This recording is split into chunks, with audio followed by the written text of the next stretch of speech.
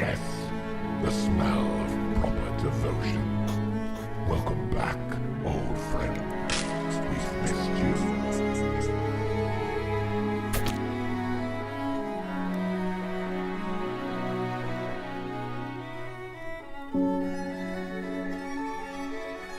Ah, yes, the smell of proper devotion.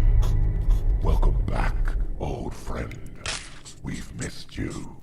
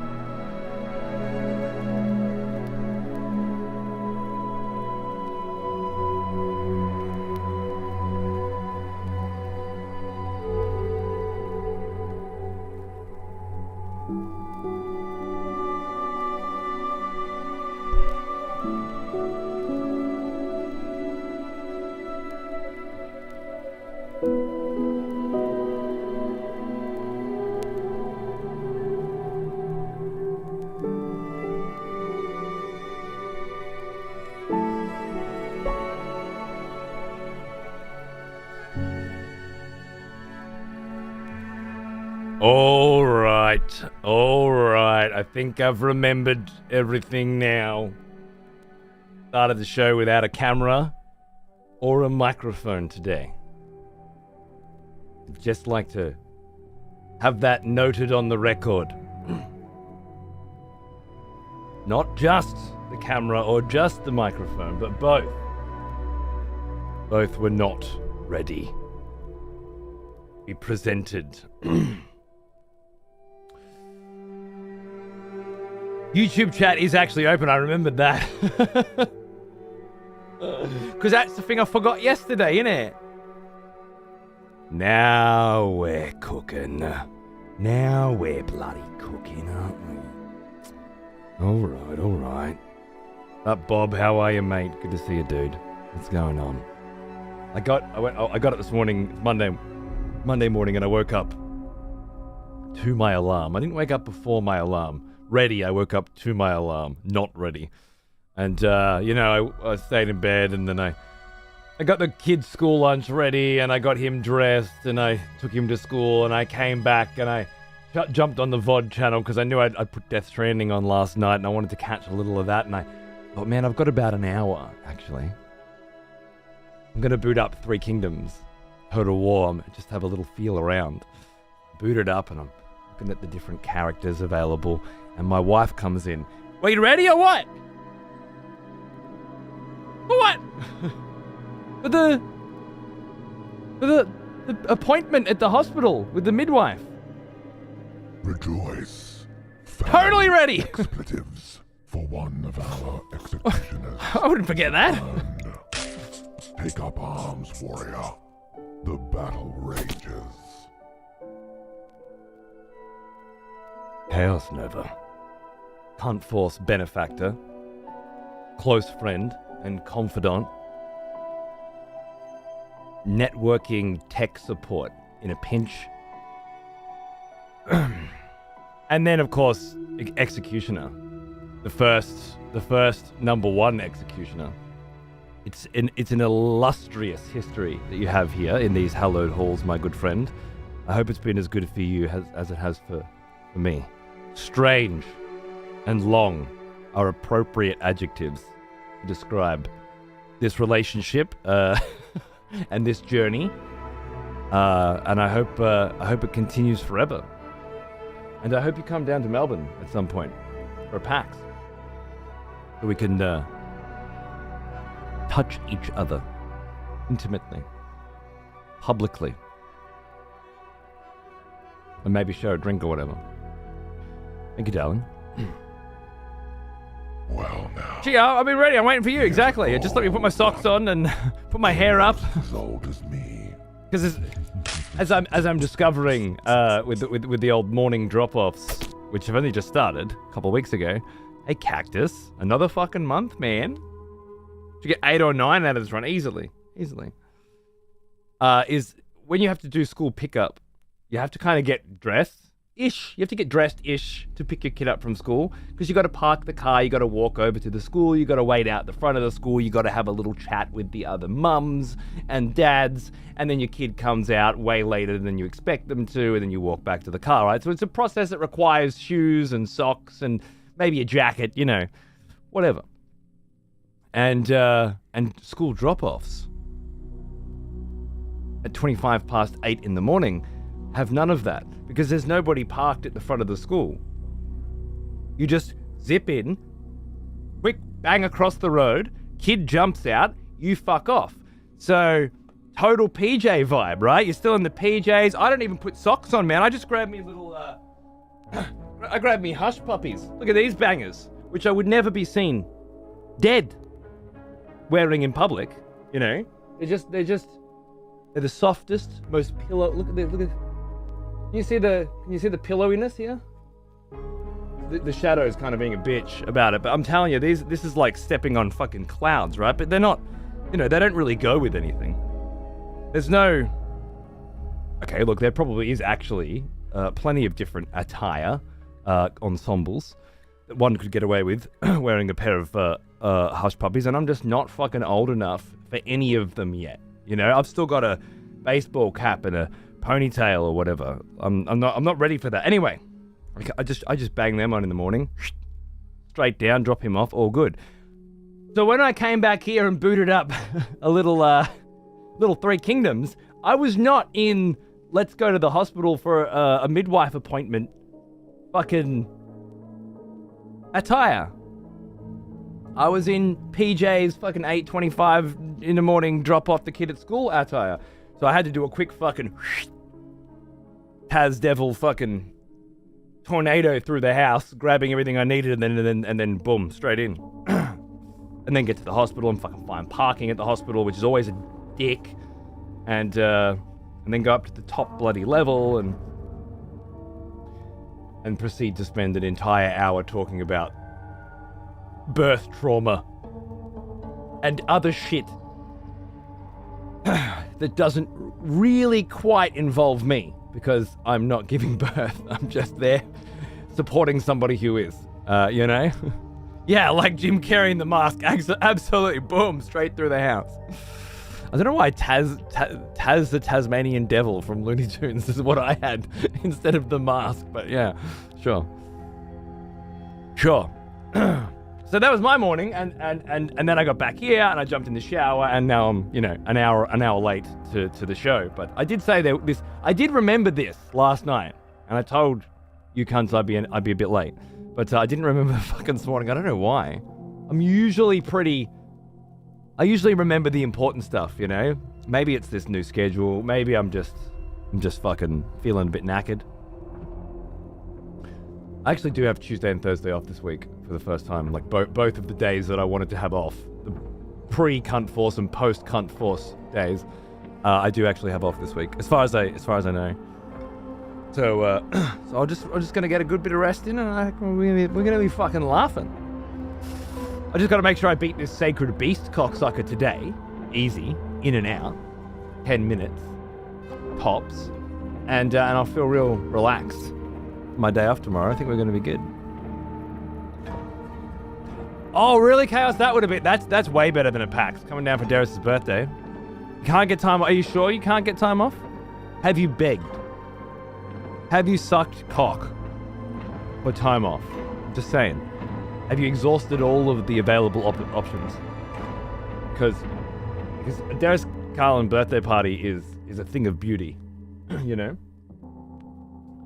And I highly recommend you come. Very sure, I'm currently onboarding 3 new guys. Have you tried onboarding them? Yeah, no, I can't make it work.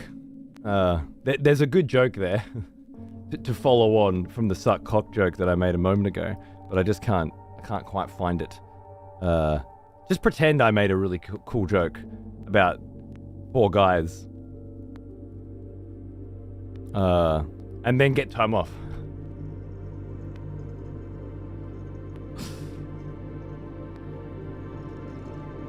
Because of Christmas, but that's less of an issue. Okay, fair enough. Well, hopefully you can come down for October. You're an accessory to birth? Yeah. Dude, I'm support, you know? But Xander's birth was quite traumatic, you know? There was I think they called it a shoulder displacement, or I don't know, something like that. One of those medical terms for his shoulders got stuck up against her pelvis, and it was hard to get him out.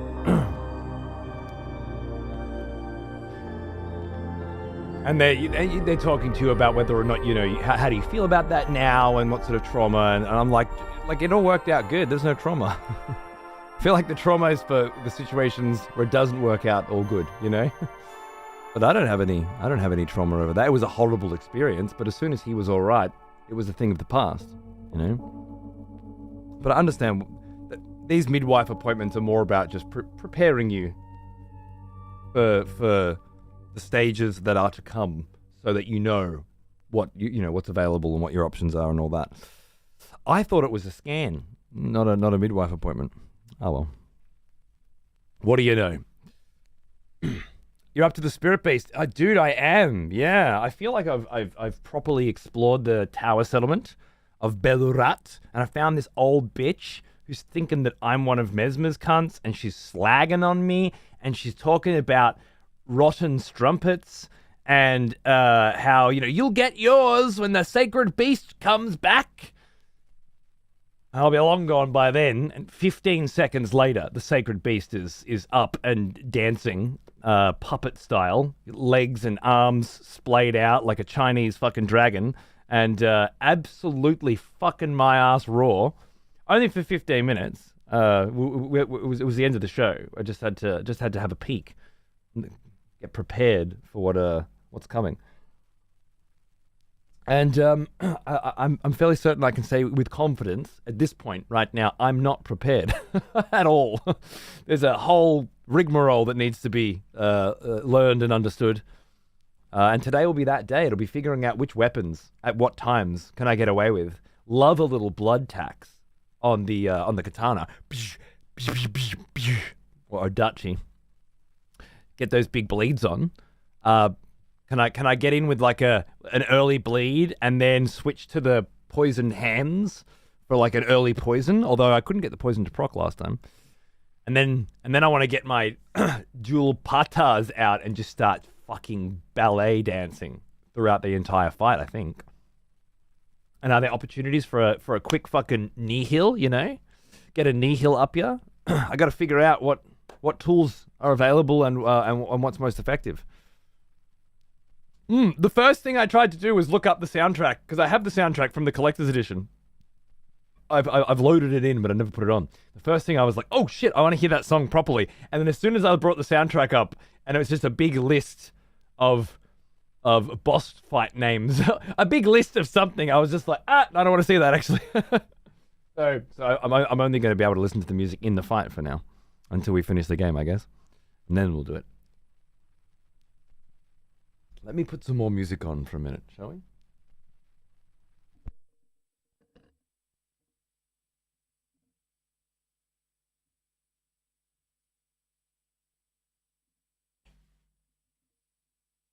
Shall we tune for a little longer before we get stuck on the deed of the day?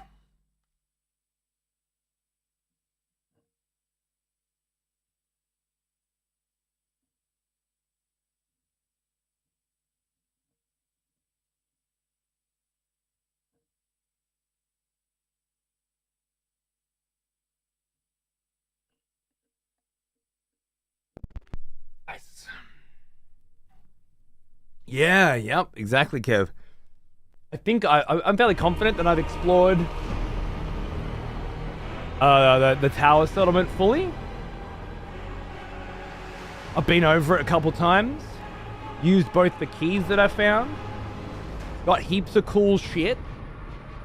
I think it's a good vibe. And then yeah, now it's a fight, and then God knows what after that. Oh, you're back. Welcome back. Because I would have started right now, but I just put a new record on because you weren't here.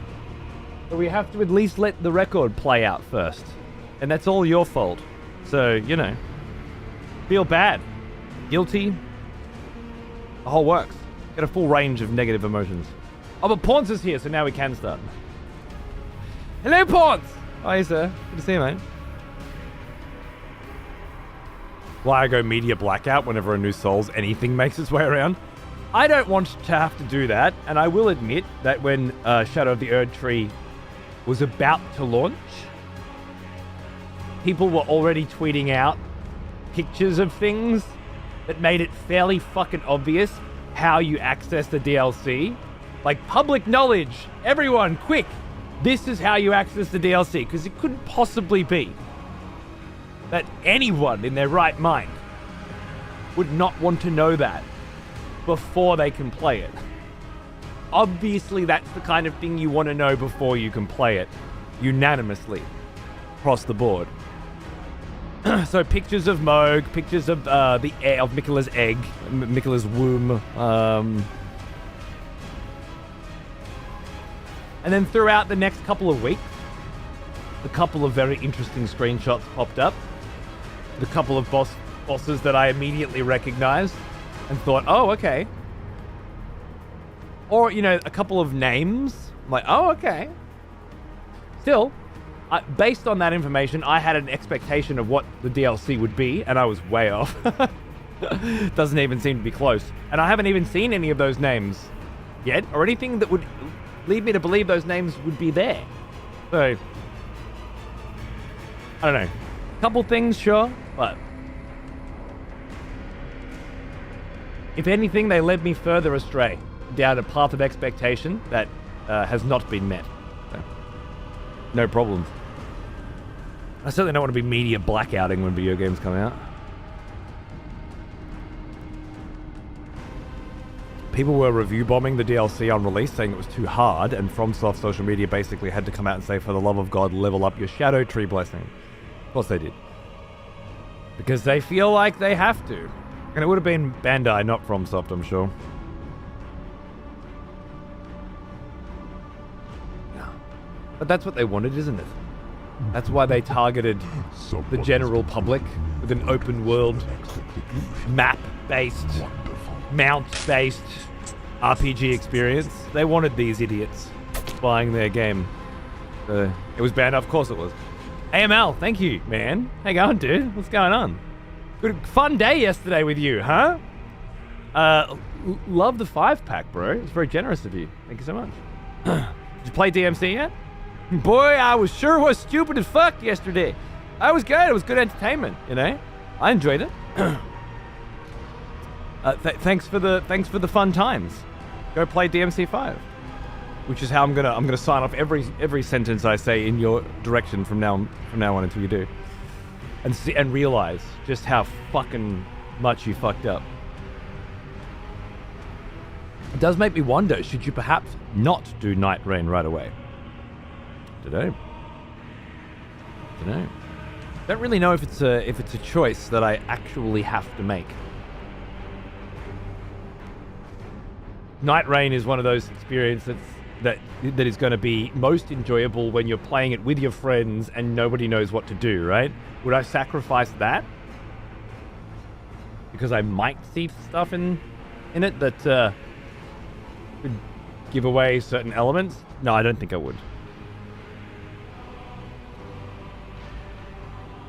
It's one of those things. Not to mention, it's a network test for Night Rain this weekend. I don't know how far through the DLC I'll be when Night Rain actually comes out, because I don't know when it's going to come out. But yeah, that experience would be too important to me. It's a very new thing, right? It's an Elden Ring themed spin-off, a FromSoft Souls spin-off multiplayer experience. I'm not going to sacrifice being on the ground floor for that. Because potentially I'll see a boss fight that I haven't seen in the DLC yet. But yeah, it is just a network test for now. Yeah, so we don't have to worry too much. I've still barely seen anything of the DLC outside what I've played and what I've seen you play. Nice, Carson. Good. There's no point rushing it, right? It'll still be there. Yeah, marketing, whatever. Exactly, Huth. Absolutely. They're gonna. Namco Bandai are a publishing house, not a developer. They are absolutely going to want as many people as possible playing their game, buying their game, as they can. And when you make an Elden Ring, specifically trying to open up the core audience, and I assume Namco had something to do with wanting Elden Ring to be a more approachable and accessible Souls experience. Naturally, you know, they're gonna have to say things like, use the mechanics that are in there to make the game easier for yourself. I don't know why. I just let the fucking idiots rot, but isn't that what YouTube's for? The entire gaming side of YouTube is just idiots making guide content for other idiots. There doesn't seem to be anything else worth. Maybe some preview review content, but honestly, it's better on Twitch because you can interact with it and ask questions that are better suited to helping you find out if that game is good for you, right? Just a bunch of circle jerking knob jockeys. I wouldn't help them, but whatever. I don't know why they do.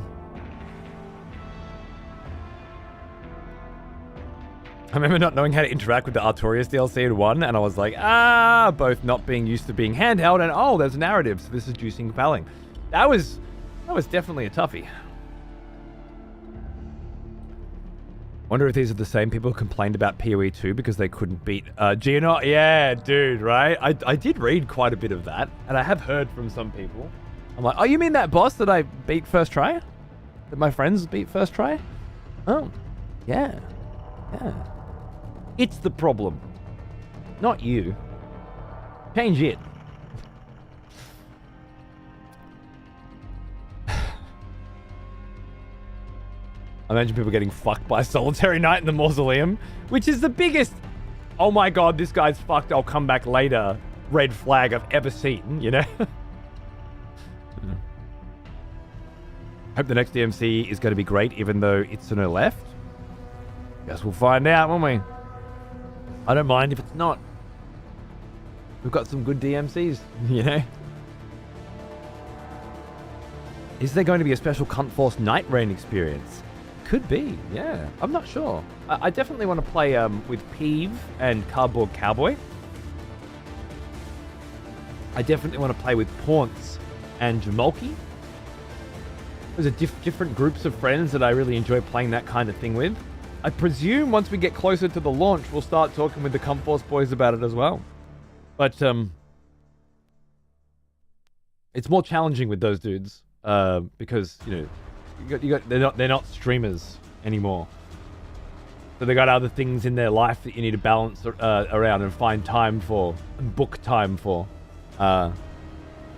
We could do, you know, a Wednesday on Night Rain instead of a race. Sure, but we'll just have to see. Neither of them have done the Erdtree DLC. I don't know.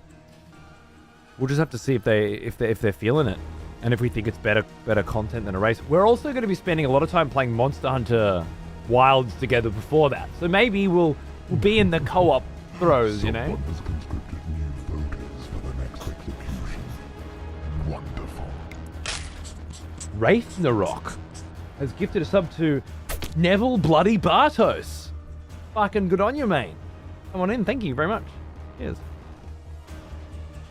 Well, Trey, ready to fight this boss all day? I'm ready to learn and experiment with different strategies and weapon combinations so that I may one day be able to defeat this boss. Yes, that's where my brain is at today. Okay. Top 10 broken builds to one-shot boss? Yeah. No. It fell on deaf ears anyway. Most of them know about blessings, but the existence of such upgrades literally is designed to punish players for not exploring, which turns out is a lot. Yeah. Well, you know, no one's got time to explore, Peeve. They've got games to play, you know? Only way you can play games is if you miss almost all of the enjoyment of them and just run through to the end, so you can tell people that you played them. Because that's the only reason to play them, right? So you can tell people that you have. I used to make a living explaining simple game concepts to idiots on YouTube. I know, yeah, in a different time. And man, dude, you were targeting the absolute fucking bottom of the barrel too. League of Legends YouTube viewers. Damn. I mean, what a market though. You know? They need to have everything explained to them. I'm sure there was a lot of opportunity. I certainly see from a content creation perspective why it's appealing. I just think it's bad for games, bad for gaming, and bad for gamers. It's profitable for creators. Don't get me wrong. When I see people like Pestily, for example, who's a wonderful Tarkov player and a wonderful human being, make his living largely on helping people break Tarkov to make it less fun for everyone. You know what? The enjoyment of Tarkov is supposed to be not knowing where things are, finding your own interesting paths and patterns, the slight RNG locations of things popping up, but instead it turns out that what people really want is to have all of that stripped back. They want to be told. There's a reason why Grand Theft Auto is so popular. A game where you follow a line on a map from one step to the next, yeah? Because that's what they want Tarkov turned into as well. Just give me the exact route that I need to follow to get everything as quickly as possible and to reduce everything down to one experience. Naturally, if that's what the audience is demanding and you're a good enough player, like Pestily, to be able to produce that, because it takes a lot of skill to be able to find the most optimal paths, break games in that way quicker than anybody else, you know, and to do 48-hour streams and all that sort of stuff. If you've got what it takes to pull that off, and you've got an audience of fucking morons salivating for the information that only you can provide, of course you're going to give it to them. And then the game's not fun for anyone anymore. And it disappears. As it has. Was it worth it? On a big fucking fat cake for you, you know? On the other hand, you can't blame someone like Pestily for it. It's inevitable. If you don't do it, somebody else is going to. The morons absolutely aren't going to figure it out for themselves, are they? I hope only that the future of games development, now that we've tapped out on, you know, physics interactions and visual fidelity and whatnot to such a degree that gameplay mechanics really do need to be the thing that separates a game from another. I really hope. Welcome back. Erdtree. Welcome back. Thank you. That a game like Tarkov can be unmappable, unpathable. That it can be designed and developed in such a way procedurally that it is both engaging, interesting, not just all RNG obviously, but unmappable, unpathable, and unpredictable to the point where the kind of content doesn't work. You need to spend time focusing on how well you deal with your anxiety in a gunfight. You need to focus on things like how well you can aim and how well you listen. You know, the stuff that Tarkov did really well that seems to become fucking pointless when everybody's just sprinting from one point to the next. I hope we see a day where those kinds of games have a wonderful new life breathed into them because they are designed so that content creators can't abuse them for the benefit of those who aren't willing to put in any effort at all to get good. We'll see.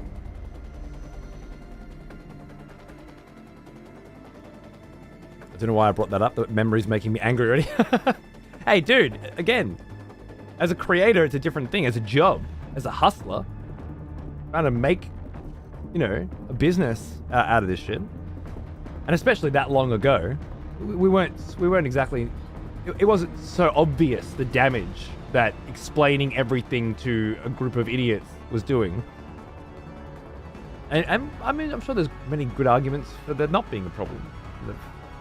Maybe those people wouldn't play those games if they couldn't have it explained to them, so then the game would have no audience, so then the game wouldn't be successful and wouldn't exist. I don't know. It's just my feelings on the thing. It's why I stopped playing Tarkov. The beauty of Elden Ring is that a bullshit broken build that trivializes everything is just as valid as one like Vlad, which is cool as shit and thematic to your own RP. The fact that the game supports both in equal measure is wonderful. I agree. Completely. My favorite thing about it, and I said as much, more or less, the other day. I feel the same way. This is a different flavor of my PvP YouTubers ruin games, especially Elden Ring. Basically a bunch of people wanting the most OP builds and all variety in the entire game goes out the fucking window. As an invader, I see it all and it's very sad. Absolutely, dude. And Peeve is someone whose YouTube videos are much more about vibe, aesthetic, and showing you something you haven't seen before. And I actually had the pleasure of seeing one the other day because he had curated it. He's got a dude that does these cool little intros and who dresses up as the invader or the invadee, so that they can get cool cinematic shots of them and shit like that. To do these really cool little like character intros that show you a bit about the particular character that Peeve is invading with today before it gets into the PvP stuff. Really clever shit, you know? But as Peeve has mentioned many times, it's very difficult to be successful with that kind of interesting, vibey, cinematic content when most people just want what is best builds for PvP, you know? How do you compete in a marketplace with an algorithm that's only interested in providing people what they want? You know, that's only interested in giving all of the little rats enough cheese to keep them there, you know? How do you compete? You don't, because your shit just doesn't... When someone looks up Elden Ring PvP, there's a lot of other Elden Ring PvP that's more popular that people are going to see before they see your shit. Because in that self-defeating cycle, it's, you know, it's fucked. So, bro, I completely fucking get it, and I'm sorry. I guess the silver lining is there is a place for that on Twitch. It's profitable, and you dominate that space with a massive amount of people that tune in to watch you every single time, and absolutely fucking love it. Unfortunately, yeah, tapping into that YouTube audience is well, probably not going to fucking happen unless you're willing to do the titles, the thumbnails, and the types of content that people fucking want.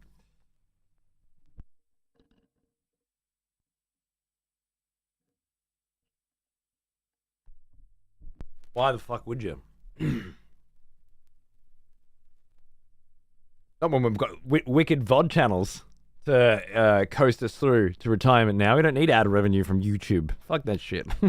You've come up with a much better idea that I have shamelessly borrowed.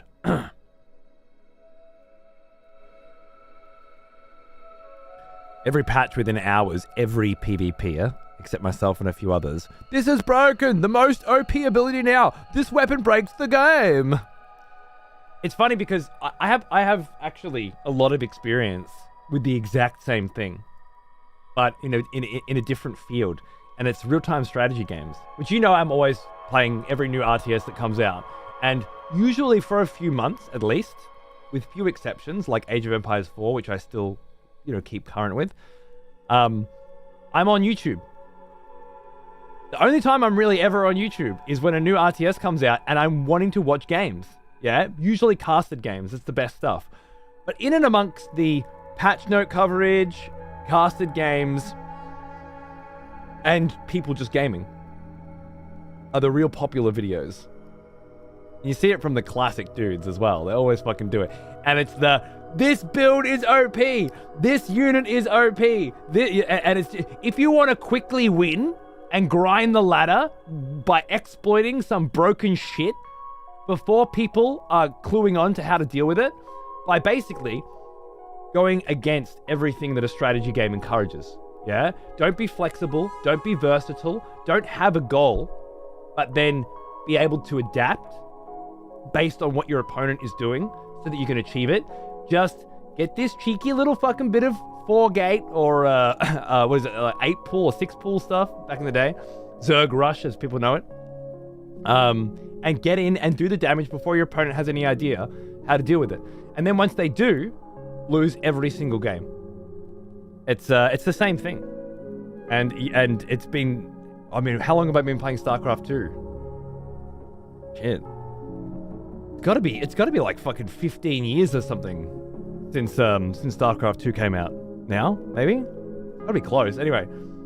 And yeah, that was about when I first started experiencing exactly that. Yeah, I think it's gotten so much worse as the years have rolled on, to the point where multiplayer games just aren't fucking interesting to me anymore. Unless I'm just playing with mates. That's why when I play RTS games, it's me and Paunce or me and Hope or someone, right? Just practicing against each other, maybe doing some twos, but yeah, it feels so awkward to try and learn properly, build good foundations for your future strategy, and to come up with your own ways of dealing with problems when there's a meta, and if you don't follow the meta, you're probably just going to get crushed by these super efficient, super well-timed builds that are easy to predict and counter once you know what they are, but you need to get your ass fucking hammered for weeks before you figure out, you know, what's going on. Watch the YouTube videos. I fucking hate it.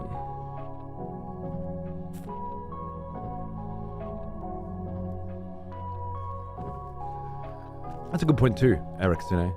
Doesn't help that the big magic lasers are easy as piss to use compared to the other connoisseur level strats. There's an element of this will always attract the fucking broken bitches because it's easier. You don't have to work as hard to achieve the same thing.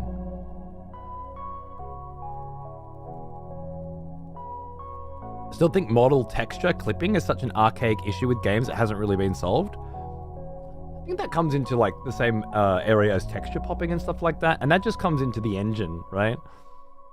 And what you're able to do within somebody else's development framework, and these days it's all going in the direction of Unreal, so you're going to see the same problems more often than not. You find there was a big argument on Twitter recently about why console exclusivity is pointless. And I looked through a while, just trying to find out if anyone felt the same way I did, at least years ago, when I always argued console exclusivity was necessary, because developers working to create things on specific consoles with specific restrictions so that they would run well and highlight the benefits of specific architecture. And I always go back to Metal Gear Solid 2 versus 3 on the PlayStation 2, and then Metal Gear Solid 4 still hasn't been ported off the PlayStation 3, and how beautiful it is.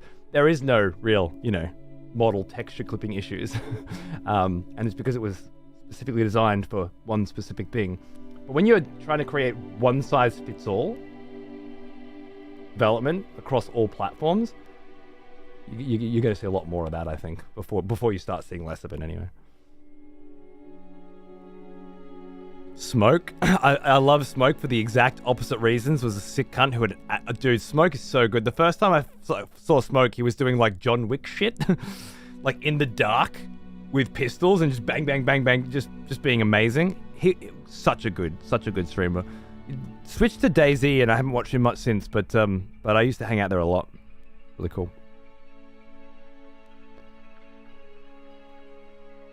Malastrome, talented motherfucker. I don't know that one.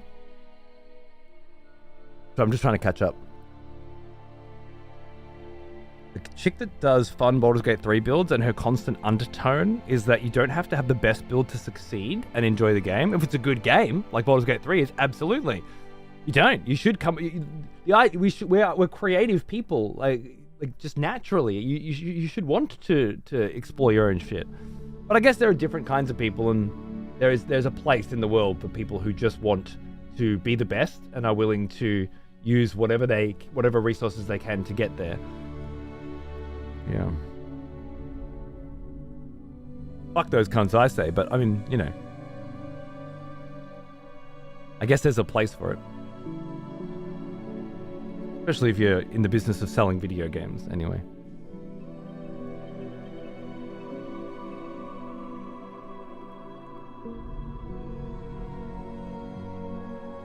Yeah, you do something a little bit different, and then, you just get totally berated for not doing the optimized meta thing. Yeah.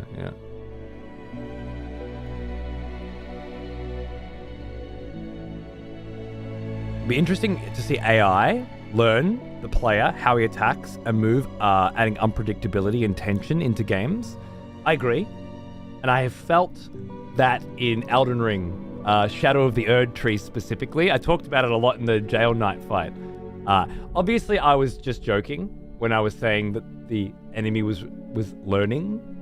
I think it's much more likely that the FromSoft combat design team are continuing to throw in more permutations of particular attack patterns. So it feels like once you start to finally get an idea of how this cunt works, they just start leaning more toward a different kind of style, and they just keep mixing it up. And it feels kind of like they're countering you because you were learning how to deal with them, and then you started.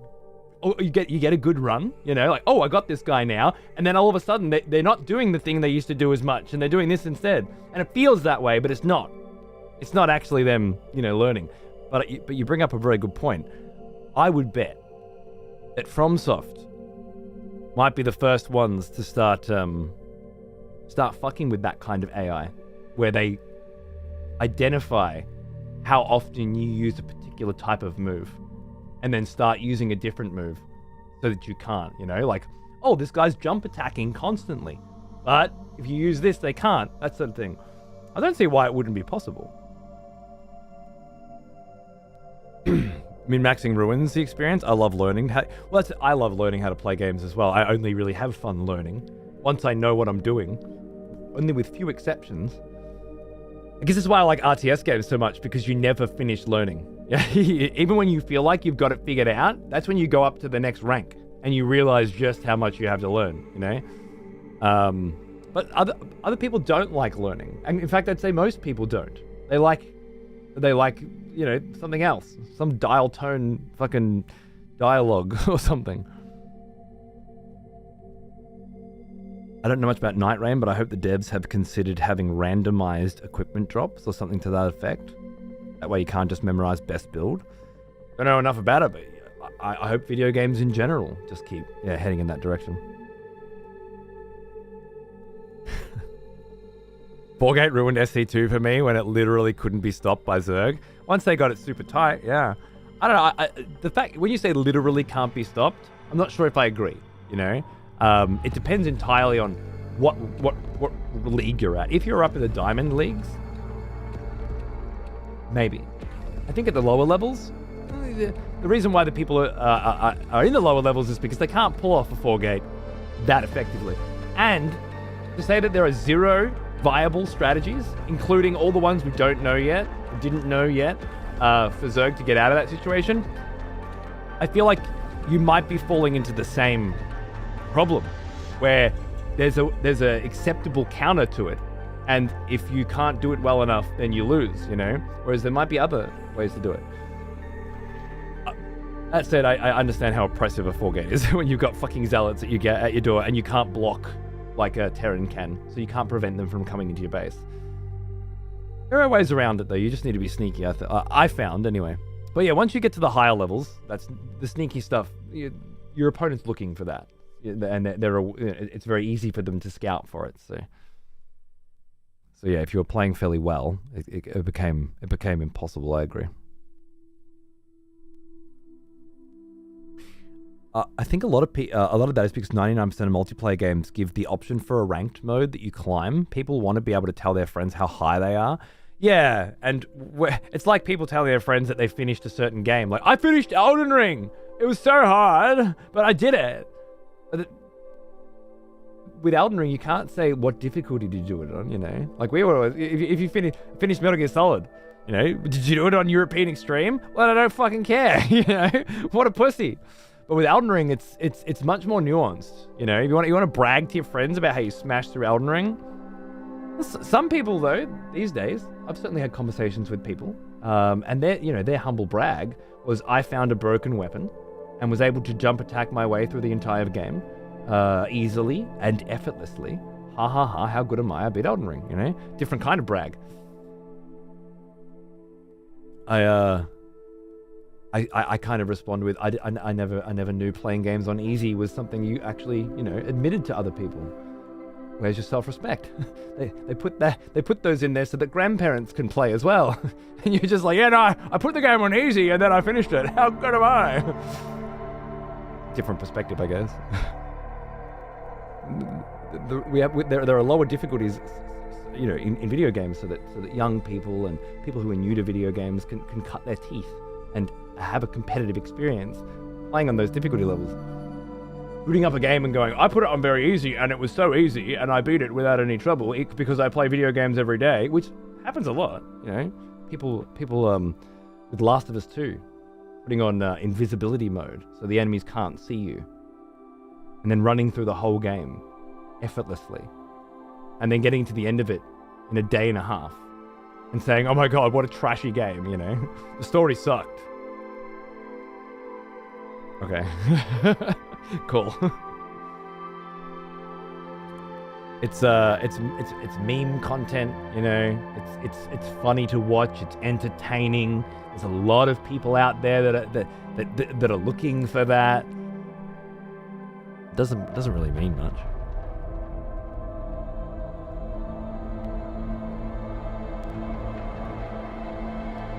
A lot of time it feels like playing versus bots because people do the same shit. It's funny that, isn't it?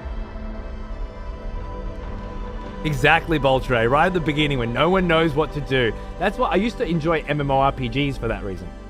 And the last one that I enjoyed was Black Desert Online. Because everybody started playing and you had no idea what to do. So everyone was just figuring things out. And it was kind of a deep, dense game as well. Like, how do you milk cows to get the best, you know? How do you grow sunflowers? And what are the best routes to travel with? These days, though, with an MMORPG, especially something like Ashes of Creation as well, there are so many betas and test periods before they come out. Even new WoW expansions and stuff. Everybody knows everything on launch day. Been that way for a long time. Like Aeon. I remember when Aeon came out and I had played in 3 betas, and launch day was not everybody discovering and figuring out a new game. It was everybody racing to get to the best shit.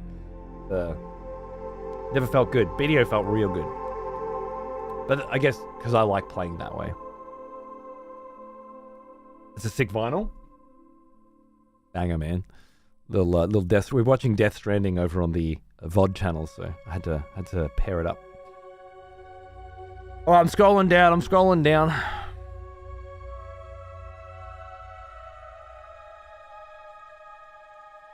I try to tell newcomers that as an invader, you can start to judge books by their covers. You recognize a cookie-cutter build from a mile away, know exactly how that player will play. Same as StarCraft, exactly. You fought it 1,000 times, yep. But it's much easier to equip something busted and spam L2. Yep. Just like Queelif Bowl Cut Fuckboy that I spent all day finding yesterday. An L2 spammer if I ever seen one.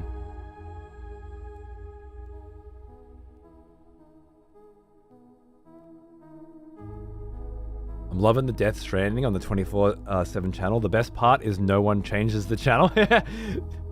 Certain games are definitely going to get coverage, but people can change the channel if they want to. The option's there, and there are mechanics as well to encourage. Because there's a Demon Souls PS5 blind run going on as well, you know? And maybe when the Sekiro stuff pops up, there's random Sekiro second run streams in there that just happened. We'll see how it goes. Smokaloke sent you here, Torius? Oh, that's an old name. Love that cunt. Oh, right, Peeve. Maelstrom as your editor. Yeah. Sorry, yeah, I'm way behind. If Night Rain takes it out of the player's hands, they'll have no choice but to improvise and show their personal ability. Well, I wonder if that's true. Will it sell more copies of Night Rain? Will Night Rain be more successful? Will it get better Steam reviews?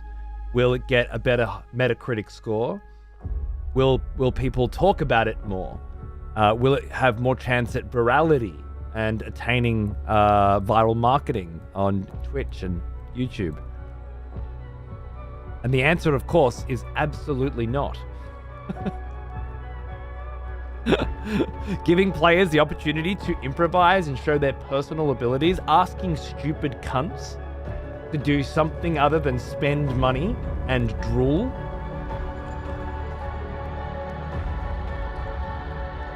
Might as well fucking sink the ship before it sets sail, right?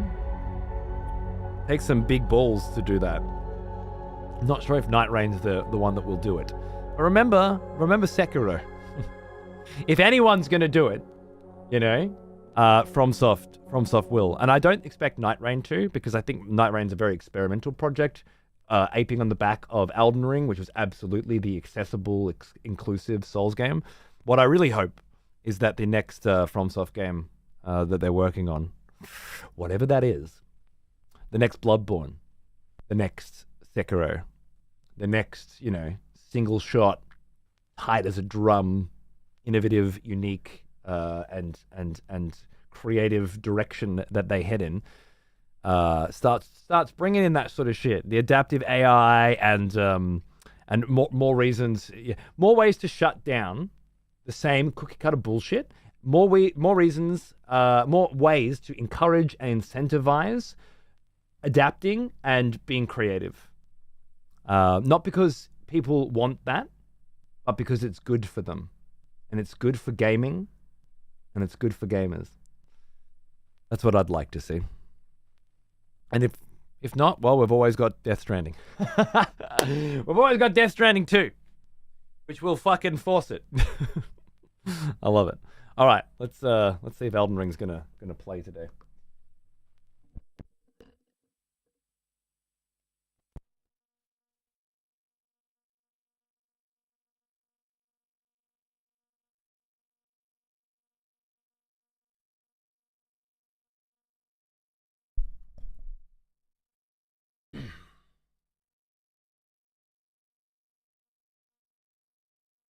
That sort of AI would certainly change the landscape of the Souls no hit. I agree.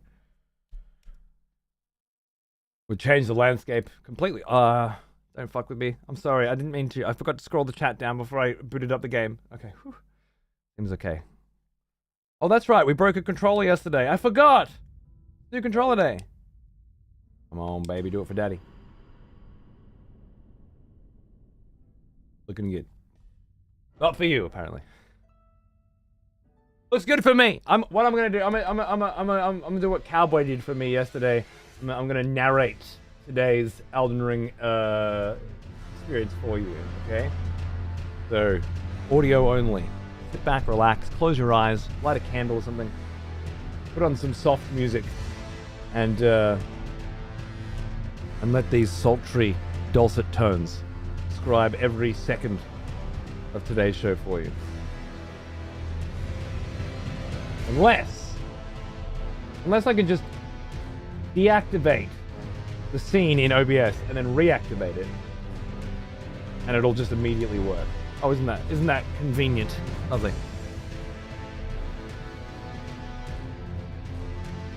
Video had us attacking trees en masse. That was fucking unique shit, right? No one knew the best paths for doing it. No one knew the best herring spot. I still have a map, a giant map, printed out. Oh yeah, I'm not on camera. A giant map, printed onto like a fabric canvas in my garage right now, with pins stuck in it of different colors and fucking strings connecting them, mapping out the oceans of Black Desert Online so that we could fish it efficiently. Efficient fishing pathways. Unfortunately, it turned out that every single week, the fish that everybody needed to catch to level up their guild was just herring. There was 200 and something different types of fish in that game, and you just had to catch herring every week. So close. So close. Yet so far. I'd like to see that, actually. I still got it, man. I'll have it forever. I just put it up in the garage. But you know, it's a piece of history. I wonder if we saved the streams of that. It reminds me, Naga hit me up the other day about something, and I was too tired to process it. It was videos of shit.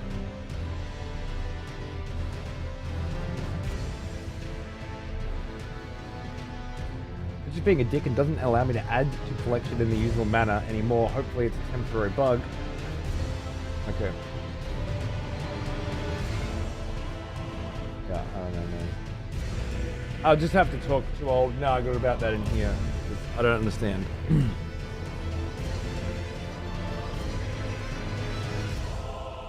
Realizing in Sekiro I can grapple onto rooftops, and this was by FromSoft? Dude, in the middle of a fight.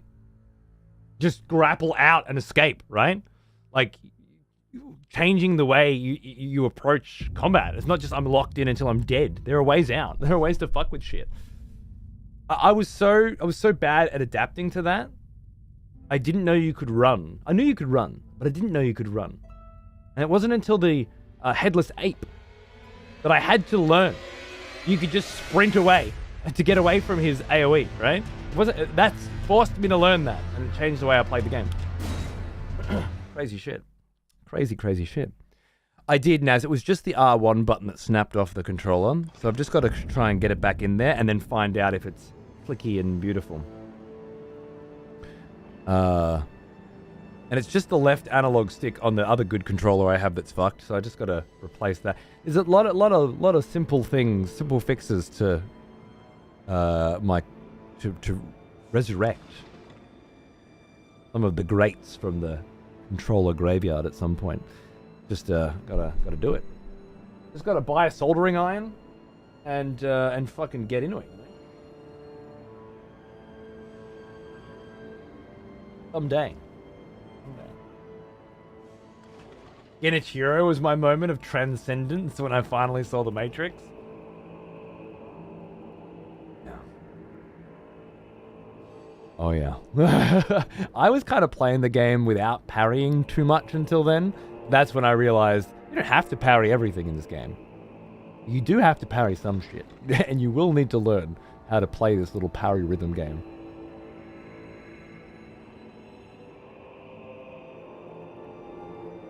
The Mikiri countering? Yeah, that was good. Alright, ladies and gentlemen.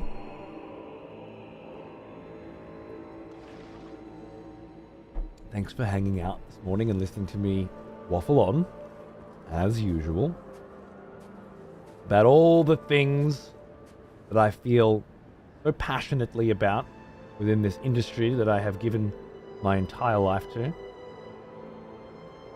Or thereabouts. Today we have a beast to slay. I'm not even sure why, man. I feel like they've got the wrong of it. I'm not here to help Mesmer. I'm here looking for Mikola. Find out what he was doing with Moog. Definitely here. Sometimes like roars behind this door, and then other times like clickety clacking, like bones or pieces together. What's the most difficult thing you've found in this DLC so far? Oh, the first boss that I found was the jail knight. It was probably the most difficult. Everything else was somewhat difficult. But I haven't fought that's the rattle, yeah. I haven't fought an actual boss. I'd say everything I've done so far were mini bosses. And, you know, segments of particular areas that were giant cunts. But no,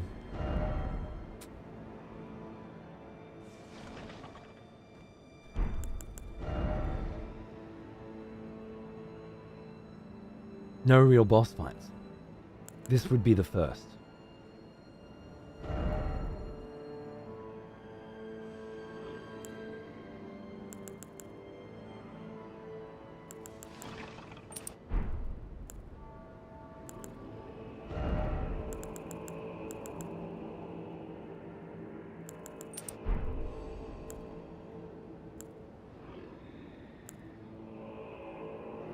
My favorite kit right now, I think. That's where I'm at.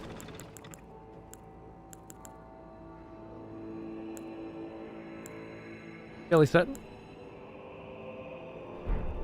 This motherfucker uses some kind of breath attack against me, and I'm not sure what it does or what it is, and I'm not sure how to deal with it, but, you know, we shall see.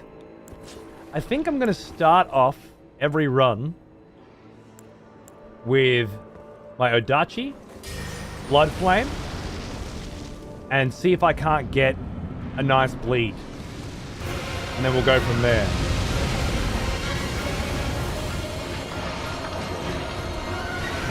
Okay, yep.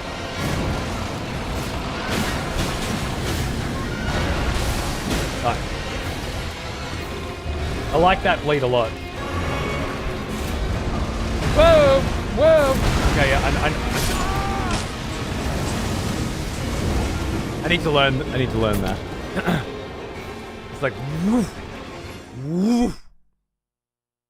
It'll be an easy one once I get that. But the bleed seems to fuck this motherfucker up pretty good. Or blood tax is just fucking sick. Could even put quick step back on this and just quick step Odachi this fight and fuck blood tax off. There we go. Who's that summon sign for? The big bitch at the front. I can't remember what her name was or what her deal was. We got to the boss sec. And hey Sisu, how are you, man? Thanks for the sub. We got to the boss, dude. What's happening?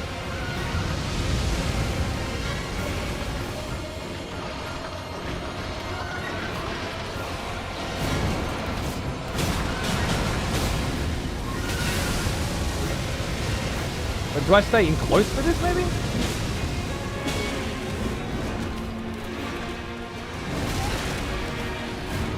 Bro. Bro! Pinned me up against the wall. Freya, that's it. Freya, yeah. I don't know if I made any notes about her.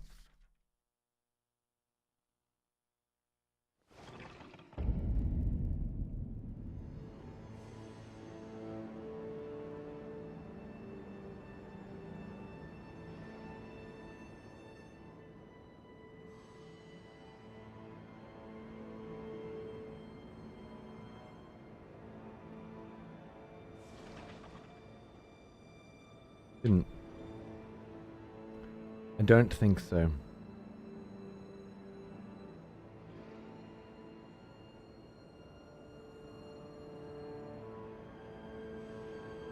Sekiro reminded me of Onimusha in some ways, and I'm looking forward to that new Onimusha game. Nice. I never played the old Onimusha. It's on my list. I think I'll do it someday. Yeah, Eva, I can't wait to replay Sekiro. As far as I understand, there's an ending I never saw, so that'd be crazy.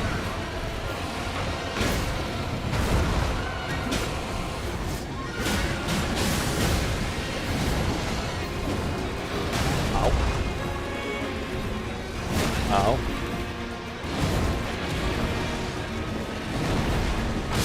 Ow.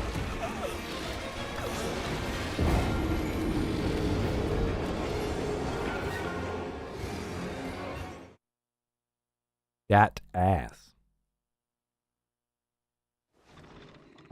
One of the things Freya said, Lady Leda, who is the chick standing in front of the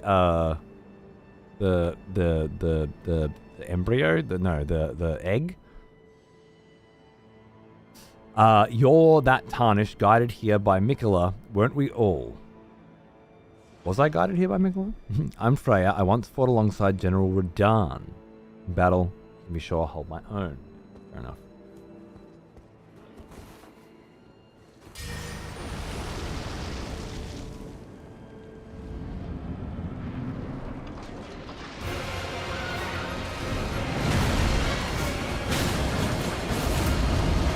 One, two. Whoa!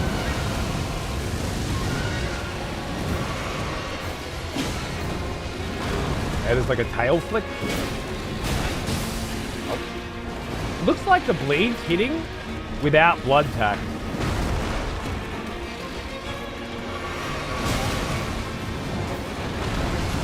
Oh, it is good. Okay, that hit close range as well. I was thinking I could dodge that.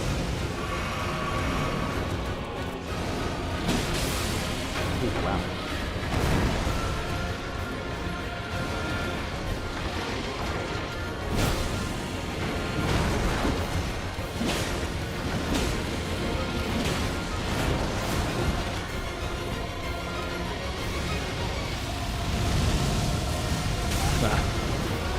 Wasn't sure.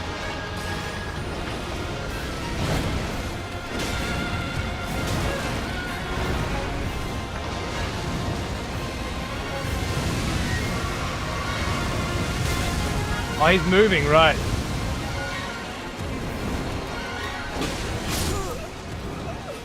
Okay. Okay. I got to feel for how I want to do this. I'm ready.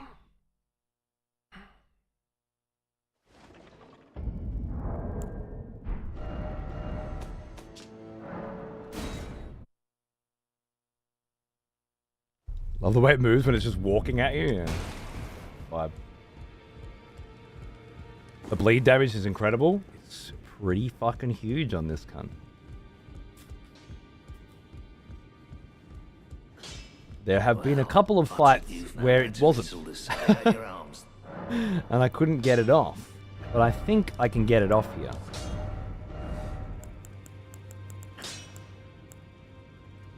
The blood flame really helps. Off the putter. Off the venomous fang. Thank you.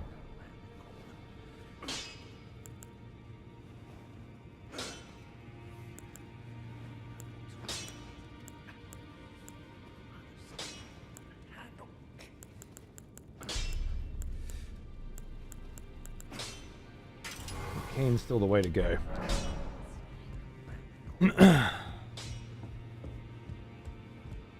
Was this lion a contraption or an actual living being?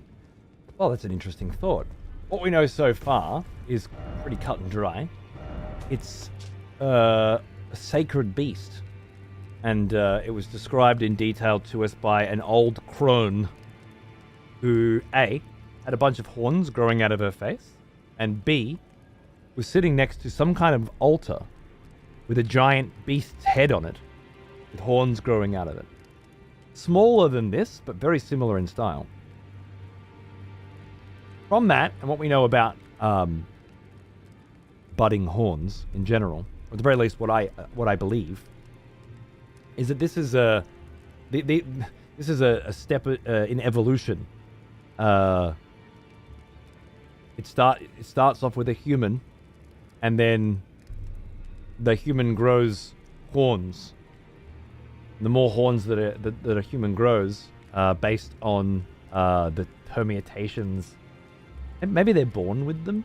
Maybe it's like the ancestral spirits are standing before the Erdtree and minor Erdtrees, praying, stomping, ritualistically, as part of a ritual that encourages evolution. Evolution being more horns. So from that, we can say that the Finger Reader Crone vibed bitch in Balurat, who's been here forever, and said specifically, this tower was known for ancient heretical arts, and the lands were ours since times of old. Old horned finger from her. From all that, we can deduce, I think, that this puppet, which is in a theater of some kind, a stage,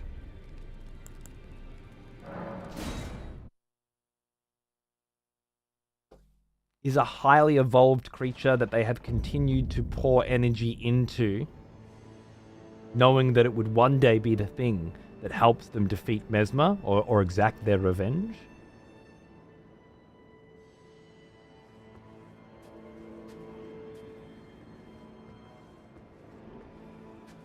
Something along those lines? Where Moog was a waltz, this is a tango? Indeed. Hello, Pillix. Good to see you. How you going? The hornier you are, the holier you are. Something like that, yeah. But yeah, that's why it is taking place in a theater called the stage front, and why it looks like one of those puppets. I'm not entirely sure. Perhaps there's some kind of combining lots of souls together thing going on, and it's part of the resurrection and rebirth process. In the same way that the jar shamans cut people up and put them into jars, and then sometimes those jars gain arms and legs and sentience as part of a resurrection or a rebirth. Perhaps this is a different clan or a different civilization, and they have a different process for bastardizing rebirth. Perhaps this is that. Yeah, oh, definitely, Felix.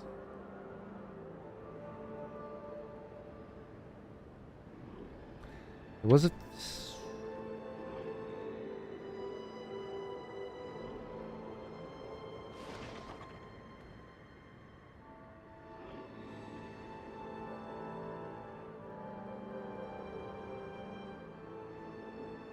There is a natural cycle of birth and death, and the one born of mortal men. One or more born of mortal men was the note that I made. So there was initially a natural cycle of birth and death, and there is at least one bastardized human cycle of birth and death. Perhaps this one, again, heretical, heresy, against the grain. This particular place is referenced as being known for ancient heretical arts.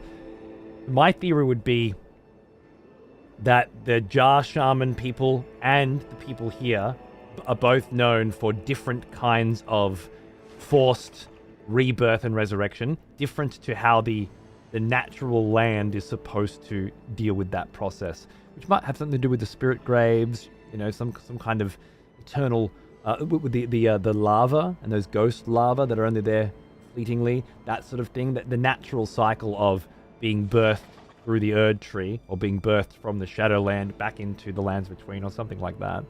Or perhaps another land in general, and the lands in between are really in between that process. Perhaps the lands between are a purgatory between the Shadowlands and the real world, whatever that is.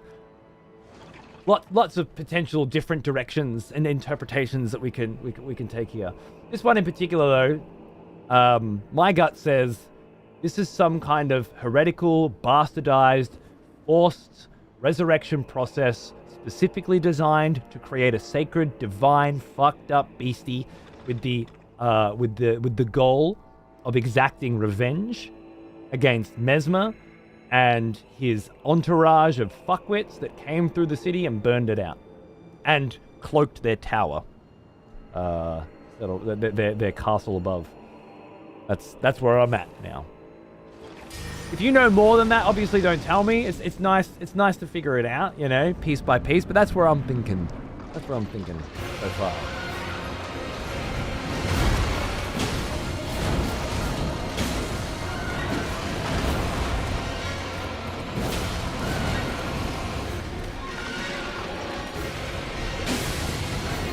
Whoa.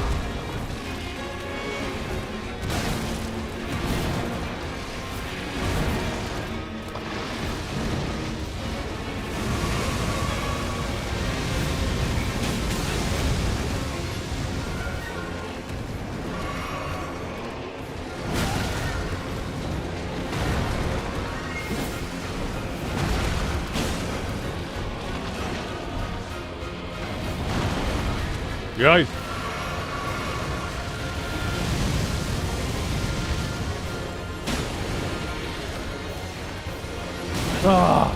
Timing on that is just slightly off from what I think it's going to be every time. Shit.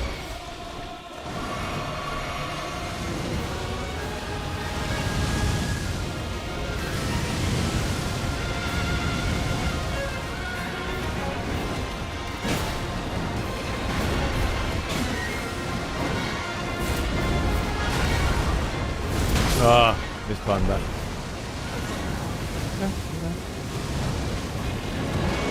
Quick step didn't really pay off over blood tax then, but I think it will in the long run. I'm most comfortable dodging with it, and I think we'll still, because of the blood flame, have some good opportunities for bleeds. I can always, during certain times, find the right points to get some more blood flame out of this as well. And this, I think, blood flame is what we're going to be trying to use to bring this bitch down. So that's where I'm feeling so far. Let's see how she goes.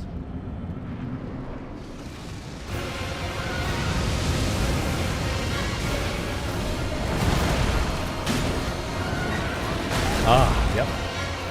I knew that one.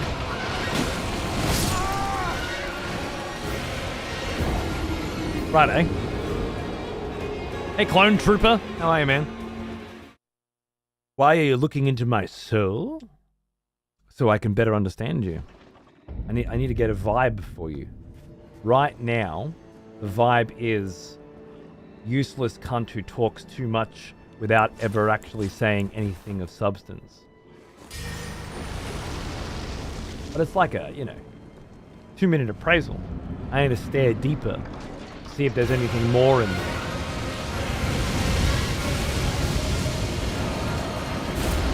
We'll find out soon enough. We always do around here. Oh, you see that? That worked. Okay. Okay.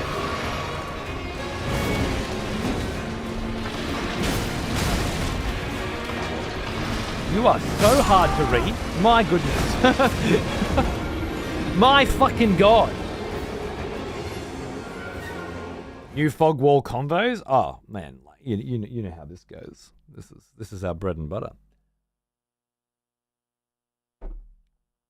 The songs in 3/4 time signature, the kind for dancers usually. Isn't that a nice catch? Bravo.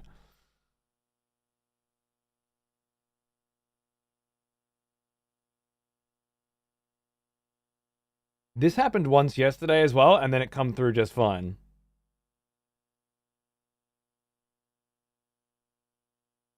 Just once. I'm not sure what the implications of this are. Guess we shall just wait. A moment. Hang. That's a good description for it. I haven't heard that term with gaming in a long time, actually. Not since I was a kid, perhaps. Hanging. Somehow, like, lagging and stuttering and FPS drop. All these new terms came up. But when we were a kid, there was hanging for sure. Interesting.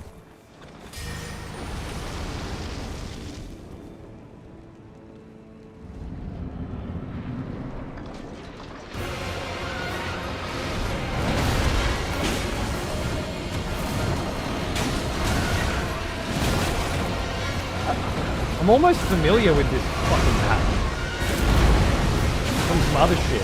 There's a third after that too.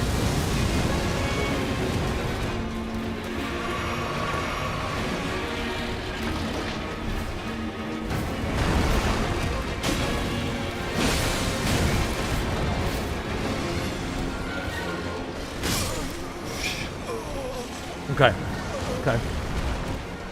Just trying to get my head down all the different possible maneuvers. I should go back to working on my mod. I think you probably should, yeah. We don't know each other well enough for you to start talking about what you should be doing and telling us that you want to go back and do it. Like, we're 5 minutes into our entire lives in terms of a relationship, and I just don't. You might be too much, you know?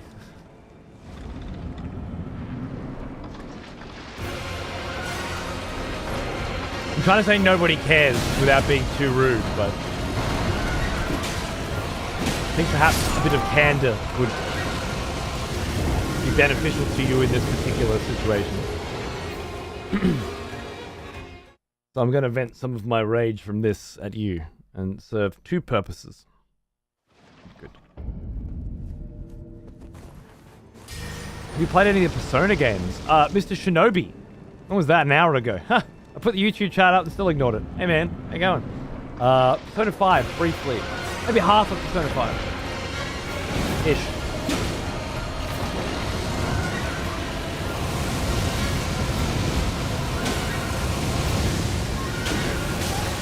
What was that?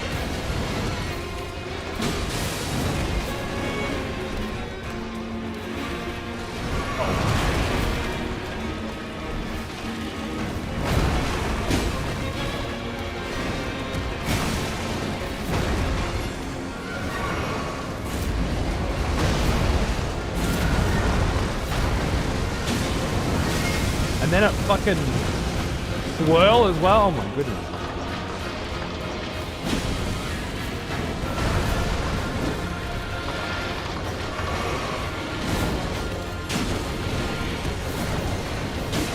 Oh. Good one.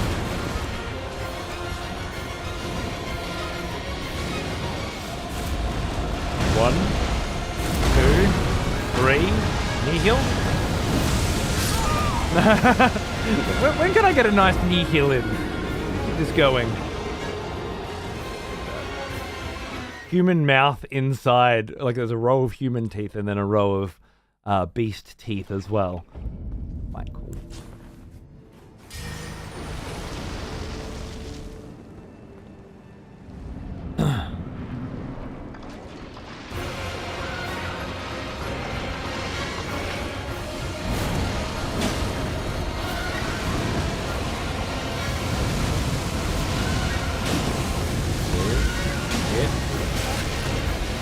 I'm really not sure about that last bit.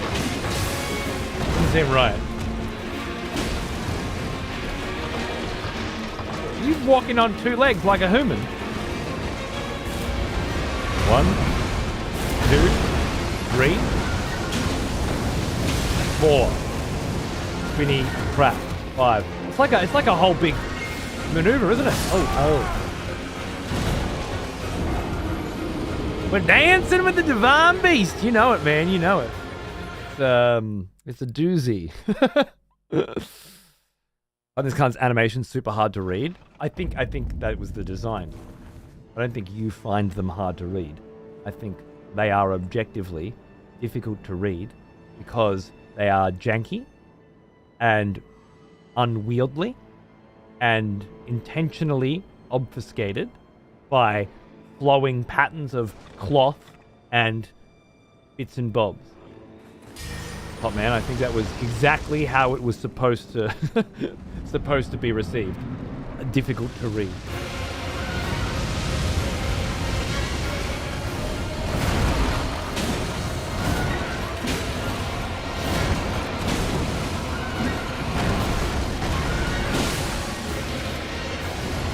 Careful about stamina. 1, nope. 2, 3, hit.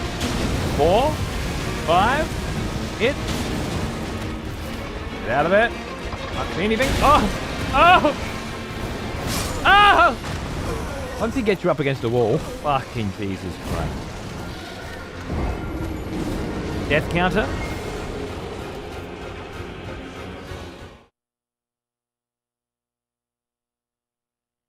Okay. We're gonna do that, huh? We're at that point of the experience.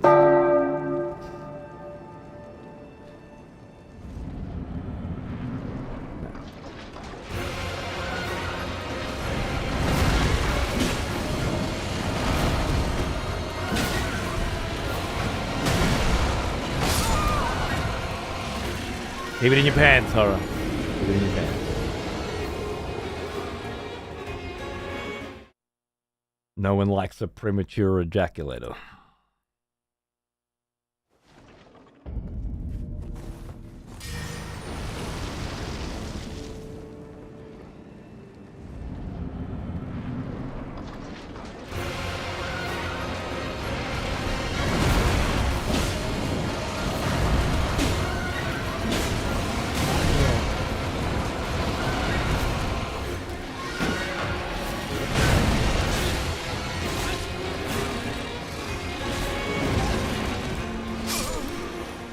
Also, I started watching Landman last night with Billy Bob Thornton. It was really good. Really good. The first 2 episodes were really good anyway. It started okay, but then the really good. Well, I really like Taylor Sheridan stuff, so the good Taylor Sheridan dialogue started to hit, and particular conversation with his 17-year-old daughter. About her sex life. It's just properly hilarious. In fact, a lot of the writing very crisp, very tight.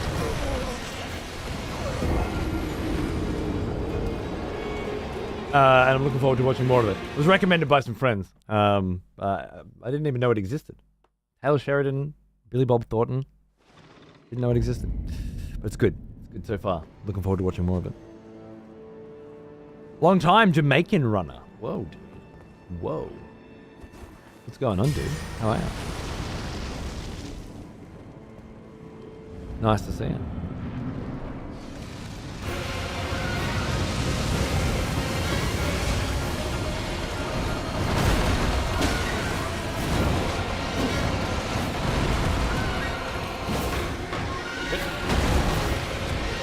In your bum.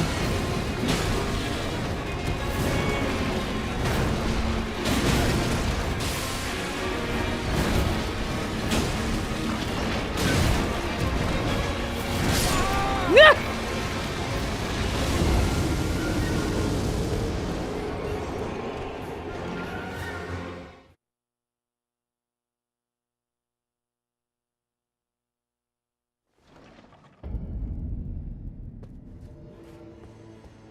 Getting some Sekiro vibes?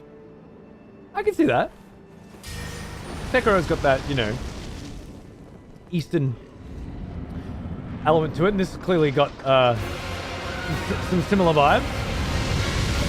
Certainly not in the same wheelhouse. This is more China than Japan. But there's certainly an Eastern flavour about it, isn't there? Oh shit, not too early. 3. Yeah. Yeah. Being far away from that does not help at all. 5. In. 9.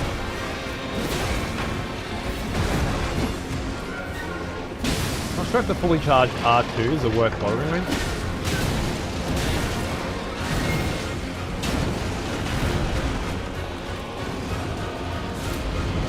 One. 2. 3.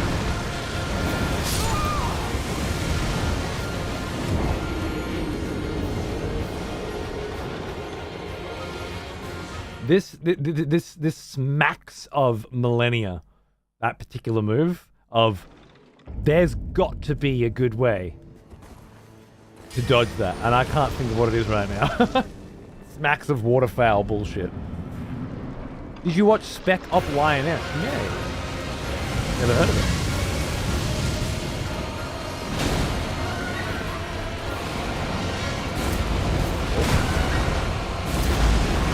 Three, 4, 5.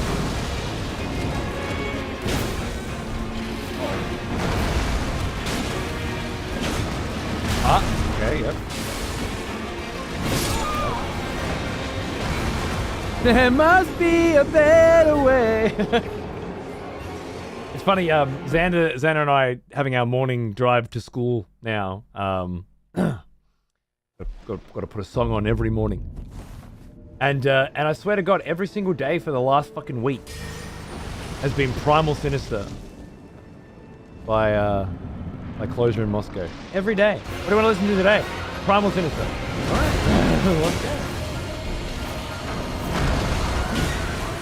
I'm not sure if it's because we're doing drums again now and he's trying to get the patterns going, but either way, it's coming through nice. Oh, you moved it too far away from me.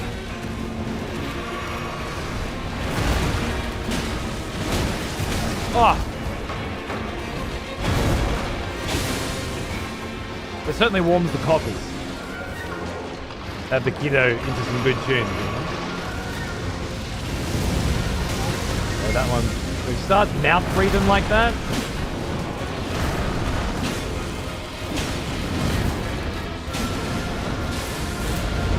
One, 2, 3, 4, 5. Then down. Oh!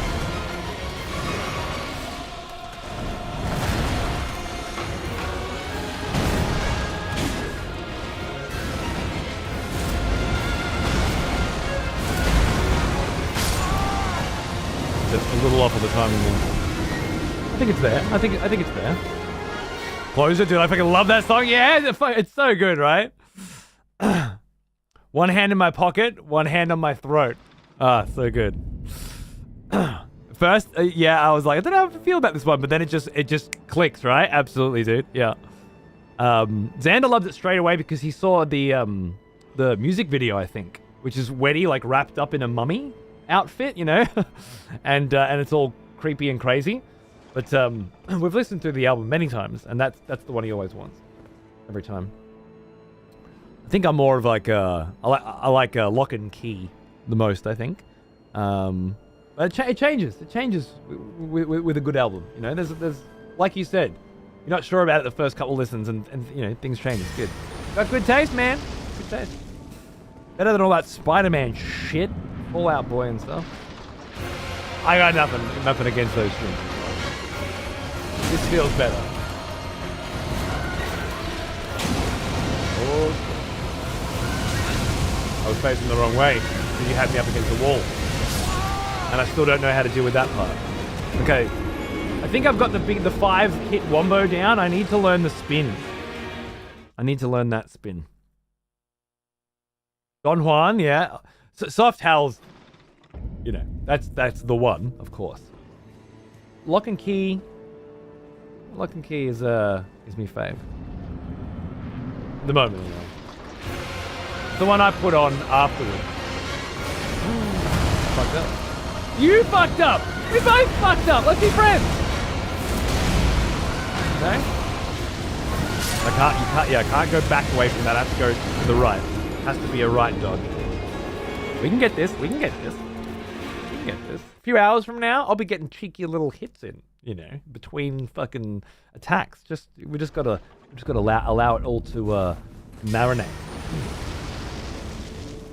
into this lovely soup of cool dance moves that it will inevitably come.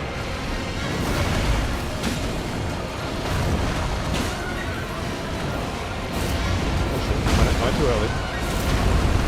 3. Yeah. 5.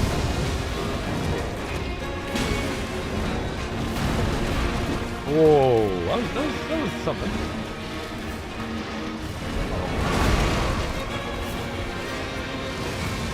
Run.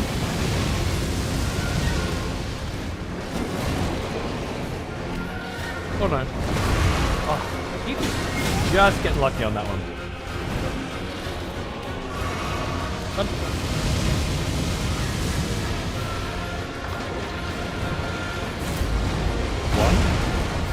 2, 3, 4, 5. I don't think 4 is necessary.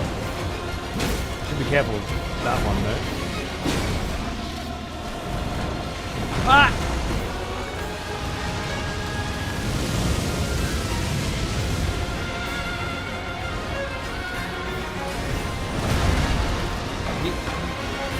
Oh, got me.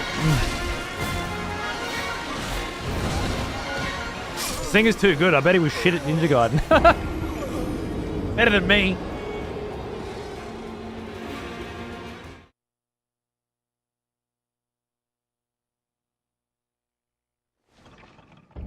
Lock and Key was good until the final chapter. I think you're thinking of a different Lock and Key. I just realized that was an insult to you, since you came in last. Fuck you!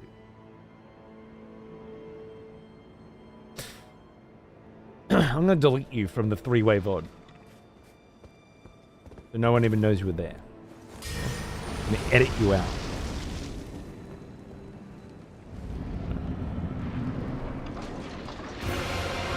I was gonna ask Grizz to.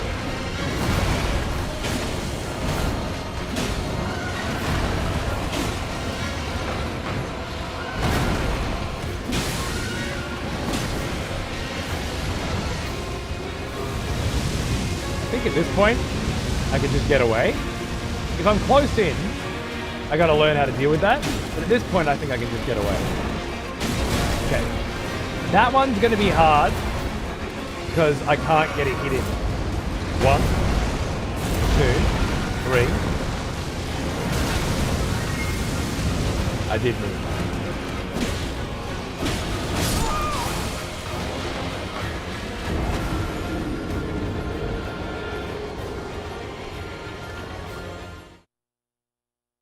Digging through an old Diablo 1 first playthrough, and at the end of it is our time in Total War when I was extorting you. Man, that was some good ass shit. Never before, ever, with anyone I've ever played a cooperative strategy game with before, has my co-op teammate extorted me. And charged me for the use of levying their army, you know? It was just incredible. That's awesome, dude. I'm so glad it still exists. Fuck yeah. We'll have to pick that up someday. Continue that playthrough. 1, 2, 3, I thought I was overreacting on that particular, on the 4, but I don't think I am.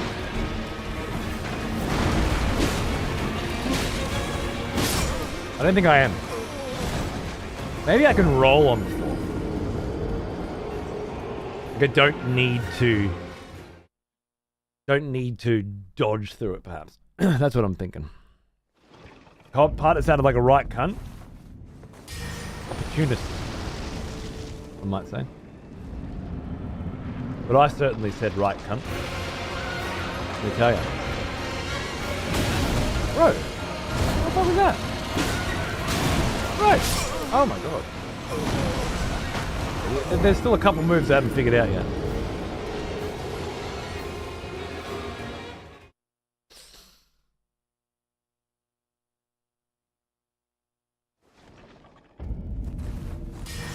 It's entirely possible we are talking about a different Lock and Key. Yeah, yeah. I was talking about the song Lock and Key. I think you're talking about the Netflix series Lock and Key, which is cool. I never watched it.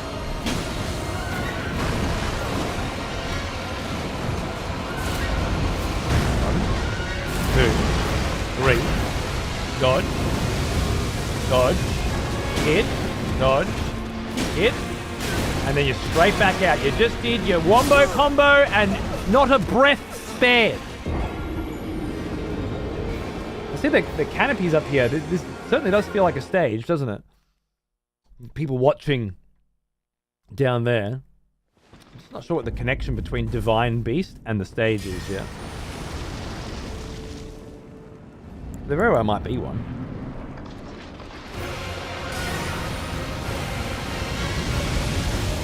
Too far away to get there. Somehow I don't think Blood Flies is going to be the thing that saves me in this fight. You can try.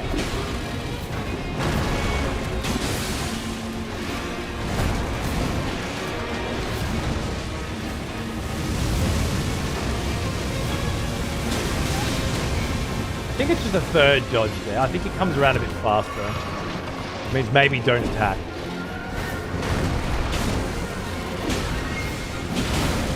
That was asking for it.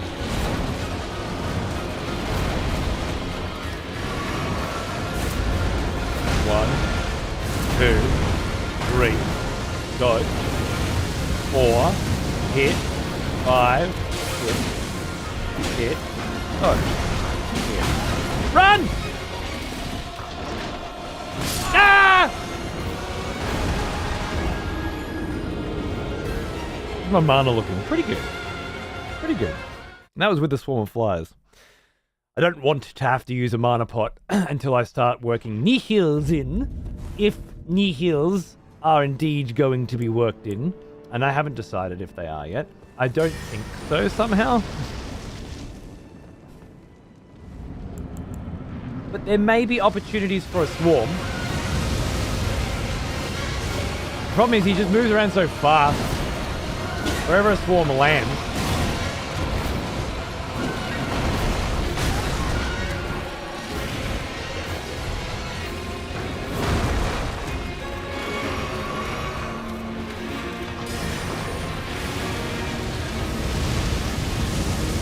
there. Not a bad swarm. Probably one of the best I'm likely to get. And not really good enough.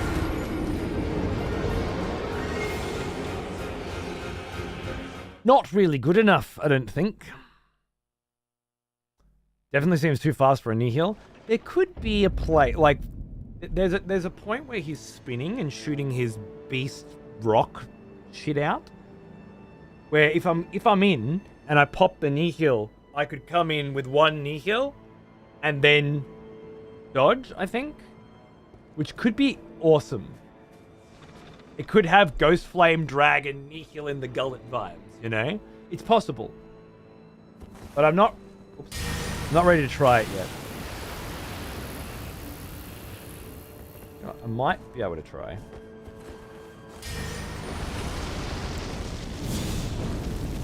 Chuck a little flame grant me strength in there as well.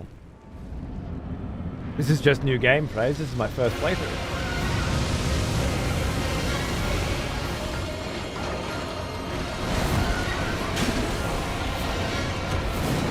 Well, actually, it's my second playthrough of Elden Ring. But it's new game. It's new game. It's complicated, but it's new game. Whoa! Went too early. Went too early. Fucked it up. I believe in the stylish play. Me too. Me too.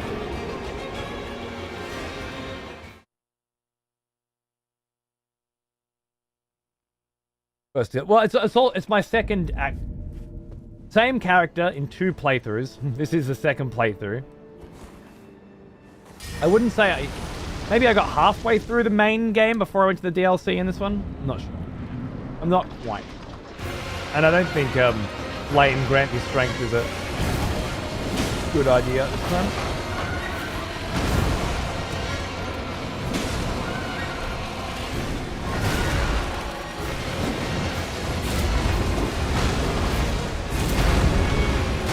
Oh. Okay.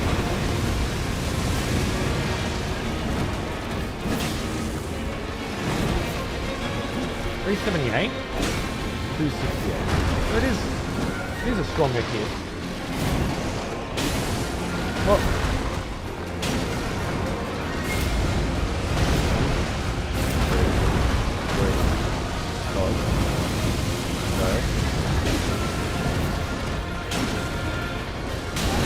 What was that?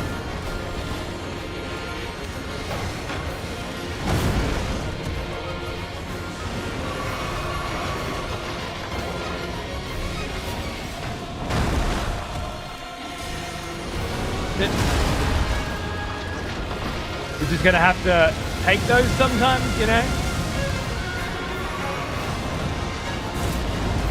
1, 2. I was out of position. That was not great. I was trying to squeeze an attack in there. I don't know if it's gonna happen.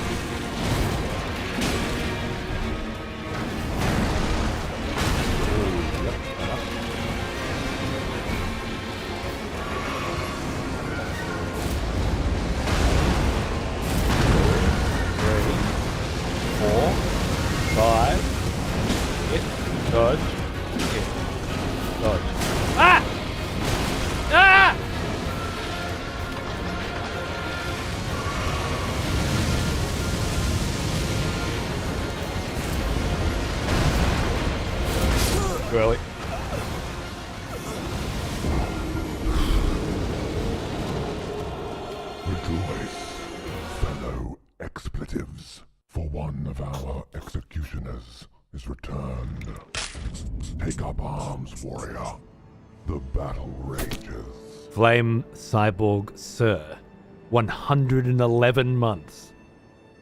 And an executioner to fucking boot. To button it. You absolute legend. Thanks, man. How you fucking doing? Thanks for tuning in. For what is a Monday morning for me. And potentially a Sunday evening for you. Spent at the fog wall. Don't get much better than that, does it? Cheers, mate.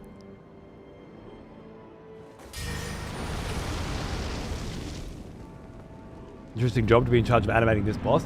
Yeah. I feel like whoever had it, it's not their first experience animating insane bosses like this. I don't know why I did that. That was obviously the wrong idea. Loin Scurvy, what's going on, cunts? Sunday evening grading math test. Nice, bro. Love it. Love it. That's that good teacher shit, huh? Well played.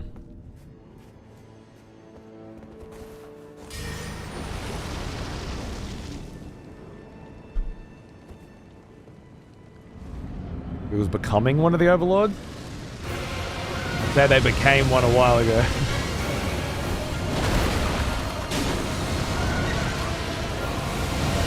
Dodge? Nope.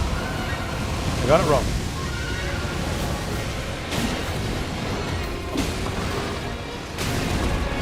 That one's probably the most fucked for me right now, I think. Because I always feel like after I dodge the first one, I'm allowed to attack the second time. I have to be able to read it specifically and know you cannot attack a second time after this. Oh, you cannot attack after this. You have to dodge a second time. And I can't see how the nuance of how to read that tell.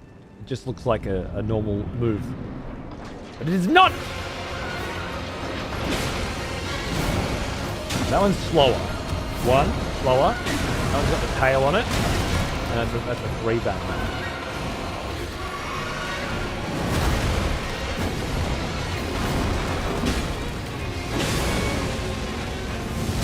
Why did I do that?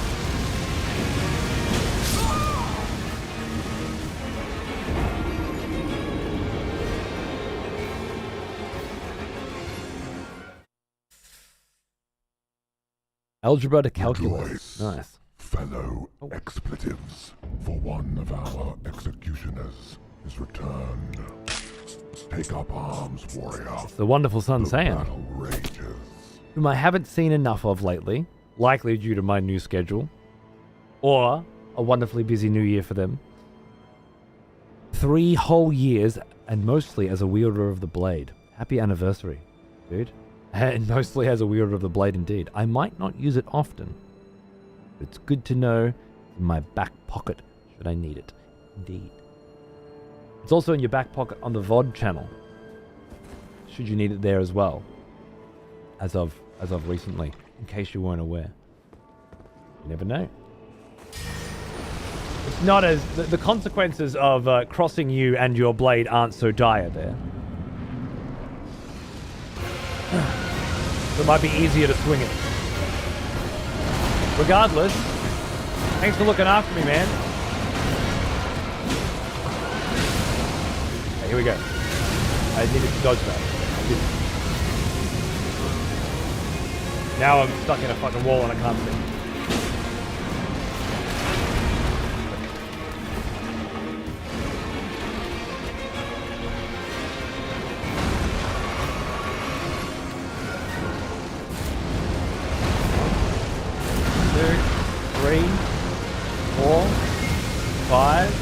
Hit, dodge, hit.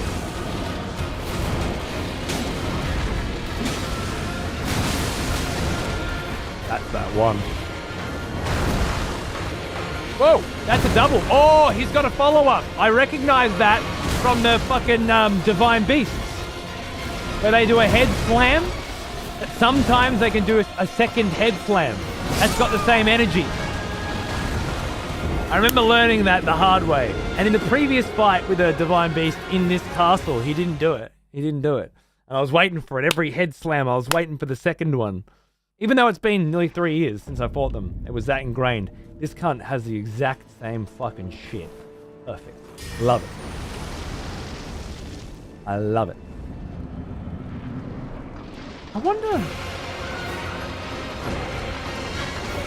Is there a connection between them? Obviously very similar in movement. That might just be reused assets more than anything else.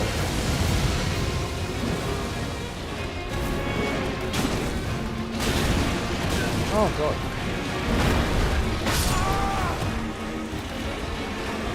What are they called again? Do you remember? The giant wobbly cunts at the bottom of every fucking... in the roots of the Erdtrees and at the bottom of Stormvale, and you fight 500 of them. There's a Scarlet Rot one in Caleb that sucks, and a couple others that aren't particularly... Oh, there's one on Mount Galmir that's wreathed in flame. Ulcerated Tree Spirits. Thank you. Tree Spirit. Tree Spirit. Divine Spirit? Is that right? I don't know what I did then. To kill. Hey, good to kill. Divine Beast. Tree Spirit. Maybe not.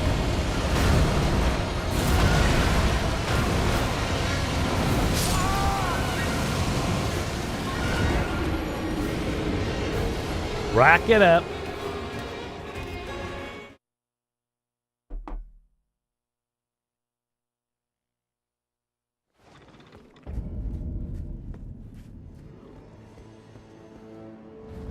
50 hours of Kingdom Come Deliverance 2. I don't even think I've done a single main story quest I didn't have to. Awesome.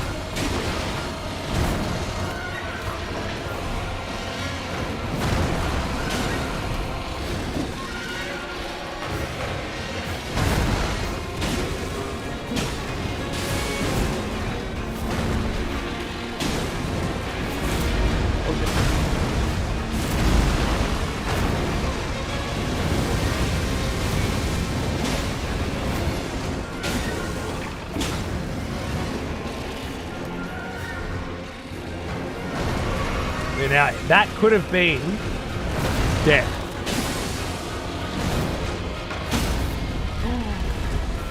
Wait, get him! Oh, yeah! How's that feeling? Pretty good?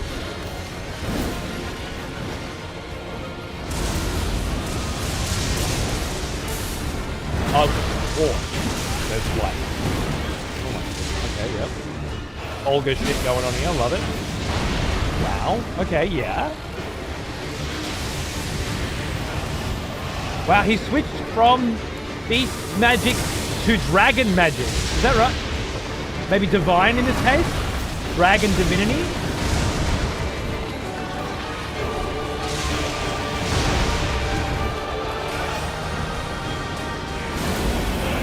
Oh my god, he's got it. Oh, wow. And the music.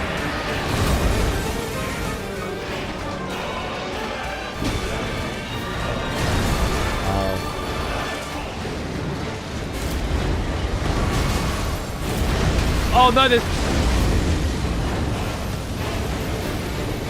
Oh wow. Oh wow. Right.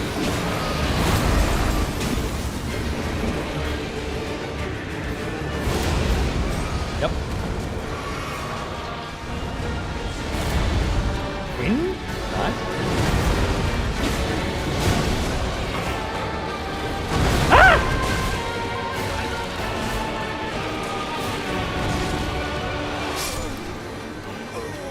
Wow.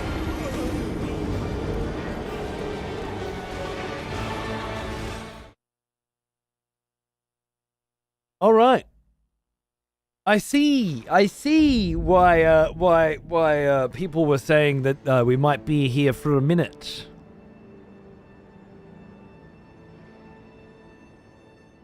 Yeah. Fucking Avatar over here, right? That's kind of curious from a narrative perspective, though. Divine lion and sacred beast are the two terms used here. What's the connection between divinity and a mastery of all of the elements?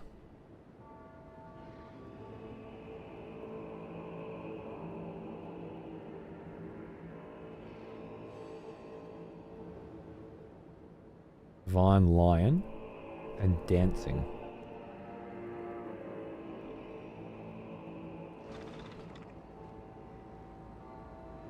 All elements. Starting with beasts and then being infused with Folga, lightning, ice, and which is ice specifically Karian magic? I don't think so. I think Rani brought ice into the Karian family because of an old witch. One who Rani then took the form of, or something like that.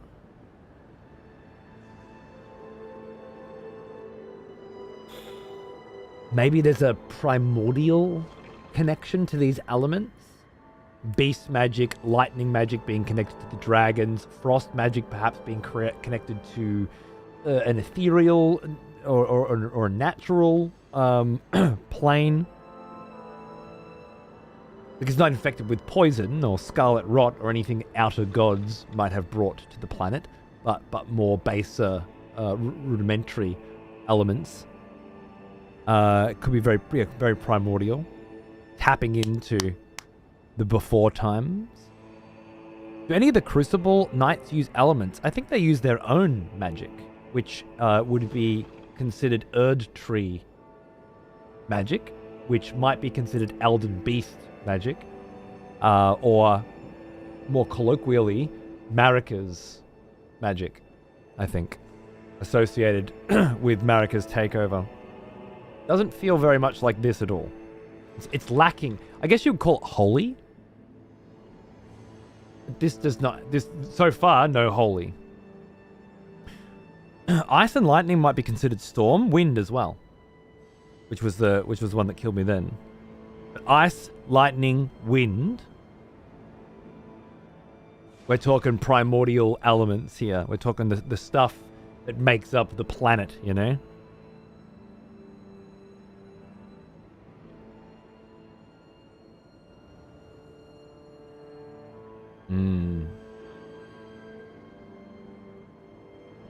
I wonder how many of my same strategies will actually be useful in like the ice phase. I noticed the hoarfrost ice coming out of the ground.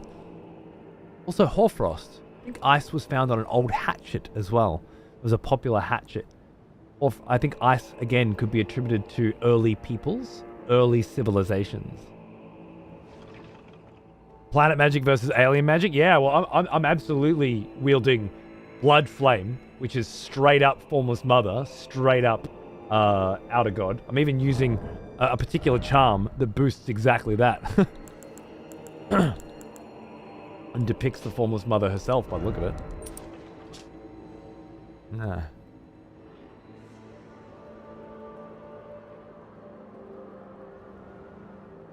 And the hatchet, yeah. The stomp makes me think of Godfrey. Really? Was there ice on the stomp? In Asian folklore, lightning often represents divinity and frost purity. No idea about wind, though. Possible connection. I don't think so, but possibly. There's obviously a lot of connections with Elden Ring and real-world languages and areas of culture, so it could very well be. Stomp didn't have ice, but the act of stomping as a battle technique. Okay. Well, I would also say that the ancestral spirits ritualistically stomp in front of Erdtrees as a form of prayer that encourages evolution in the form of horn scent, by the look of it. And that's just stomping in front of the Erdtrees, right? Not just in front of the Erdtrees, but certainly in front of them. That's also stompy. So take Hoarfrost, Axe, Ancestral Spirit, Godfrey, back when he was with the beasts, because there was I feel like he had a sabbatical or something, where he went away from Marika. Perhaps that's when Ranagon came in and all of that, and he lived with the animals. Started his own civilization. I think he may have left the lands between on boats, perhaps with the Tarnished, and then formed some other culture or civilization over there. Oh, that could all be remnants from that too. There's so much going on. What about the Zamor? I don't remember them. I need water. I'll be right back.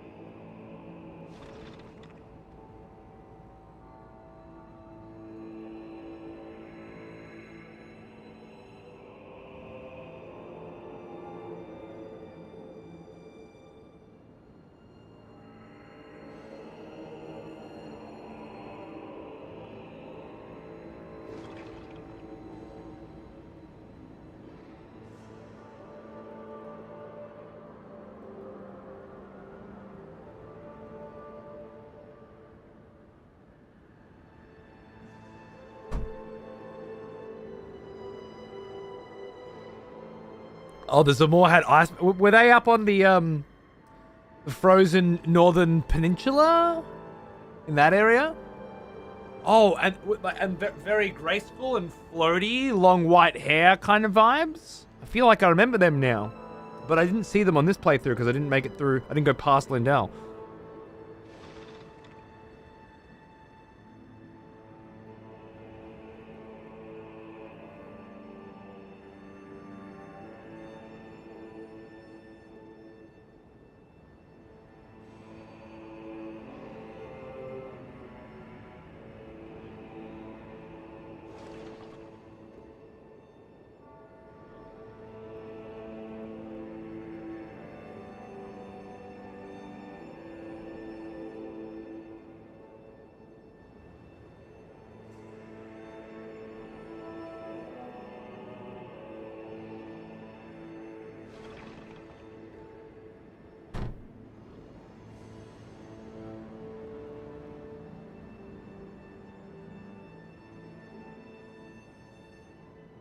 Ancient Hero of Zamor and Knights of Zamor. Total cunts, that's them.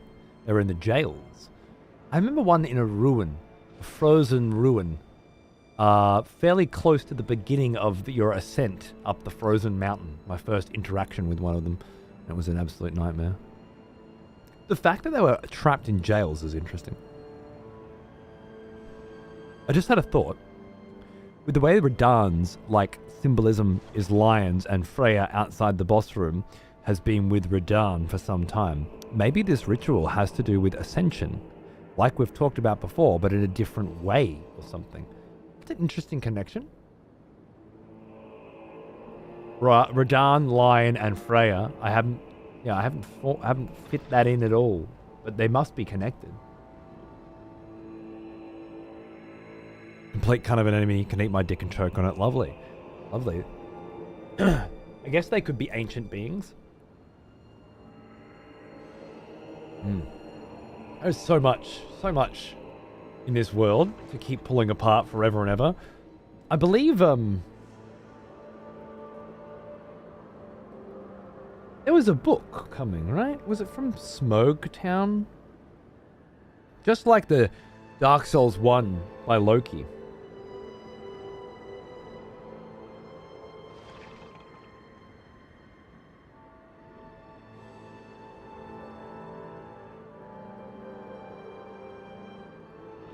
Can I make it up? No, Grace Given, the mythology of Elden Ring. That's it.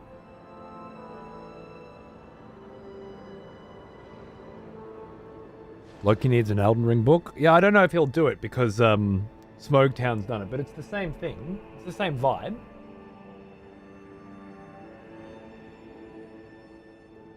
Exceptionally, well produced by Merriweather, Tuna Fairweather, sorry. $421 is why I have hedged thus far.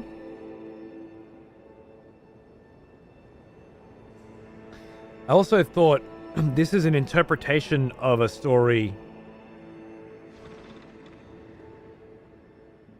that's quite recent. Rather than Dark Souls having been out for 10 plus years and people been, thinking about it for that long. And I don't know that it involves the DLC or an interpretation of the DLC at all. And what that might... I'm not ready. I'm not sure that I'll buy a $400 version of it as well. I did with the Dark Souls ones, and I'm glad that I did.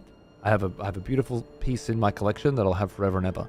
But and we'll continue to read through it when we play Dark Souls, for sure, because it's great. I'd like to do that with this too.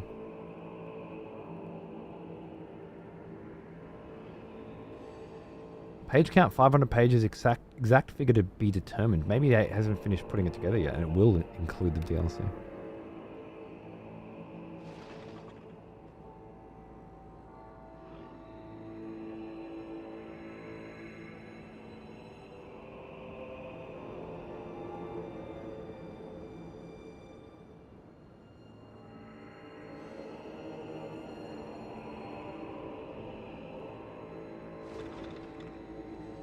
Anyway.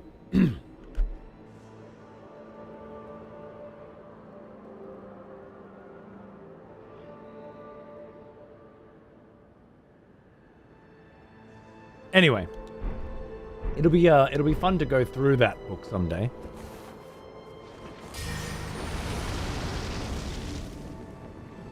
Perhaps the next time we play Elden Ring after this playthrough,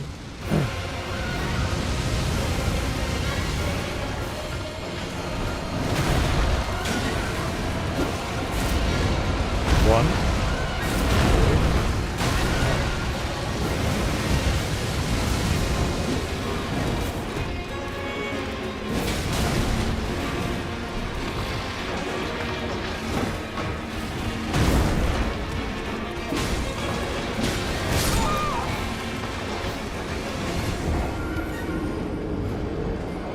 I'm just thinking about how I'm going to deal with the other versions of other elements of this.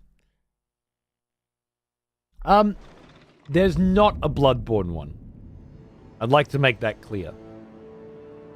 It looks like there's a Bloodborne one, but it is a series of interviews and articles and pieces.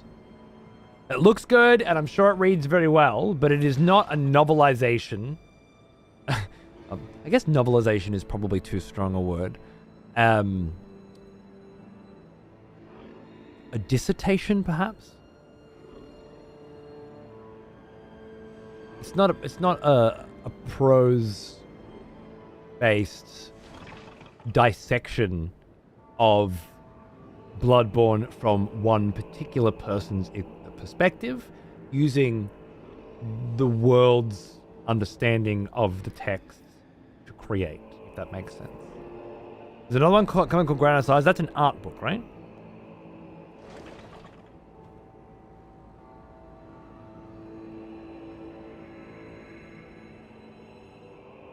The Art of Paradox in Bloodborne.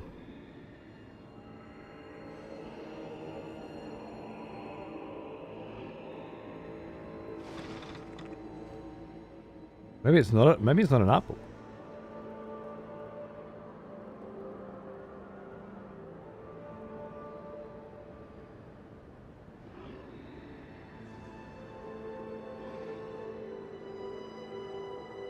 I don't think it is.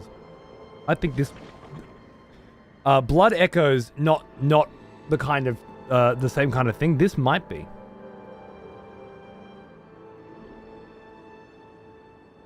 Now that I have the entire DLC experience on my hard drive, you'd be proud to know it took me 305 hours to beat just the DLC. Jesus Christ. I'm fucked. Lovely. Much bigger than I thought, huh? I guess we'll just be going through it.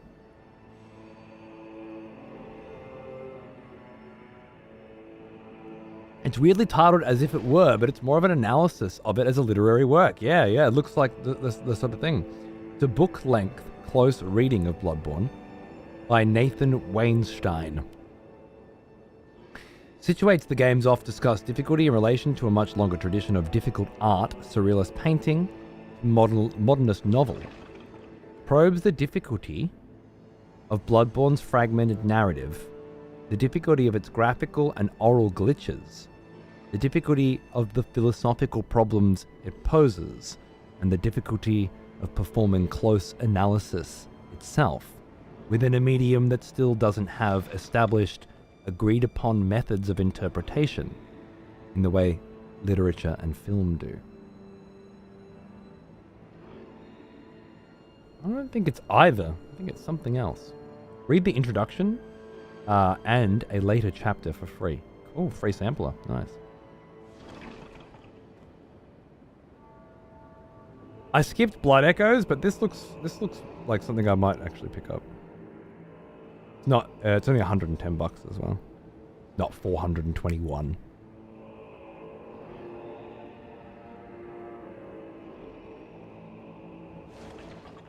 Looks pretty fucking good.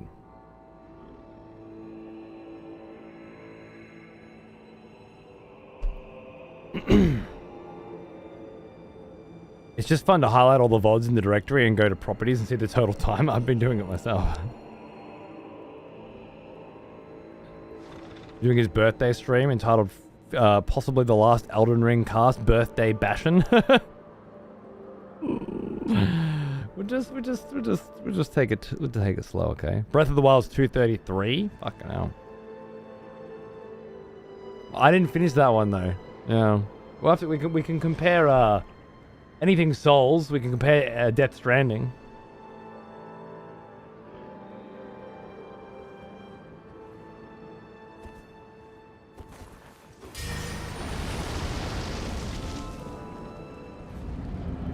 You didn't quite enjoy reading it, yeah? Oh, absolutely. I'm not saying it wouldn't be a good read. I just don't want to read it.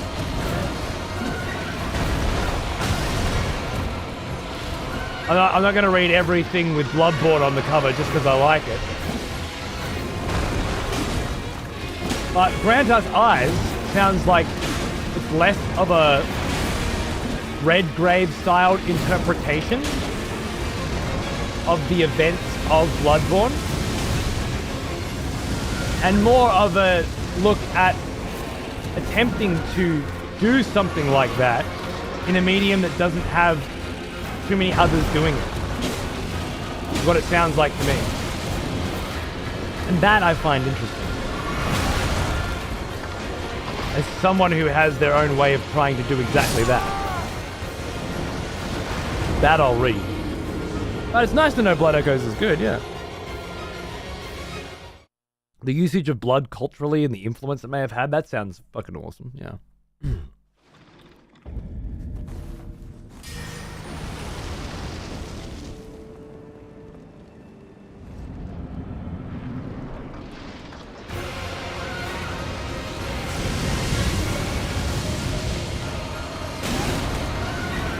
Okay, he can really come out of that fast, so I don't see much point. What am I doing there? I was just trying to squeeze extra hits in somewhere.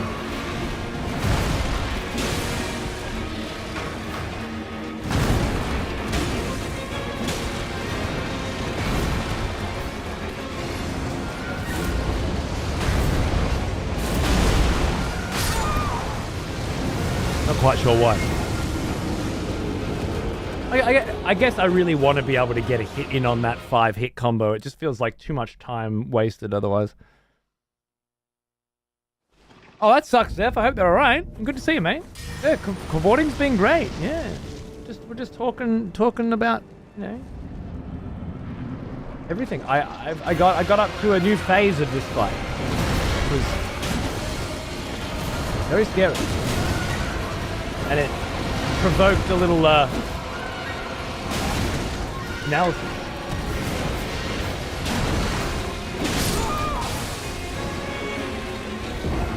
Now I'm thinking while trying to squeeze in extra hits and learning where I can't and can.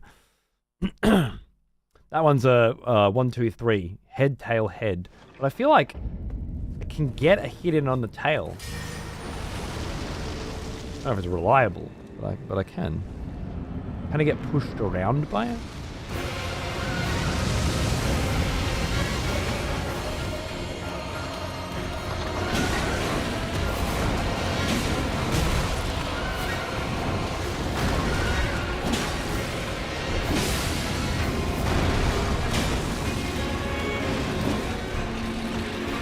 Oh.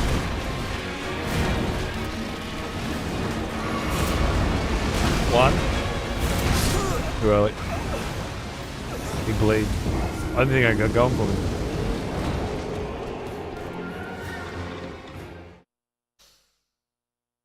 Without the bleeds, this fight would be, well, I'd be approaching it in a different way. I guess I'd be trying poisons and...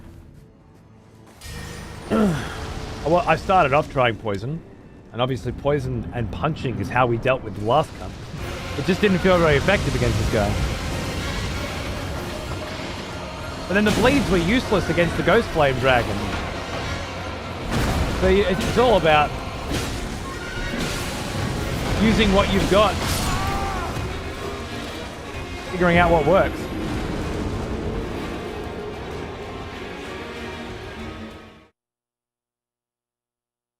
If it weren't so wriggly and could get knee healed, it'd be GG. I don't know about GG.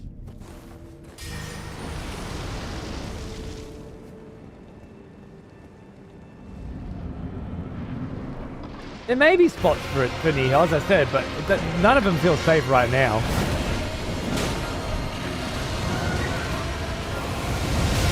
I don't know why I did that.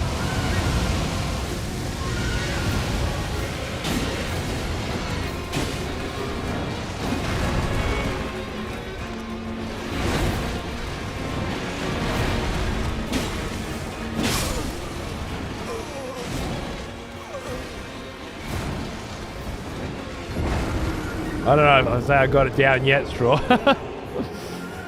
yeah, exactly. I got through it once, but I certainly wouldn't say I got it down.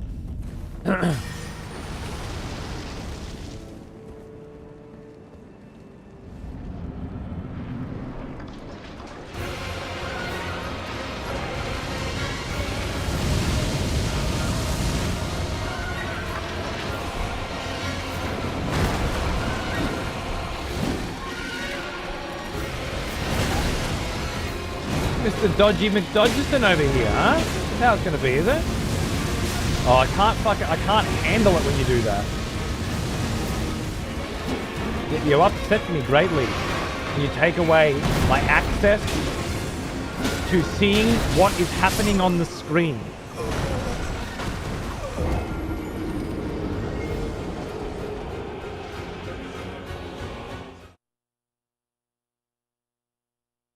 PvP style fights can be walls for all the wrong reasons. Maybe. I haven't found any that I didn't like yet. You think you'll beat this faster than the Jail Knight? Well, the Jail Knight came first.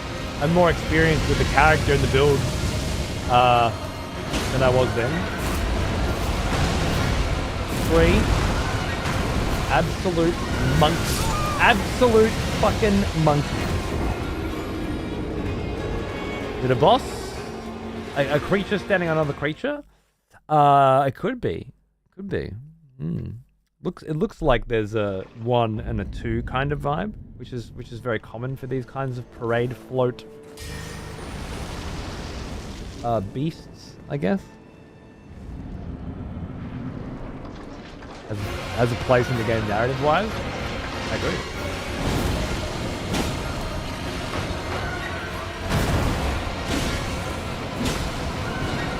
It's got a row of human teeth. And a row of beast teeth. So it could be that they've, you know, there's another set of legs there as well. It kind of looks like there are people wearing it, you know. I wonder if they're wearing the corpse of a divine beast.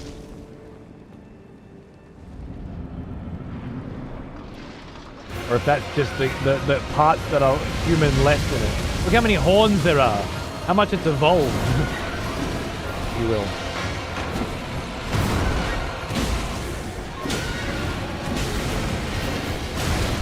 And it's bestial. Thrashing. Gnashing.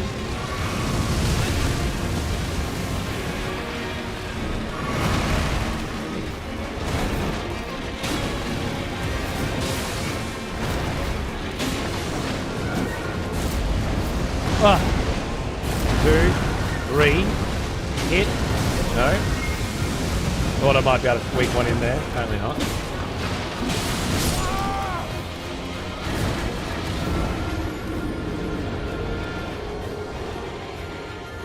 Looks like someone holding at the ankles of the front main enemy.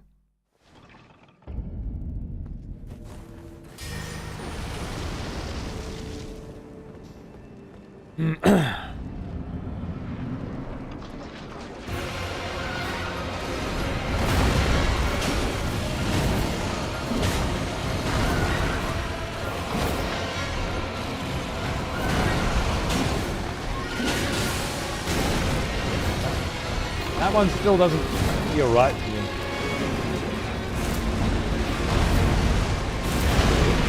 Three. Dodge. 4. Hit. Hit.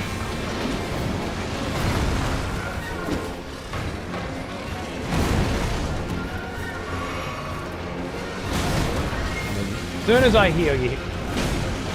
Classic. 1, 2, 3. Dodge. 4. Hit. Dodge. Hit. Hit.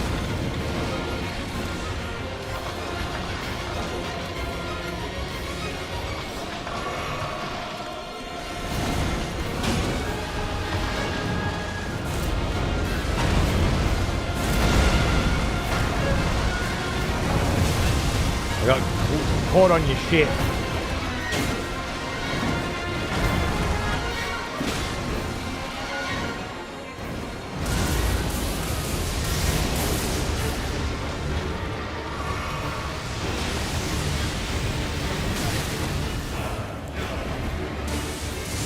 Ah!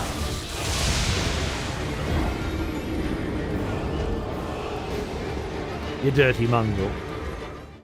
Trying to get a heal off. That is such a fast. Like if you hit heal I remember you. and they input read it, Back from war, You are don't. we?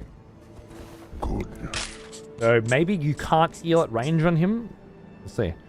Welcome back, T-Rex. You sick cunt. What's going on, mate? Yeah.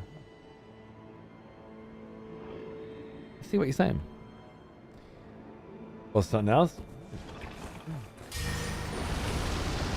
Plays the part of a dancing divine beast. You play the part of Tarnish. I'd say you're both very similar in that regard.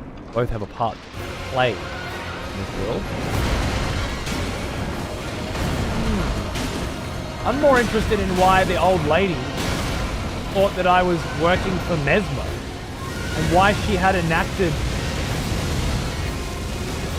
some form of revenge. I understand the themes of what you're saying, the play, and we both have parts to play, and the symbolism there, but I can't, I can't seem to get away from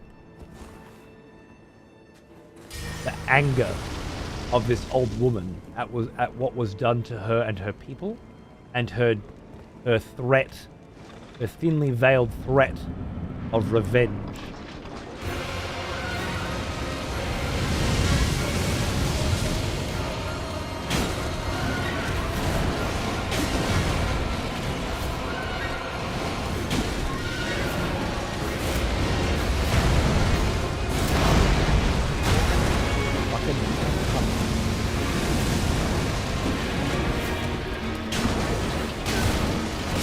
Going for 2 there is not a good idea. I can get 2. I might still try and get the one early one. You're not a horn scent. She might be being racist. What does that mean? Mesmers of the humans?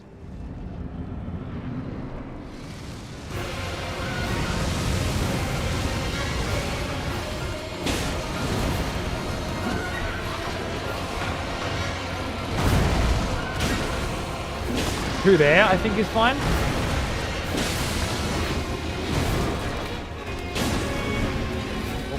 Oh.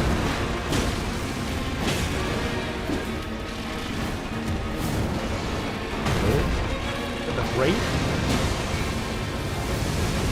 Oh, I can't see.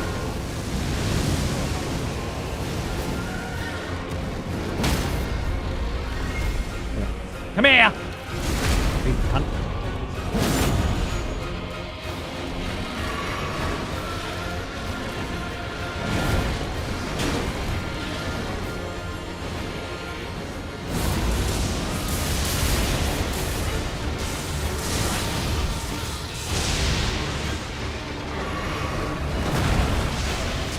Oh, so tough. Oh, it's so tough.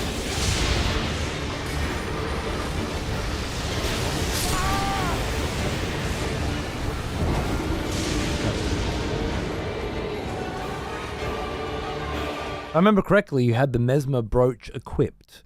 Coincidental, perhaps.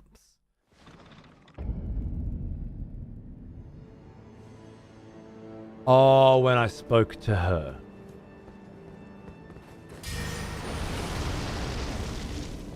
Nothing in this game has given me the impression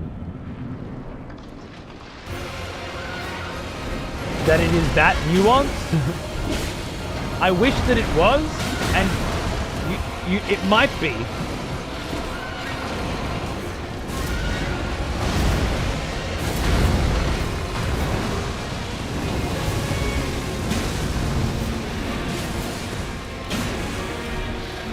But I did not get that impression.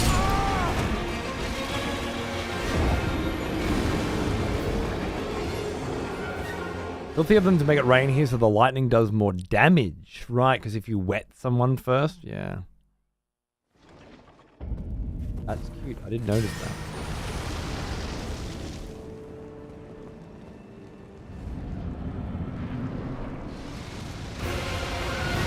Maybe cactus.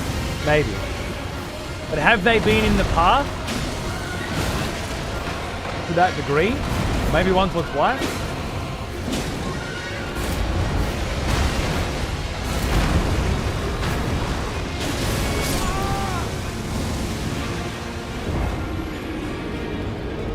Wasn't the old lady locked in that room?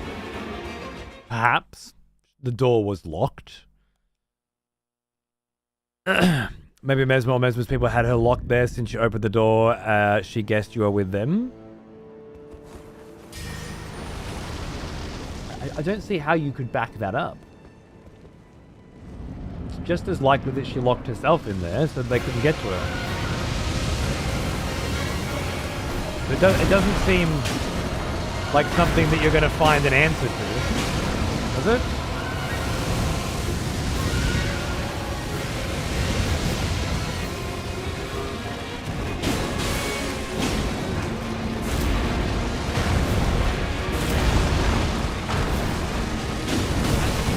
Maybe not, right?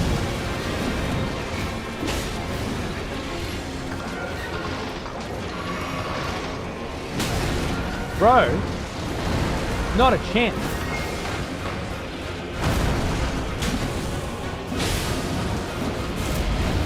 One, two, three. No, I did it again. Just checking. Just checking. Yeah.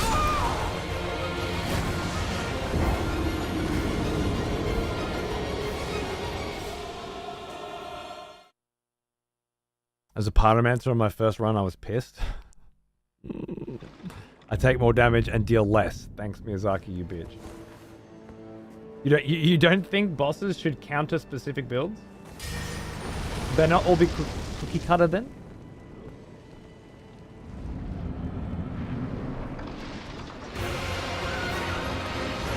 Like saying, oh, damn Miyazaki, you bitch. You made this enemy rock so my swords don't slice it.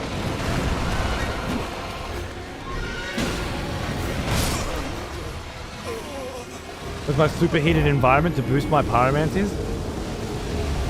Are they not always in a superheated environment being boosted when it's not raining? By way of being ridiculously overpowered and bullshit? Just generally speaking? You can use them to buff yourself, you can use them to cleanse yourself, you can do cheeky little one. I feel like they're always that. You're just incapable of a objective viewpoint because you're a pyromancer.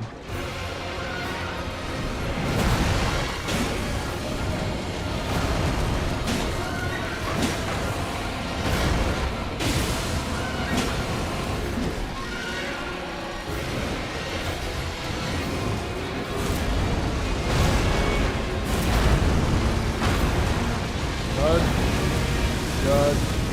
Hit. Maybe? Whoa. Ride the lightning bolt. Okay, yeah, that was a bit weird.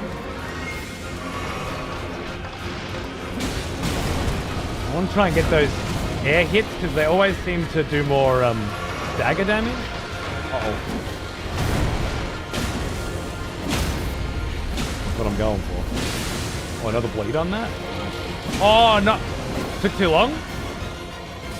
If I time that right, I can get this going. Shit. 1, 2, 3. Dude. Wow. Do I just get fucking... Do I just get fucked by little bits of lightning sometimes and have no real way to deal with that? Like, I can put on a little lightning damage negation, but I doubt it's gonna do much. I don't see any of that helping too much either. What about items? Not to the level of a trade-off of the lightning resist debuff from water. Lightning's strong as fuck regardless. Well, you'd know. You'd know. Just felt a little biased, that's all.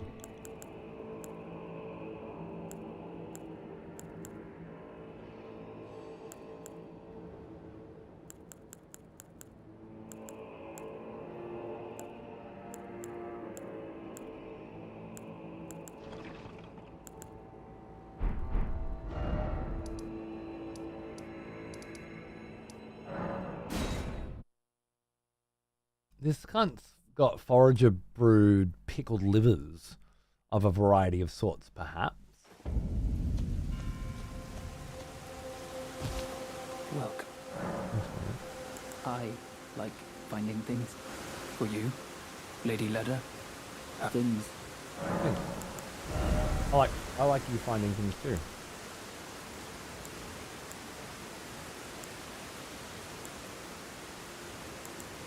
Just fire and lightning, not frost and wind? Goodbye. Oh my god, I can sell these to make things faster.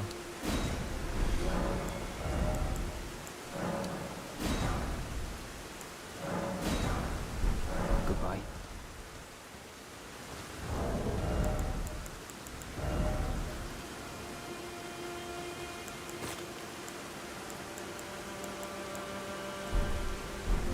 I'm just curious if, at all, what level of protection that offers.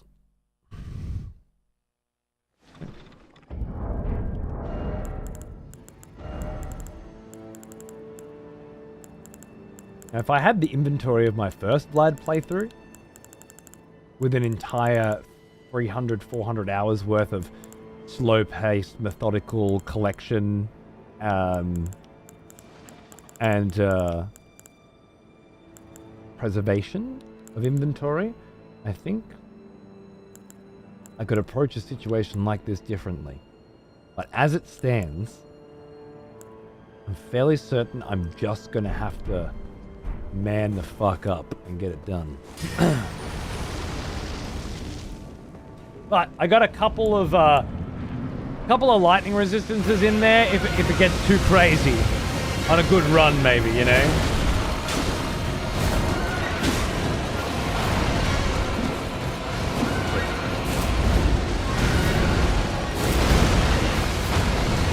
Did it again.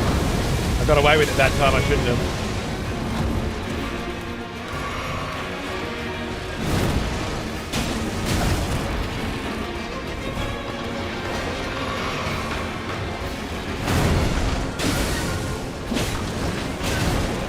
Two? I think three's asking for it.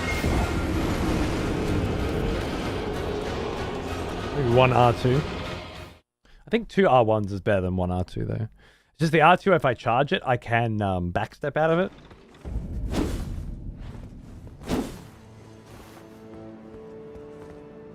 I think. That is the backstep out of it, yeah. It doesn't really give you enough. Alright in PvP, I think, but against a big cunt like this, I'm not really moving enough to avoid anything.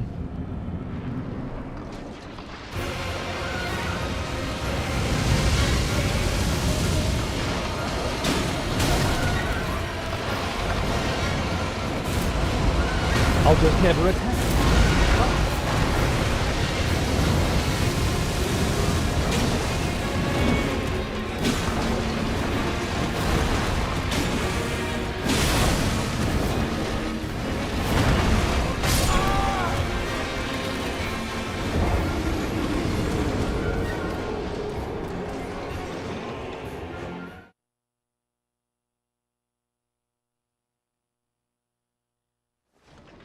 Nice.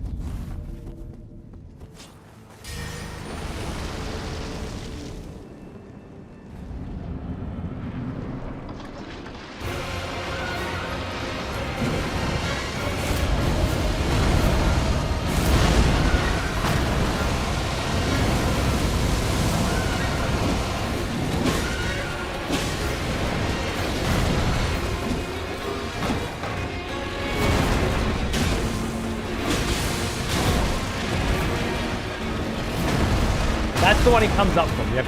I was just thinking that with the one before it. So there are at least two different head slams. Maybe three.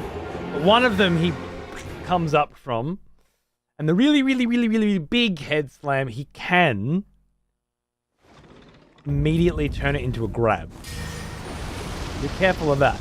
But I just learned something very valuable then. So we're making progress. Good old-fashioned progress.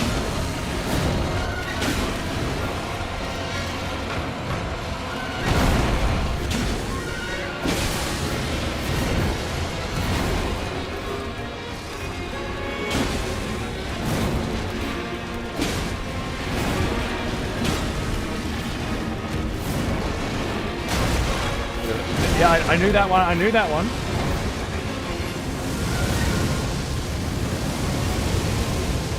You're coming so goddamn fucking motherfucking close to me, and I can't fucking get away from you, because if I do, the spread is too wide for me to be able to dodge through it. So I'm just trapped where I am, but I can't fucking see anything. I get frustrated. Let the hunt begin.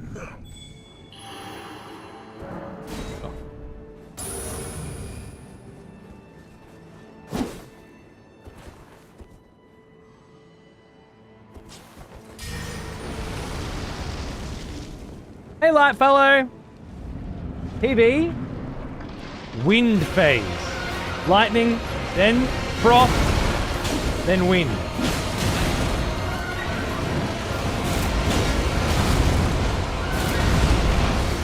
But it's mostly just a lot of this shit.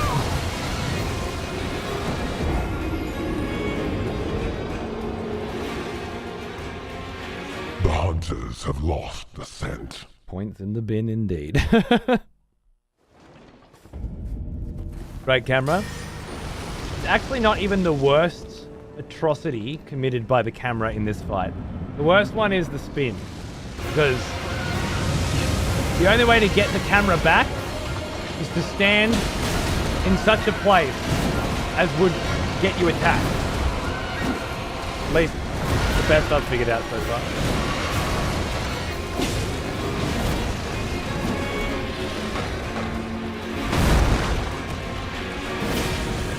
Not worth that full charge, not even close to worth it. That's the other one.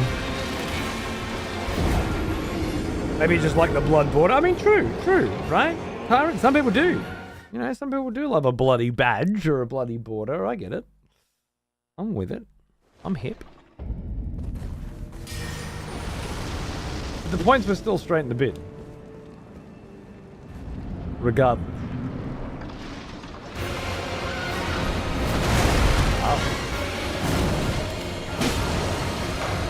Let's just chill for a second, shall we? 1, 2, don't go for 3. Get the fuck out of that corner.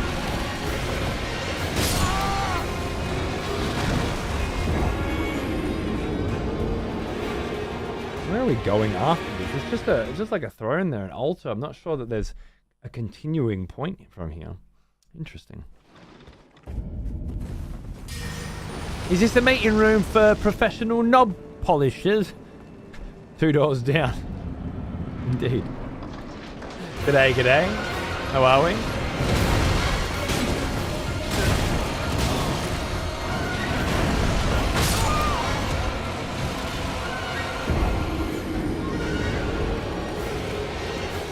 Back where I started.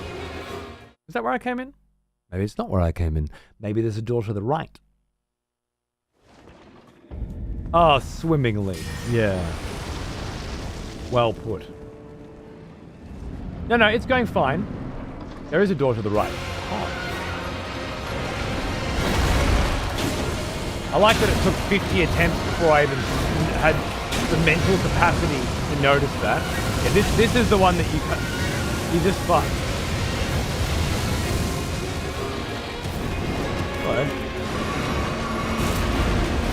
1, 2, 3, 4. Not there.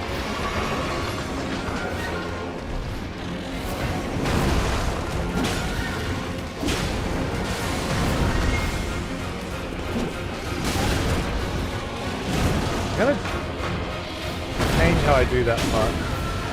I want to be dodging forward on that one in particular. I have to stay close enough that I can dodge through this. Nice.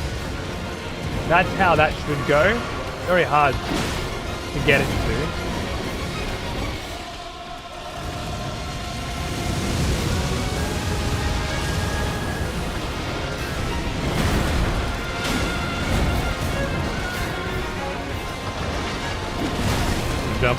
jumping feels so tempting,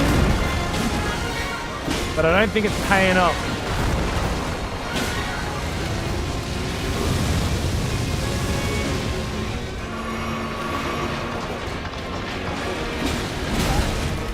I should have been able to dodge that.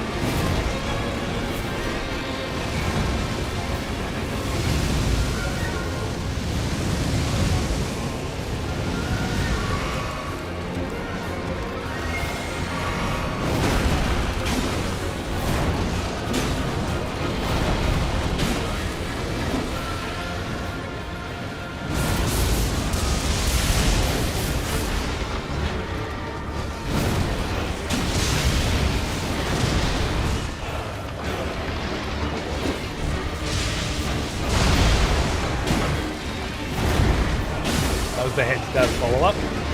Delicious.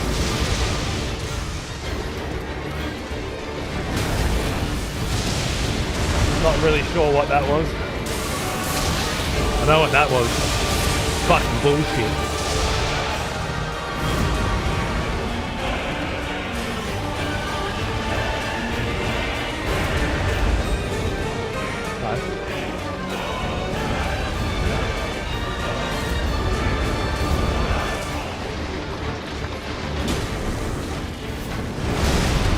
That's an AoE around him now for the win? Alright, I get it. A lot. Asking a lot of a motherfucker.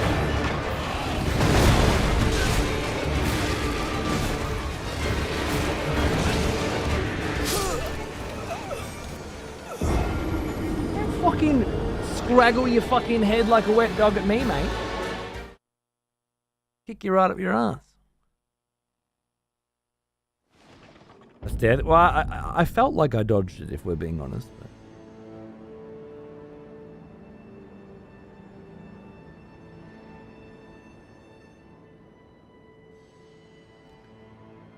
I'm sipping Savior schnapps like cough medicine.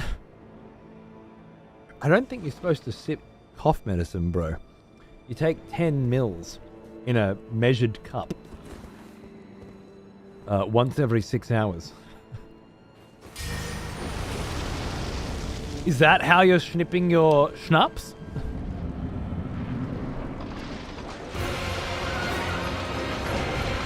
Because if so, that's fine. Just, I'm trying to get more information on the visual here. Yeah, that's a hell of a combo, that one. Haven't learned that one yet.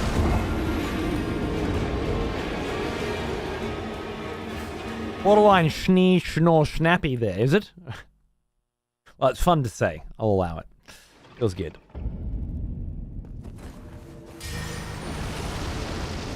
Just woke up the German sleeper agents in chat. Of which there obviously must be a great many.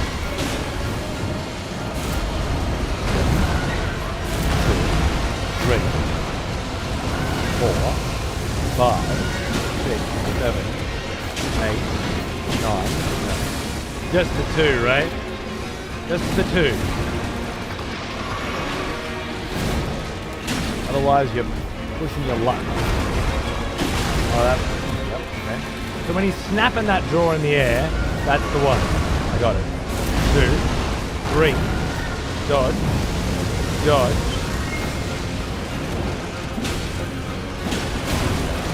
Did 2 again. This one I can go a good couple on. Oh. Wow. A lot of little rules that need to be learned.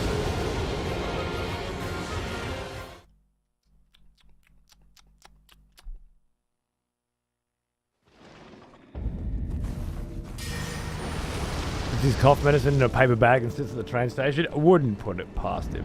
You're right.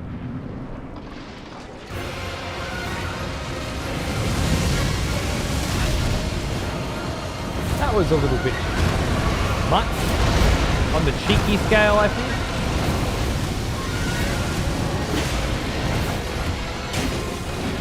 I did 2 again. It's because if I don't dodge, I can do 2. But the dodge just feels way safer.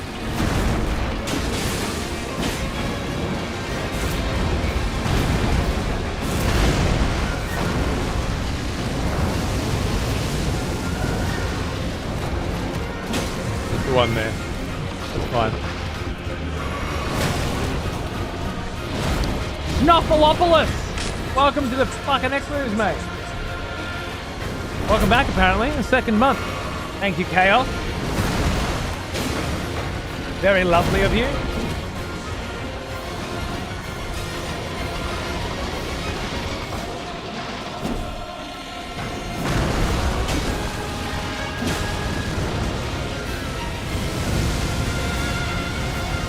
You just fucked me on that camera again, didn't you?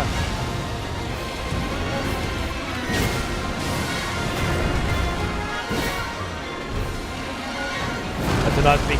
You like those?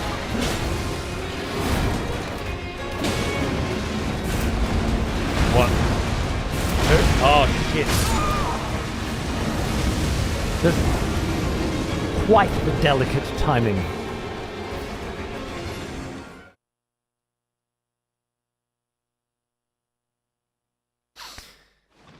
I'm just thinking if there's other weapons, like, can I get an E-heal in on the wind phase, for example? Like, do I switch weapons once he switches phases? But at this point,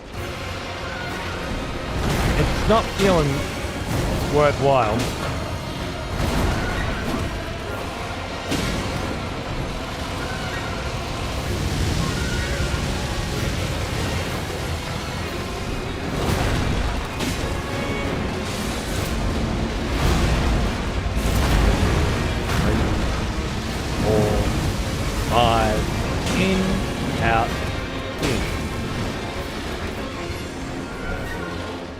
The dance. What a dance it is.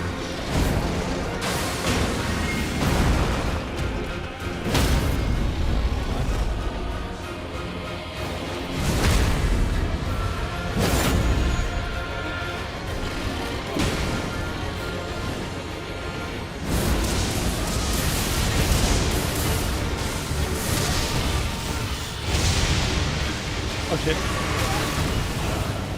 I'm stuck in a loop. Let's go.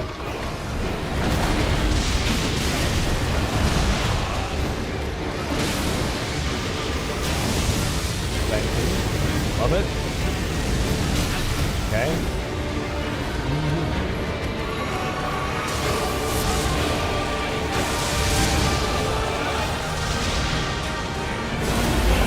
Then into the ice, eh?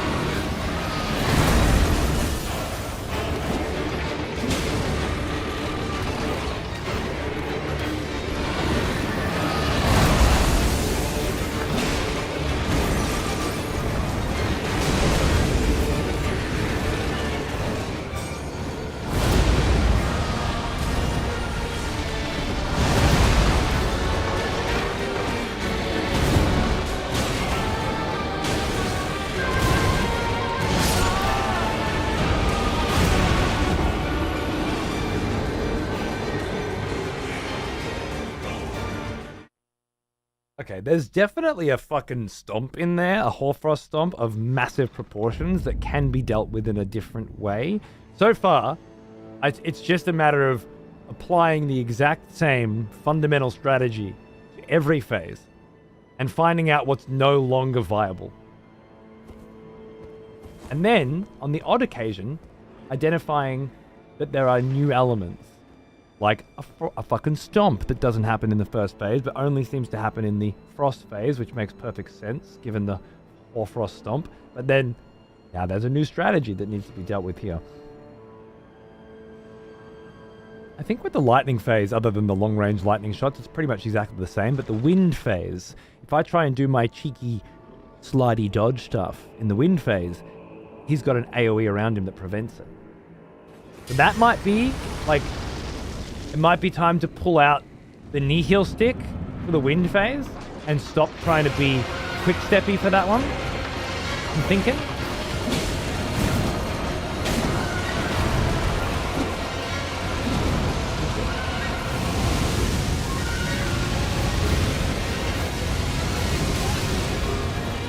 again with that angle that is unavoidable.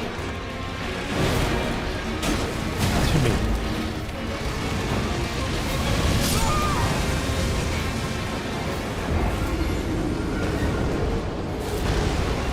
Thank you. Yeah, it was a good info run for sure. There was a lot there. A lot of little neat timings and new opportunities. Feels good.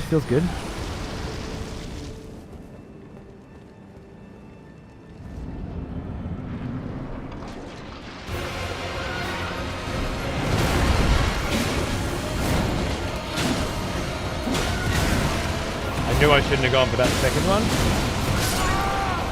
I paid for it. I don't know why. I know why. There are so many good opportunities to get a second fucking hit in. It's just not all of them. But I think dodge hit, with few exceptions, is how this particular dance is going to be done.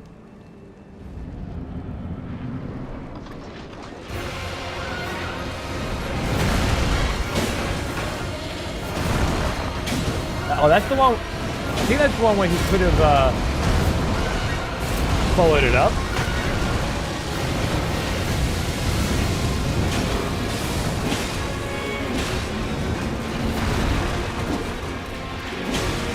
Should have done that. You missed and then went for a second attack. Who the fuck do you think you are, Vlad von Kunstein? Who the fuck do you think you are? You can't whiff and then be upset by the whiff, so follow up with a second attack? That goes against the exact fucking philosophy we were just establishing. Dodge hit. Not dodge hit, dodge hit. Dodge miss. Go for a hit anyway. How does it feel with the unlocked camera and controller? But they ever played with keyboard and mouse? Well, I've never played with keyboard and mouse. How the fuck am I supposed to tell you that?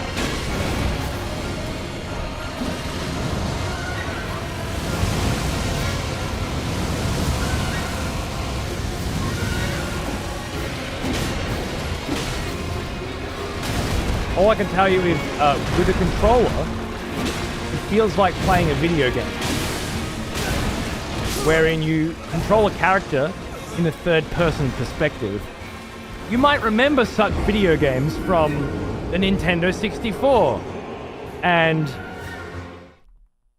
the Sega Dreamcast and the PlayStation 1, when three-dimensional third-person characters controlled with one or more sticks were implemented. You won't remember them from the PC platform because, well, you would no sooner play StarCraft with this than you would play a third-person action game with that.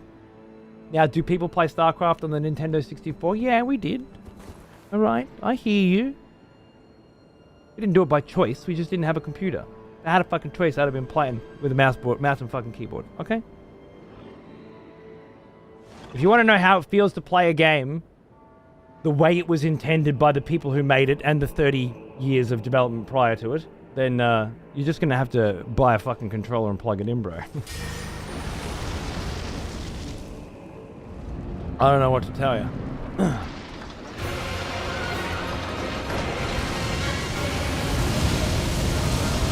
You can do anything.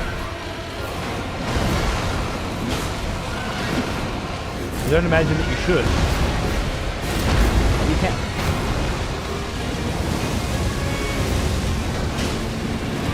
I don't feel like I ever need to dodge that anymore.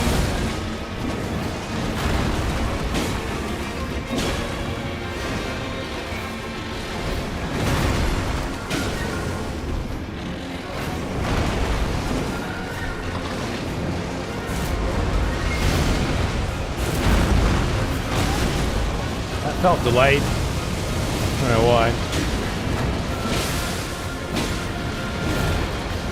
Then I can get 3 hits there. Pretty safely, I think. Maybe not safely, but pretty safely. Oh, nice. Oh, nice, phase 1.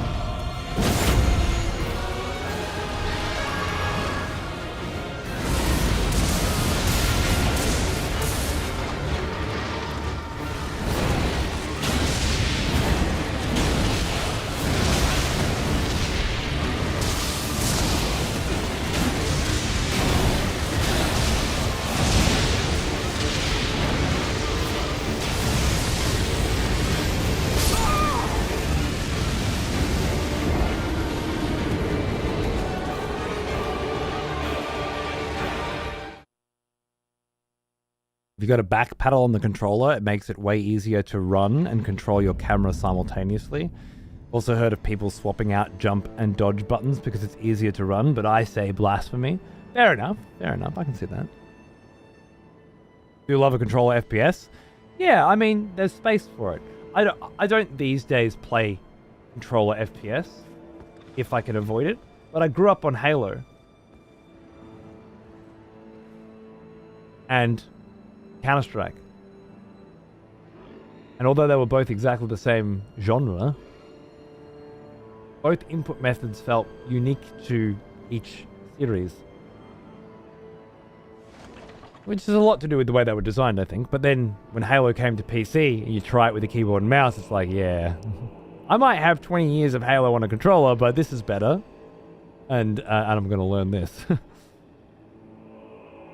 Kingdom Come's a controller FPS for me, but you're not exactly doing headshot whips. That's a good point too. Yeah, it's a first-person RPG.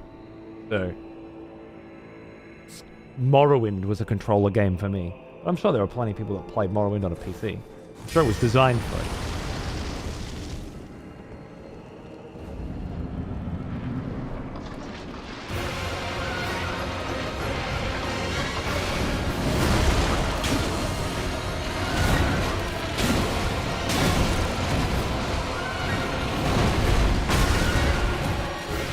I couldn't even see what kind of attack I was supposed to be dodging then. Like, there were no tells because the camera was not available at this time. You know? Dog Man. Hey, there's a. You guys know the Dog Man comic?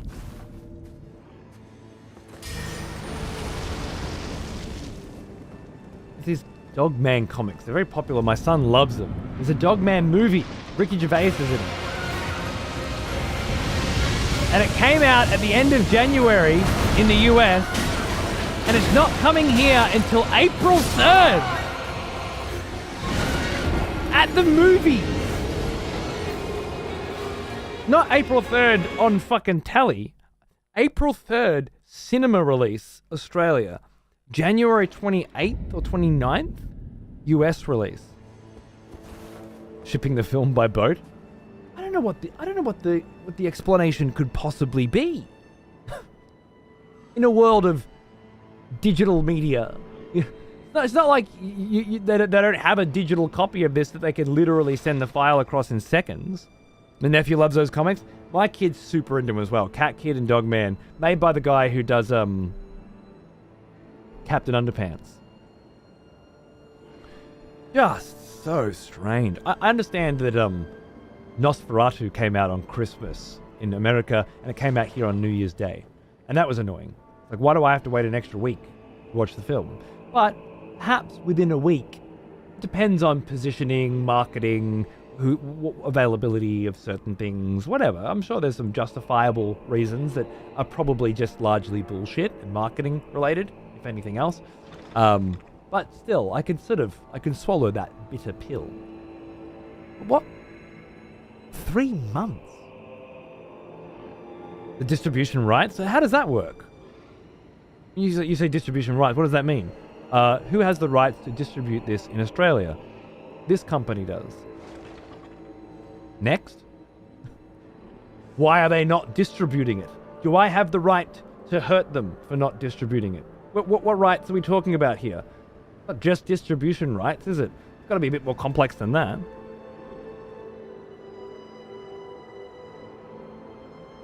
Does it line up with the next school break? Might, yeah. It would actually. It would be next holidays. They are lobbying to have exclusive theatre rights to be lawfully enforced. They pay for exclusive distribution for local spaces.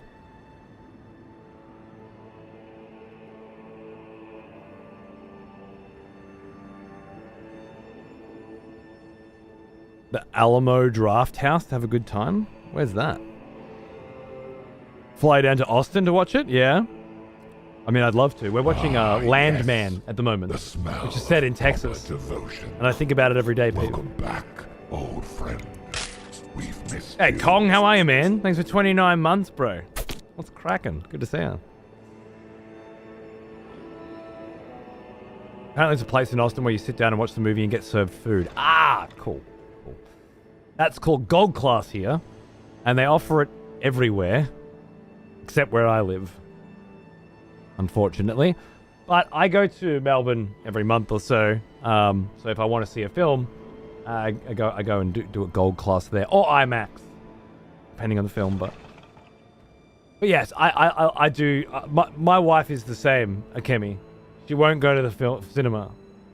If it's to see a kids movie at the local, sure, she'll take him to see Moana or whatever. But she won't go see a film with me unless it's fucking Gold Class. Big recliner seats, food served, brought to you throughout the film, real food, not cinema food. And well, she's pregnant at the moment, but normally, alcohol.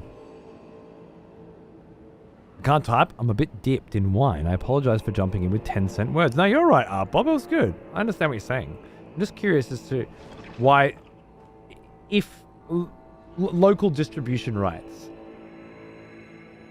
I know for a fact that more than one cinema here are distributing the film. So it's not local cinema, like it's not like Village Cinema here, the largest, has bought the rights to distribute it early or something like that. There are others, Reading Cinemas, Hoyt Cinemas, Capital Cinemas, and they are all planning to show it on the same date, April 3rd.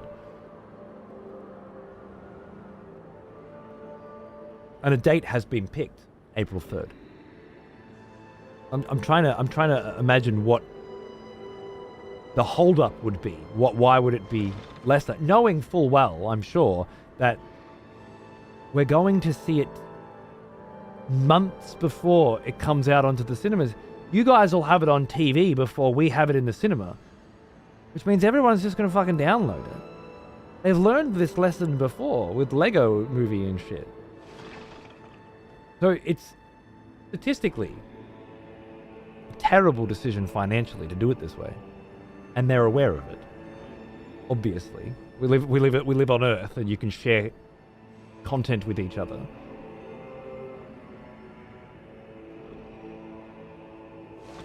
Even right now, you can watch Nosferatu on Apple TV. In America, you can't watch it here. I understand how distribution rights work, but 3 months for a kid's film, we're all just going to download? Doesn't make any sense. But it's annoying because my kid was watching YouTube trailers for it, and it said, initially, it said January 28th or 29th, and then February 7th. And he was like, which date is it? Why are there 2 dates? I'm like, well, one of them will just be the American release and one of them will be our release. And then when it came close and I started looking for tickets, I was just like, wait a second, what? There are 2 different dates on 2 different trailers. And ours is 3 months later than both of them? That's fucking feral, man. What am I supposed to say to my kid who's watching trailers? Like, it's not being set up very well. And I can't for the life of me figure out why.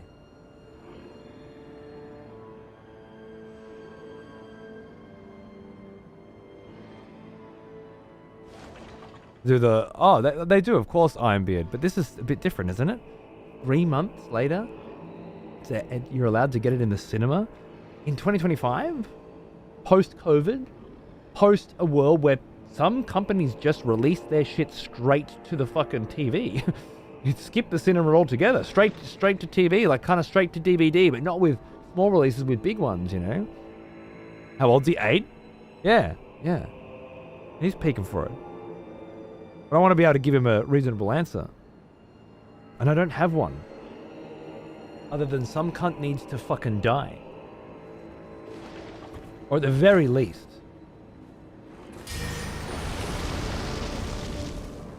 lose their job. And all of their money. Preferably die.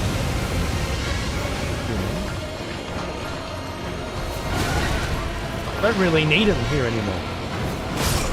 They're a net negative. What's the point?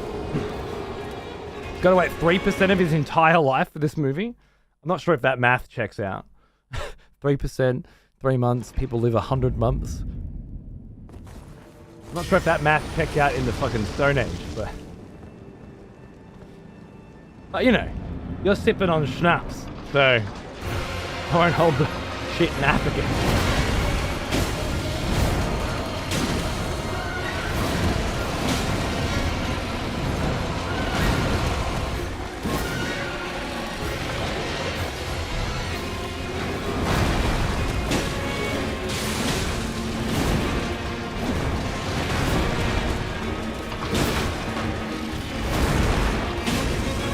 I did not need to see your ass that close to my face, actually.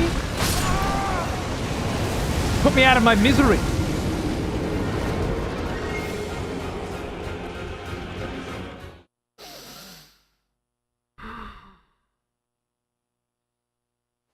Frankly, that math checks out for Henry. Oh, I mean, up until now. Right. 3% of his entire life so far. Right. Right. It's the word entire there that hit me in another direction. So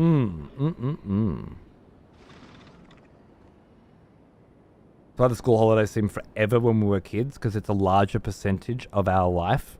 A studied effect on how humans process time fractionally. I understand what you're saying, yeah. So smaller, yeah. I'm with you. That's an interesting thought.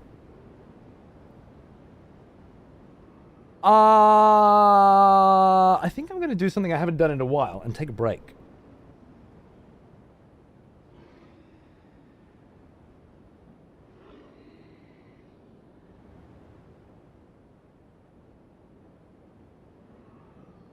Yeah. How about that? How do you feel about that? Loving my new practical effects. Tea? I haven't had tea in a long fucking time. Tea in a durry? I could scrounge some up.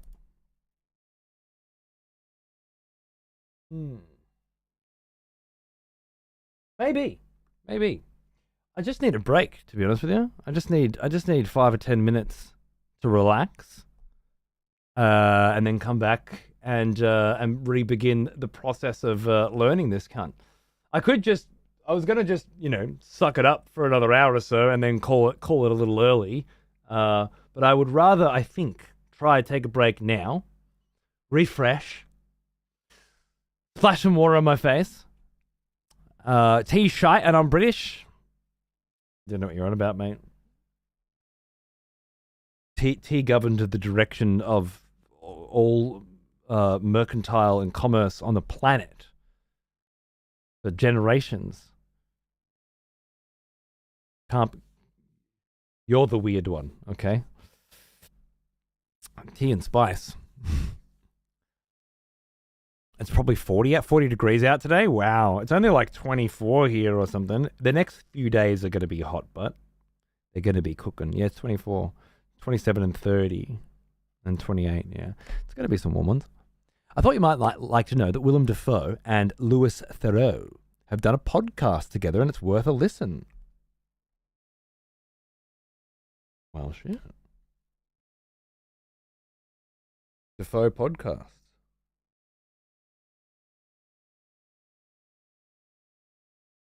That sounds great. Thank you very much. Tunage. How about some Doom Eternal soundtrack?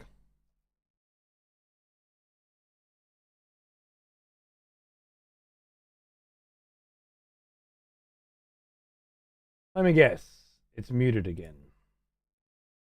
There is such a cunt of a gremlin in my fucking system right now that I cannot figure out how to solve. It relies on the difference between zero volume and mute. And I don't know what the fuck's cracking. Alright.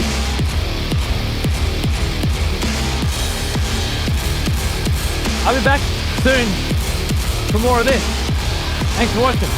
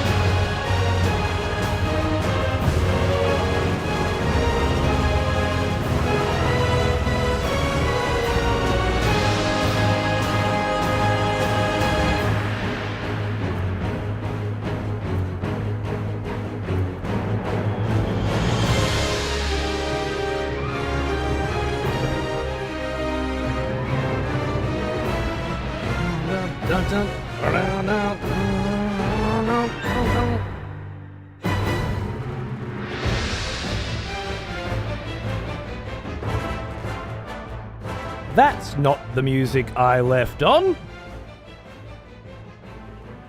May have put the playlist on shuffle. Whoops. Not quite the vibe I was... Well, speaking of vibe...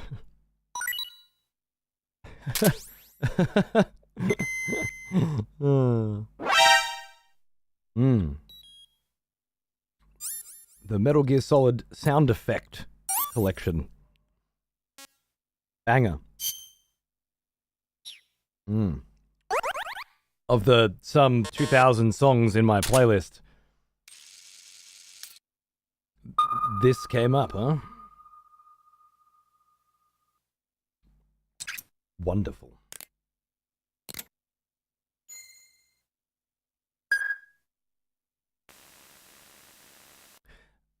I'm just finishing the rest of my drink, which turned out not to be tea, but Milo Mocha.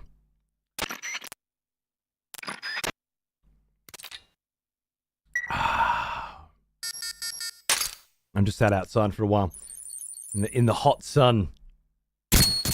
Enjoyed a bit of that weather. Alright, how long does this fucking track go for, though? That's what I want to know. Now this is ASMR, yeah. It was good, yeah. It's really quite warm out there. It was nice just to get a bit of sun and a bit of sweat.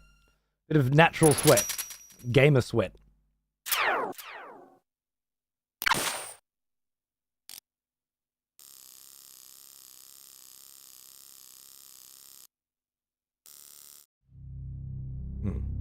Ah, yes. I do have a button for that. Lovely.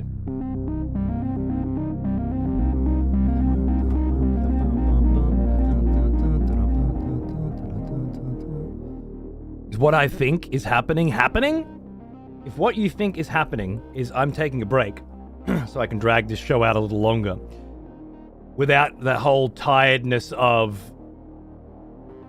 grinding against the wall and slowly getting diminishing returns, if what you think is an attempt at experimentation is currently underway, then maybe.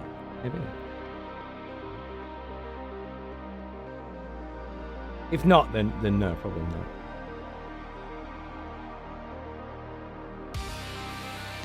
Oh, of all the random tunes to pop on right now, bit of Volcor X, which is what I typically learn drums to. Very good. He looks so damn sexy grinding against that wall. Well, good news. I'ma keep grinding against that wall. In just a minute.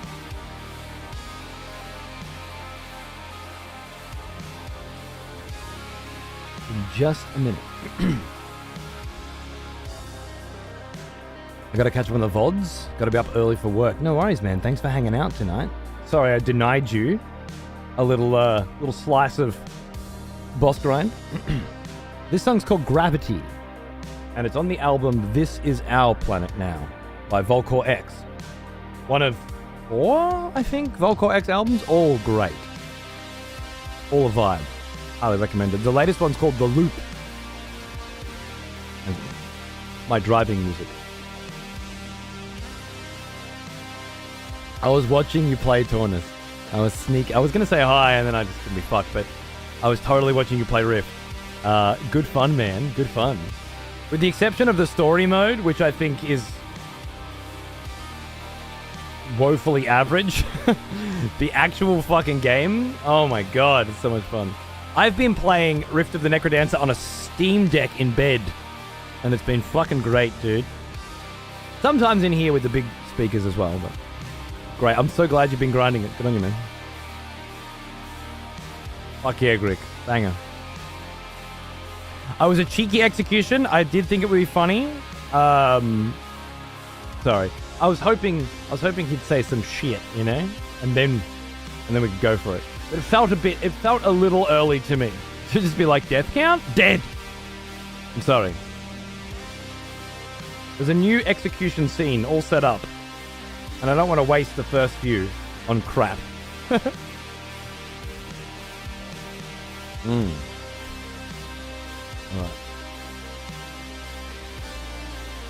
Be right back. We're doing this.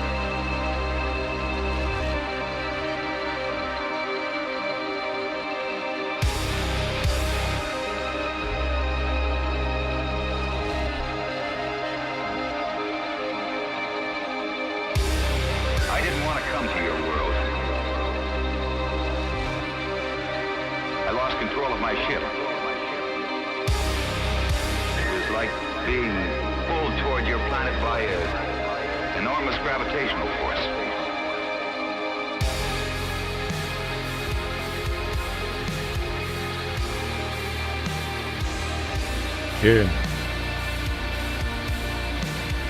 So good to learn drums on because it's so chill, you know? It just feels nice.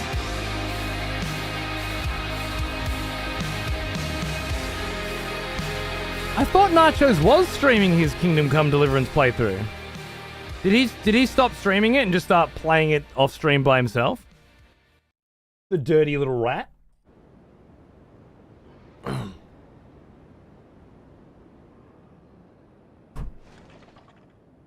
What album's that from? This Is Our Planet Now by Volcor X. He bitched out 4 days ago, really? Oh no, and then just now hasn't been streaming it anymore. What a little pussy. I didn't know that. I asked him, and then at that time he had been streaming. But yeah, I didn't ask again. I should have asked earlier. Ah, classic. Big fucking, I'm gonna start streaming again celebration. What did he do? 3 streams and then gave up? What a little bitch. What a little bitch.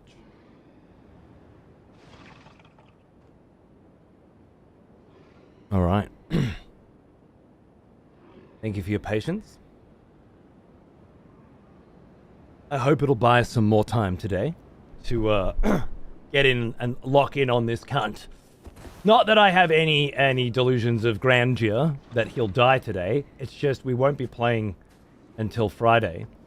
And I'm pretty sure I've got an Avowed sponsored gig for Friday, which means we might not get a full Elden Ring day on Friday or even any at all. If Avowed turns out to be really fucking sick and I just feel like I gotta keep playing it for a bit. I wanna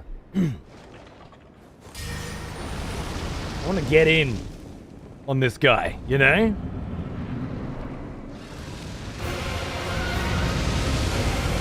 I think it was Schnapp like cough syrup.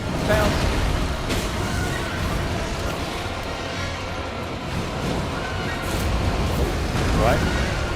2, 3, 4, 5. Stab. Stab. Ooh. Ah.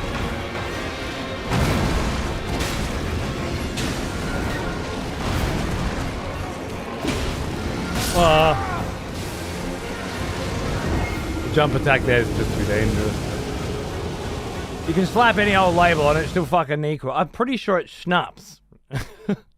Sipping schnapps like it was cough medicine.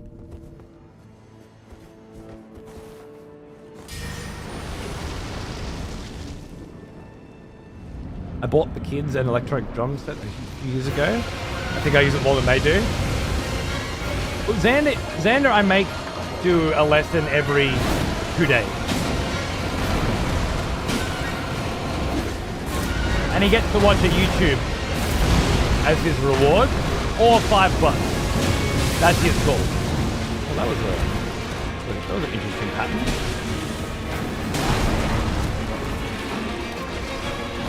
And he did drums for a year and then guitar for a year.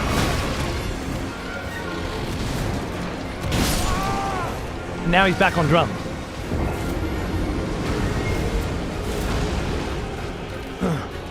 And I certainly still use the drums more than he does, because I jump on and I do it for pleasure, whereas he's not quite there yet. And I don't blame him. You know, you've only got so much time in the day that isn't taken up by other shit you have to do. Choosing to jam.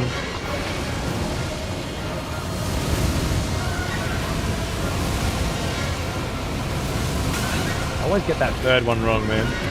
Not being able to see it is absolutely making it a lot more difficult. But when I force him to get on there, he usually has a good time. It was with guitar. It was different because we had this app on the iPad called Simply Guitar. It would listen to you play and play along with the tablature. And then I got the Rocksmith shit going, which is like Guitar Hero, but a real guitar. And we both got our own guitars, and you can play 2-player on the old one, and you can play side by side. And it's very easy to just, all right, let's do a lesson. Jump on and just play 5 songs. Easy.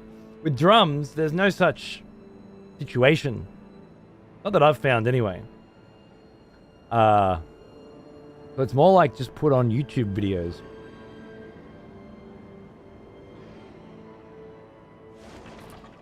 And sort of identify the pattern and then play along with it, you know?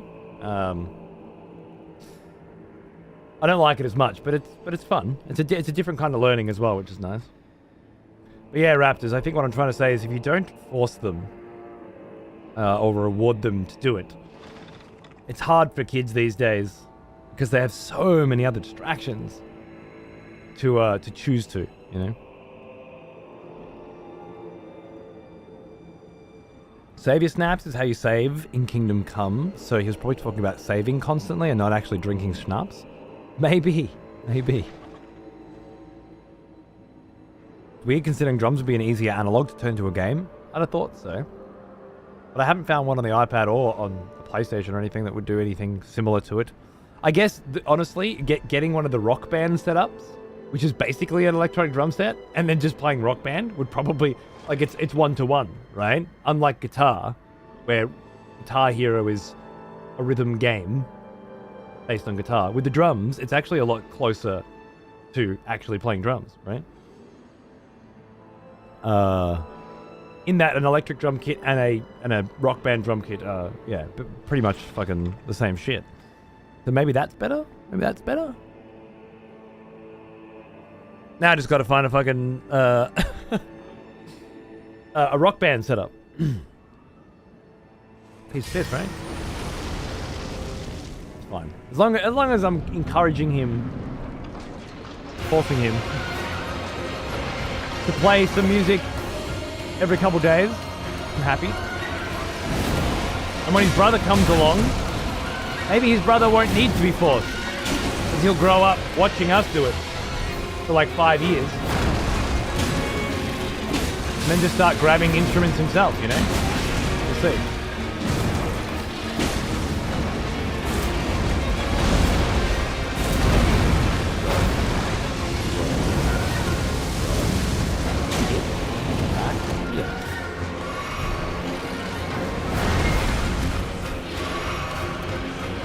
Oh, that one. disgusting.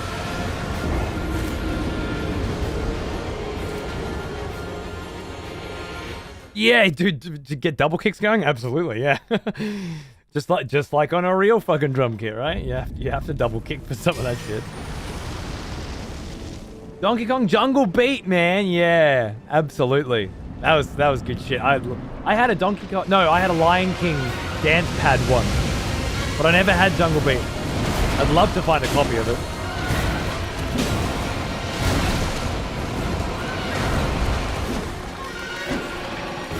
Oh, 3 whiffs.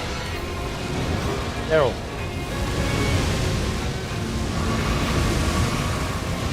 Whatever, bro.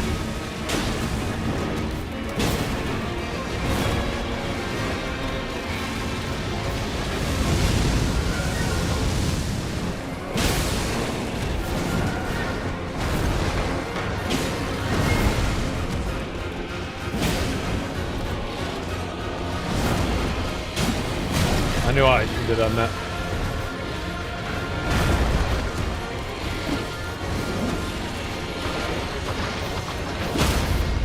Nice. Lucky.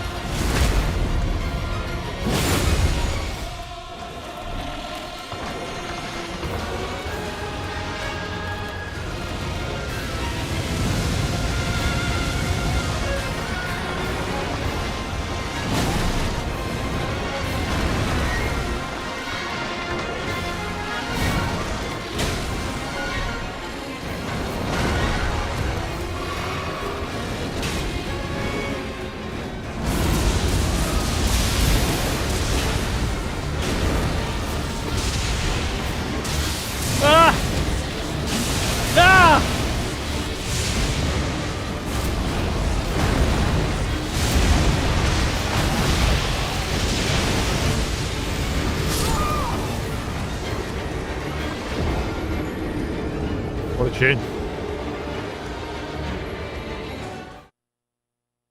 Normally, if you're good enough, you can double kick one pedal, but those plastic pedals are just pure garbage and miss inputs all the time. Really? I guess maybe for that. I've certainly heard that there are songs where double kicks are necessary. Maybe not in Rock Band. There's a game called Clone Hero, which is a freebie Rocksmith game. Yeah, but you need the... It's not the fucking game, man. It's the drum kit. Unless you can do it with an electric drum set. Like a standard electric drum set. Not rock mixed Rock Band. Yeah, but what about the drum kit, bro?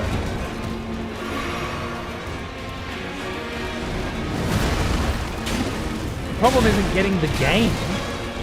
Getting the drum kit, right? Am I missing something?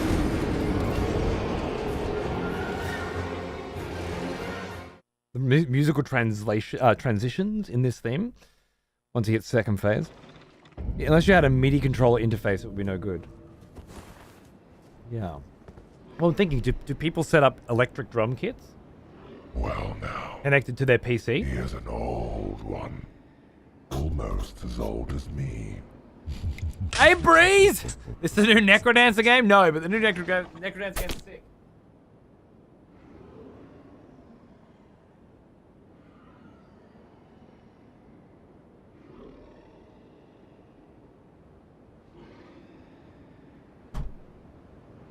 Yeah, so the electric drum kit has a USB to whatever the fuck that square-shaped connector is. It's often the other end of a USB when it comes to hardware, like mixer, like a mixer interface. I'm sorry, what is it? USB-B? Is it? Thank you. Okay, yeah. So if you got an electric drum set, USB-B to USB, and connected it to the computer. Is that then a MIDI interface? Or the brain can then go into a PC or Mac. Printers use... Yeah, true. So I'm thinking, is there some kind of software that you can map And then you could do Clone Hero, the drum tracks. You can also get a double twin pedal for an electric drum kit, as well as double bass, and that would use the USB-C plugin. Are you saying?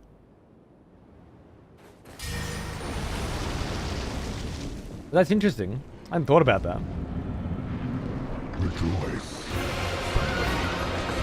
Maybe it's not possible, but something to look into. 80 fucking 2 months, Forrest. How are you, mate? Good to see you. Hope you're doing alright. Haven't spoken to you for like a week, which feels weird at the moment. We've been so close lately.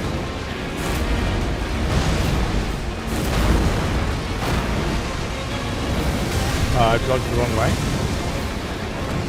Wanker.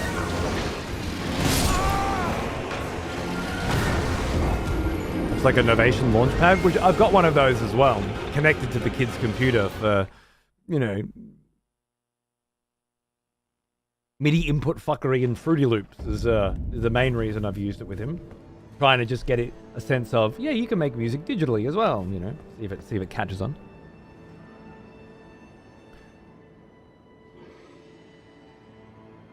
The Guitar Hero World Tour drum kit uses an RJ11 and connector to connect the kick to the drums and the drums via wireless dongle.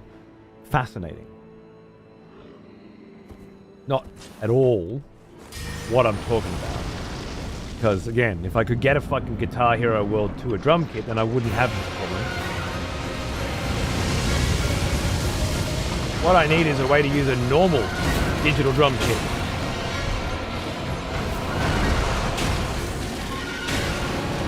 With either Clone Hero or Guitar Hero software.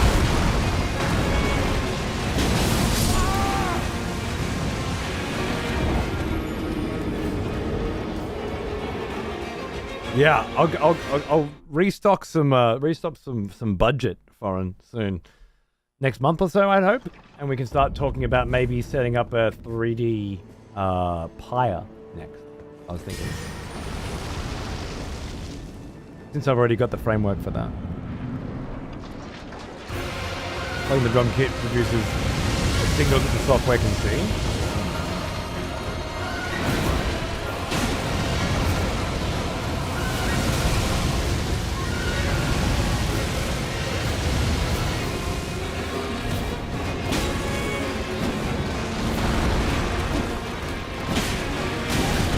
This is not going as I planned.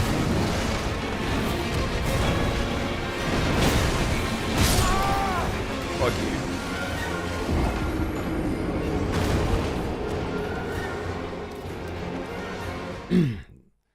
I'm glad they're looking into electric drum kits. They have come a long way over the years, and the software and the tech's amazing.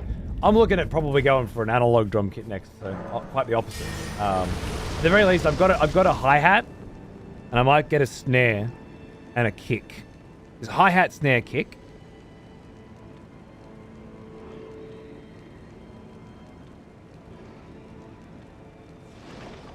Well, that's interesting.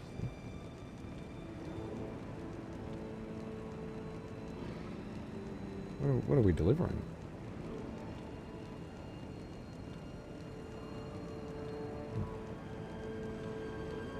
I don't know what that is.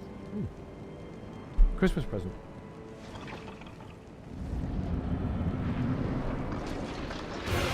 Yeah, it's probably not working out exactly. But I appreciate it. Thanks for thinking of me.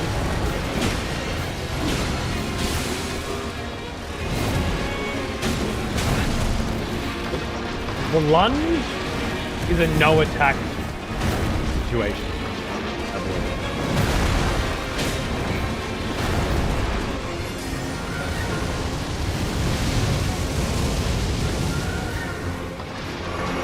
Remember that. Lunge, no attack.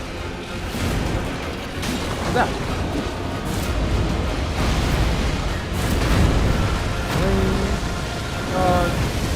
Dodge, stab, stab, stab. Dodge. Hit. Don't attack. Lunge. Oh, I should have known that. I got counter damage instead.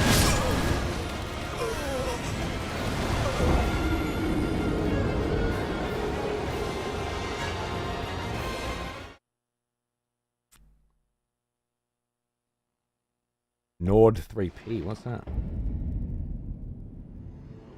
Oh yeah, I keep saying I'm not going to do that.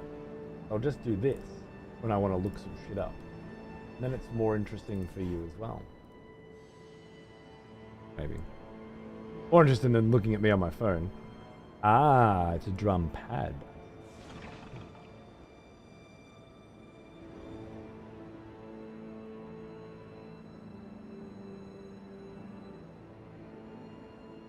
I presume these are hit with drumstick pads, right?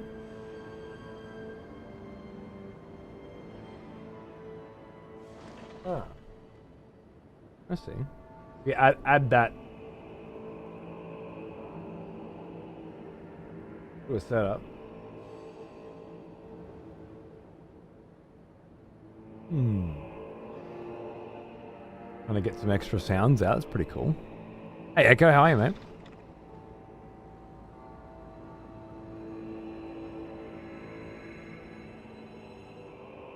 Such a cool boss, but frustrating to fight.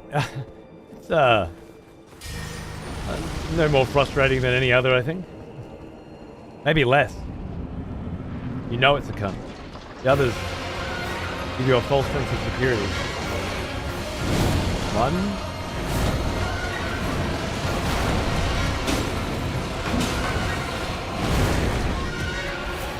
I thought he could do an up on that. Threw me off completely. Let my 9-year-old start a character in Elden Ring. Little cunt starts RP walking because it looks cool and gazing out over the vistas. Ha! That's some good progeny there, Baz. That's a bloody good start, isn't it?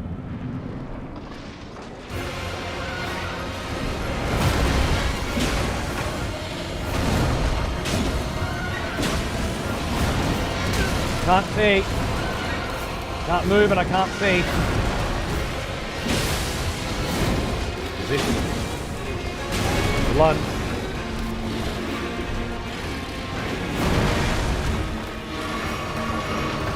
He didn't snap that time.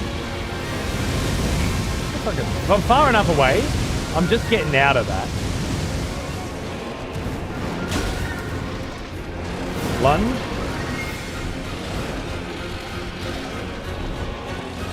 This is a...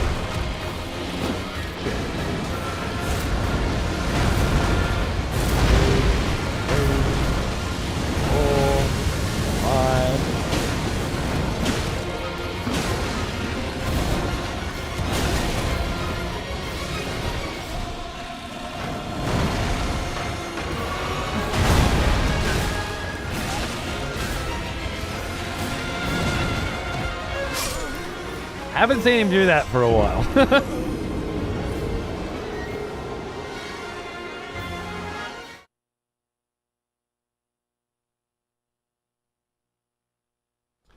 How low have we got in this cunt's health? Probably about halfway. And I've had him switch between lightning into ice into wind. So 3 switches. I don't know what happens there. It is back on the katana. Blood tack was good, but for this fight, it felt like it earned some customization.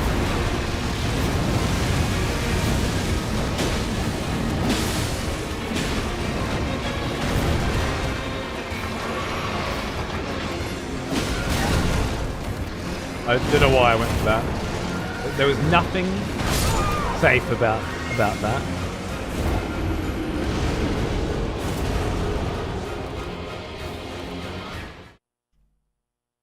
On the flip side, I won $200 on the Super Mole. Oh, nice. Congrats.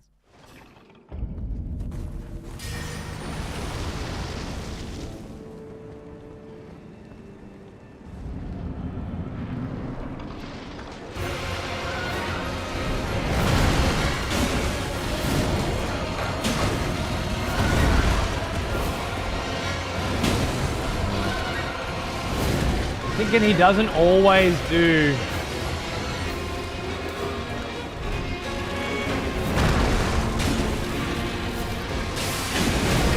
I'm thinking that's not as cut and dry as I hoped it would be.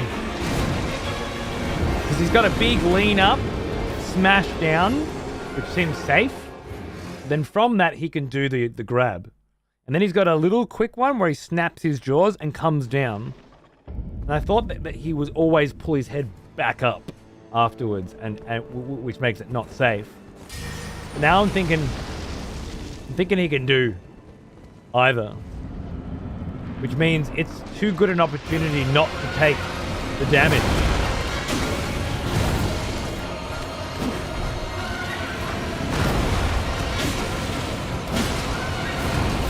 And if he hits me, heal it out. It's not like we're low on heals for this fight, really.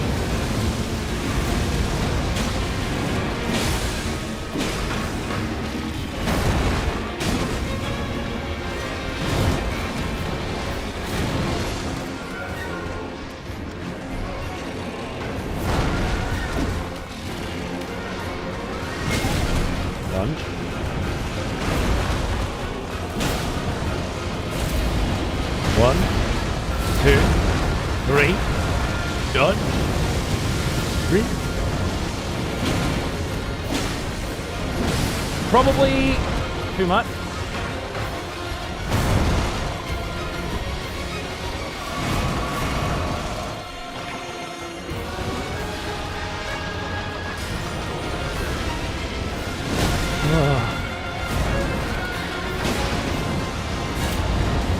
Oh, too early.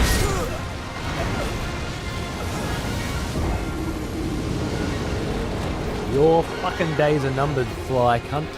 Just keep buzzing around my face. On the camera, huh? Think we're fucking clever, don't we? Don't worry. I've got time. I'm a patient man. Little fly. I will fucking get you yet. And then I will eat you to establish dominance.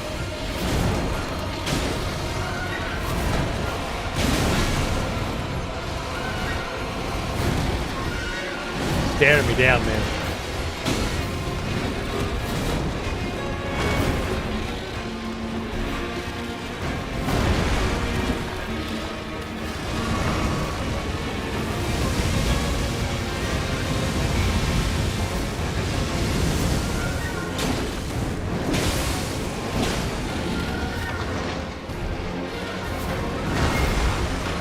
Oh, that's the one.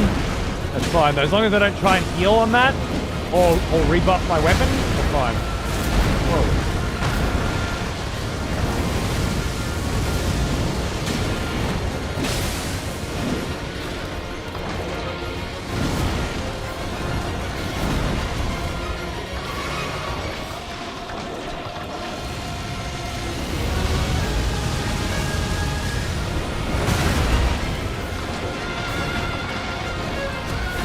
Kind of a cunt. All things considered. All things being equal. That was rude. The proc with the blood flame? I know. Like, it's so perfect for a fight like this where you really only have enough time to get a hit. You hit, and then you're like, fuck, I really need to get a second hit in, but you don't. Because the blood flame's still doing its work. So as long as you're getting that tap in, then there's a little death by 1,000 cuts vibes going on here. There's still room for the occasional big fucking crack. But there's not a lot of safe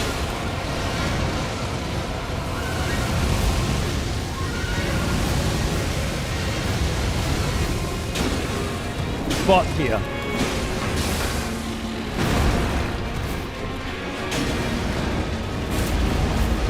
We're going again. Okay.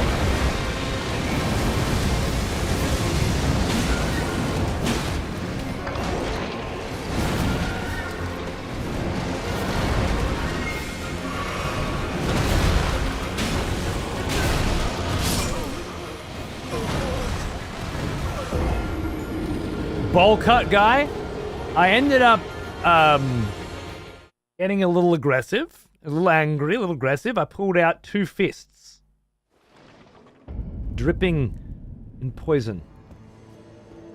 And I beat that fucking cunt in the face until he fell down. I stopped switching to the pata and dancing around him. Although that was working really well. And instead, let aggression win the day.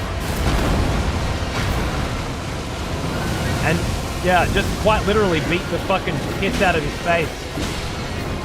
Didn't give him a chance to breathe. And it felt good. It was bestial.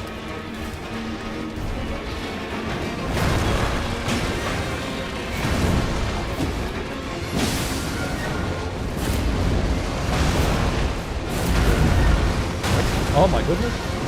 And this time the 3. It's okay though. This is a crazy fight. There's so much room for recovery.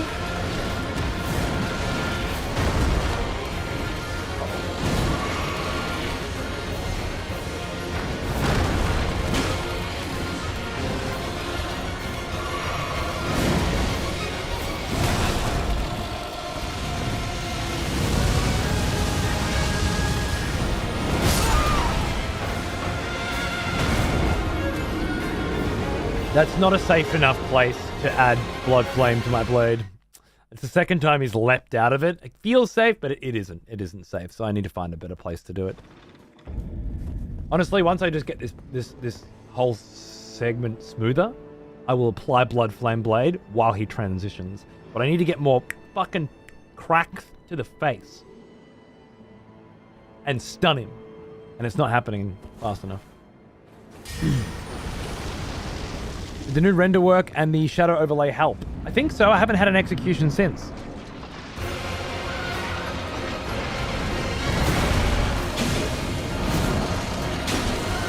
From my setup, I think so. Yeah, but you got to kind of do it live, you know?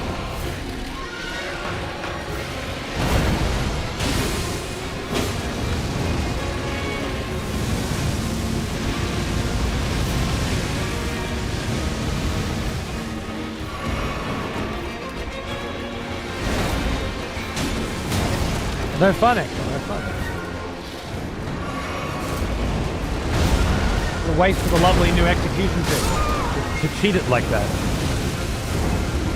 Disgusting.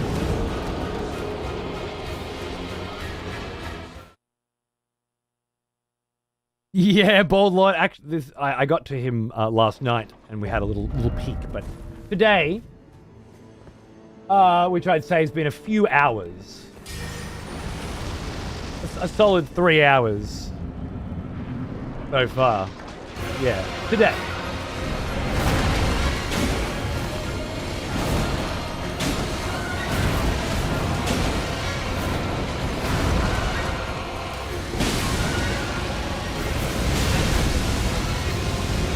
You say so.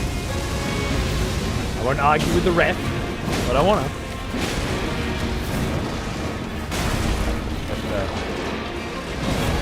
Lunge. 1,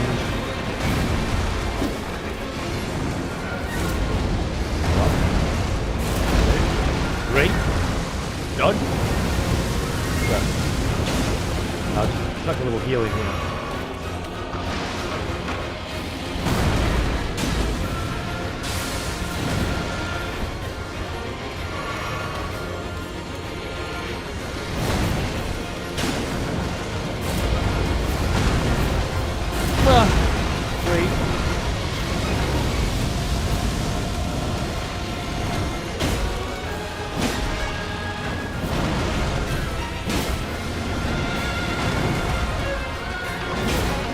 God, how many hits until you get stunned?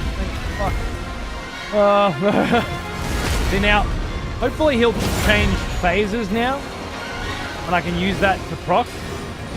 That's the sweet little timing of this fight.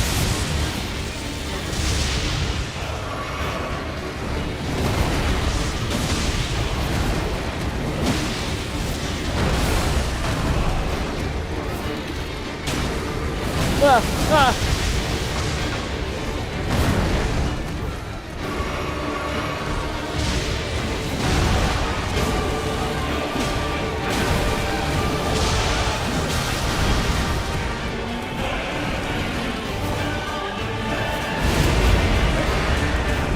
I gotta recognize that because it's my only chance to do anything. Yep. This is the wind one, yeah.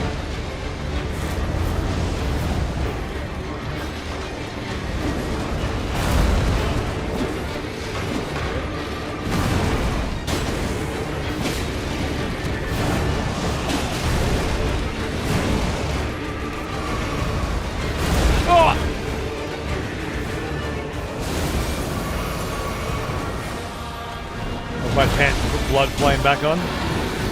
Horcrux!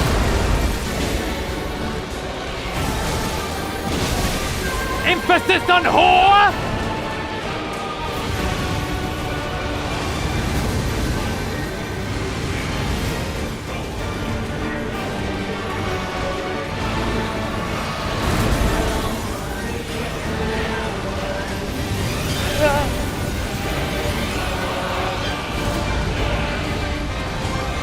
Now what?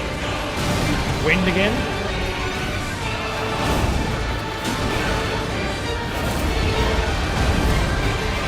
Oh, I knew what that was too. Oh.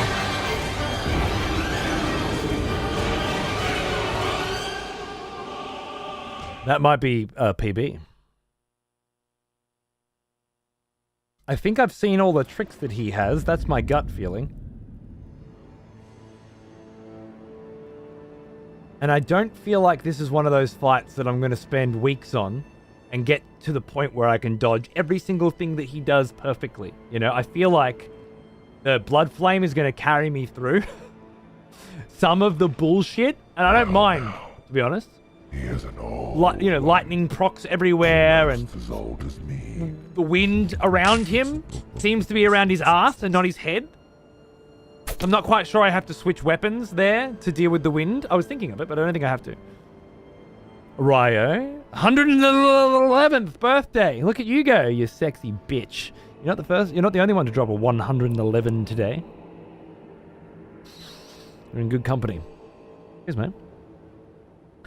It's cool popping in and out of your stream and watching you adapt that bit more and get that bit further as time goes on.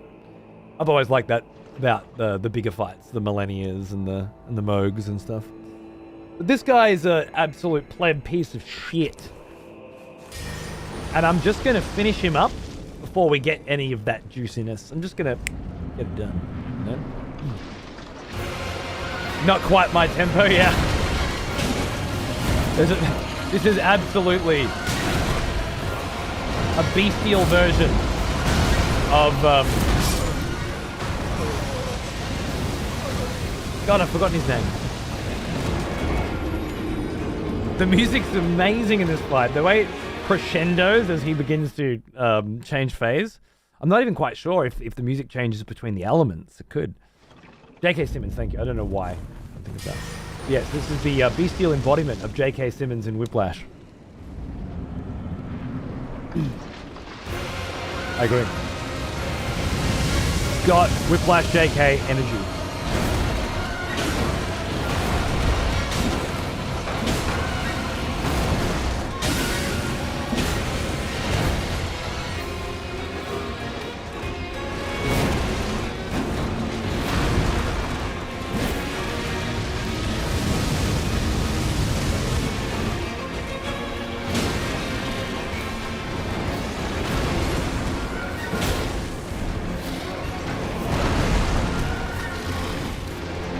I don't know why I jumped there. There was no reason to do that.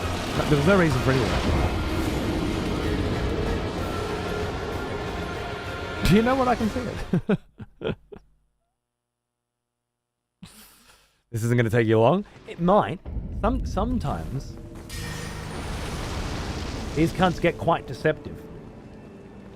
But I feel like I've spent my long on a couple of other fights.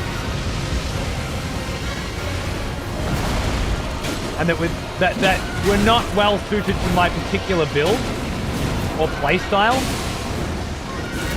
And I think this guy is well suited to my particular build and playstyle.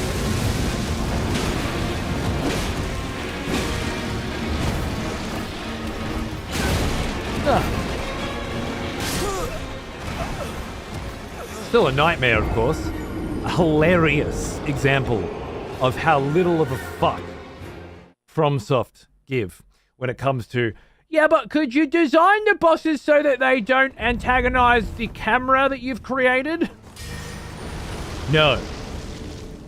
No, we cannot. But we could lean into it harder if you'd like.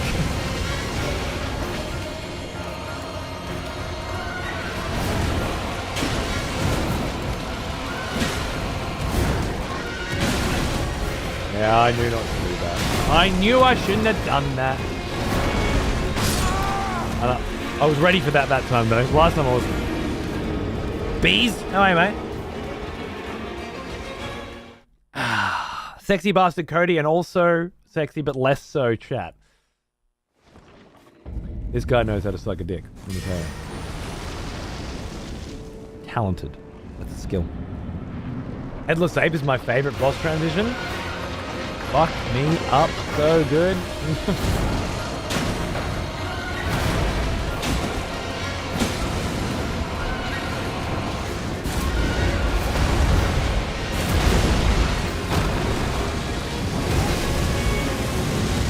Not sure what happened then. I'll take it.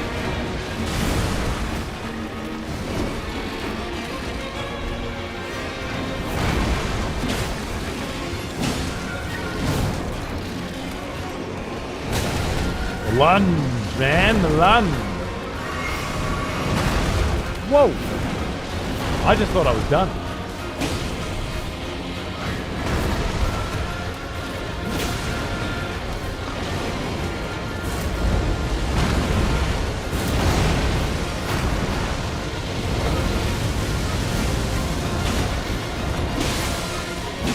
Oh. The bleed without the blood flame. And that's what I'm talking about. Now transition, you cunt, so I can rebuff. Yep. Delicious. All right. That was just a face full of shit. You got it?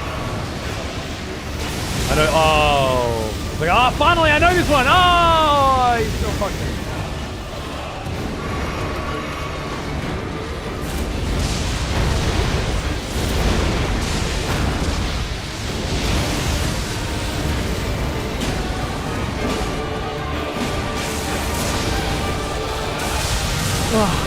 Double banger. And then a transition. Fair enough.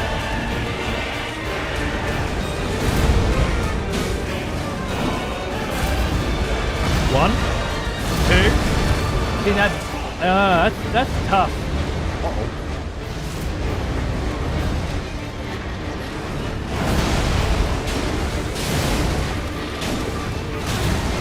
Oh, I went for a second attack then. It was just not the right call.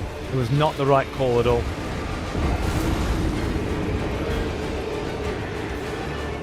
Okay. Yeah, the only difference I really know, like the long range wind throw tornadoes are just not a problem as far as I can tell. But the 1, 2, 3, 4, 5 combo with the wind, my strat doesn't seem to work. I maybe need to just start going backwards on the quick steps rather than around. Because there is a little AoE fuckery going on in that particular phase.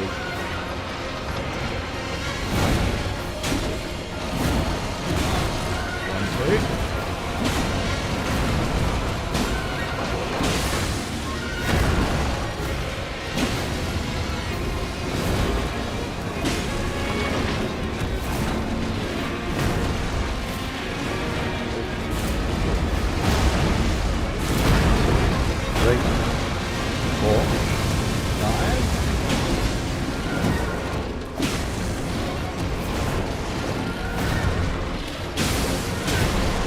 Oh, it's so brutal, man, because he didn't do the 1, 2, 3 then, and he should have, and he didn't, and then he just started a new combo, and I still didn't have enough time to get out of it. Headless Ape is my favorite transition. That's a lie. It has to go to Ludwig. Oh, yeah. Oh, man. I fucking... We just did a Bloodborne playthrough on the VOD channel, and I saw a lot of it. Just in bits and pieces. I didn't sit there intently watching it. But while I was doing other shit, man, I want to play Bloodborne.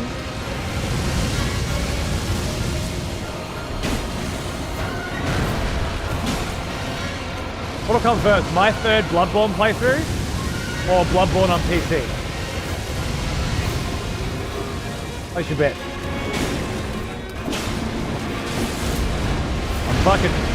I'm stinging for it though, I tell ya. The idea of a emulated 60 FPS as well before the inevitable release of the actual 60 seems really like something I want to have done.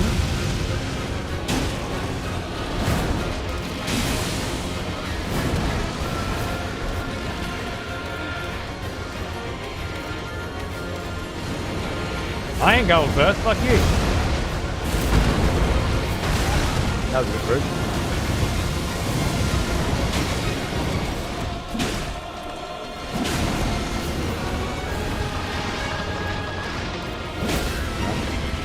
Well, maybe? Oh, you went for it, nice. Didn't even get the proc. Oh. Quickly now. Oh my god, don't do that, you idiot. Oh my god, what are you doing? Why would you do that? It worked. Probably here. Random lightning come up. Cool, fair enough.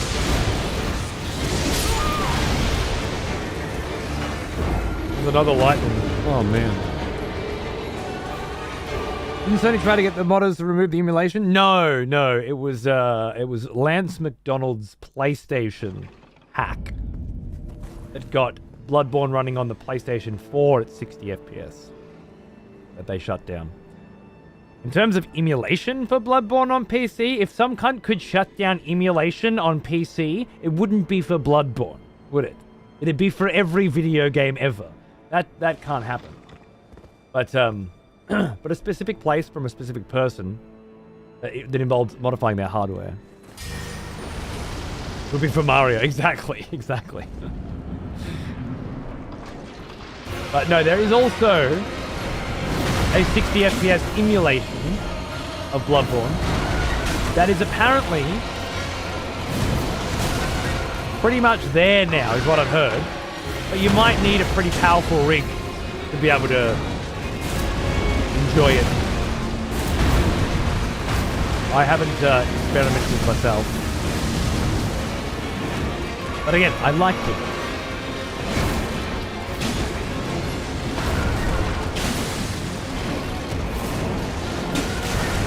Should have done that.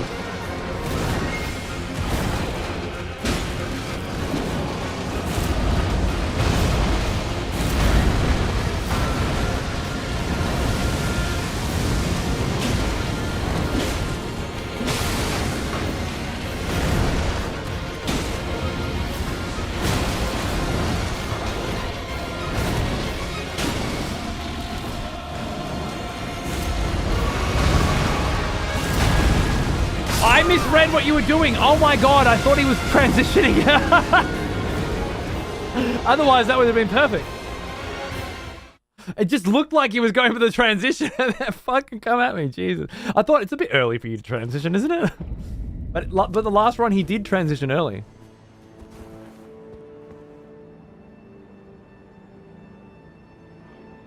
I got a pre-patch PS5 that can run it at 10p 60, but those are rare, really. I'm having some graphical issues on my emulators, but it can be fixed if I tweak it more, but it is running solidly on 60. Really? But graphical issues? I know you've been fucking with it for a while now as well, for Lopes, right? I have a 1080. I can run it pretty well. I have to dumb down the resolution a little for a consistent 60. Okay. Did you have to fuck around with graphical issues and stuff as well, or? No shade against Lance, but it'd be smarter to play at 60 FPS via emulation since he never fixed the Lawrence fight, which crashes the game. I didn't know that was a thing. Interesting. But you could play everything but Lawrence? Lance is known for hacking on consoles, so yeah, sure. That is the only caveat. Okay, yeah, fair enough. Same with the pre-patch PS5, yeah. You thought he was too? What a cunt, right? There's actually a single official release of Bloodborne for PC. A data miner found it on a PS4 dev kit. Bamco has it in their vault. Sounds dubious to me.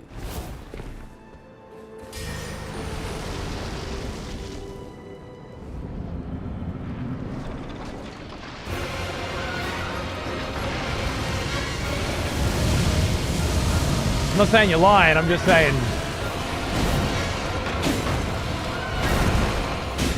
Found a PC edition on PS4? Is that to say that they had it planned for PC back on PS4 but canned it and left some little file in or something, you know? Sounds wrong. Sounds like there are a lot of other explanations and that correlation does not equal causation.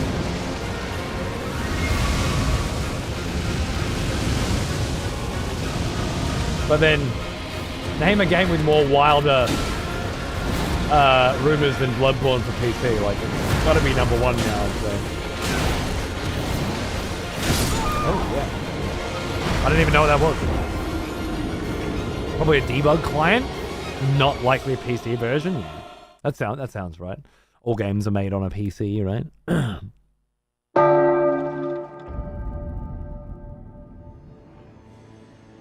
Ladies and gentlemen, boys and girls, oops. A mouse, and everything is gone. I don't know what happened. Everything is gone. Yes. Let's start that again. Ladies and gentlemen, boys and girls, I believe it's time for an execution, and I don't know why this went down, so I can't just immediately dismiss it. Hold still, my sweet. I'm trying to measure the space between your molar and your jaw. This caliper, no cause for fear. No, it doesn't hurt. It only helps me measure how much skin you have. Oh, okay. And the topmost One of those ones. layer of fat. It's a gimme, yeah. It's an A-care, so I mean, you know. Till you're nice and I think he has it set up on a foot pedal. Oh, and laugh. Automatically grabs whichever dumb cunt in the chat just says some dumb shit, you know? Decision. This'll be well, this'll be absolutely it's pretty cut and dry. This'll be Let's have a look. nice. This'll be neat and bring you closer to me. So don't you squirm, don't you fret. I'm not gonna hurt you yet. I just feel the need to be getting a little of you, a lot of bloodletting. I know the sensation you're probably dreading, but cutting you. Where am I? Am I here? So refreshing for me. Here? Here? About here? Hello? Let's just pretend this is the right spot. I had a mark a few days ago. Don't anymore. Naturally. Anyway, enough about facial positioning. Someone needs to die. It seems. I'm sorry, friend. But being a sassy little cunt won't get you anywhere around here.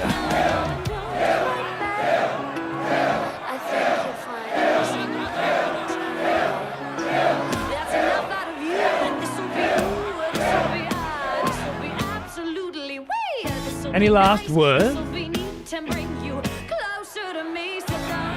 before we collect that fucking head? Thanks, chat. I didn't pop up. So refreshing for me. Refreshing for me. Oh, now it did. Oh, lucky us.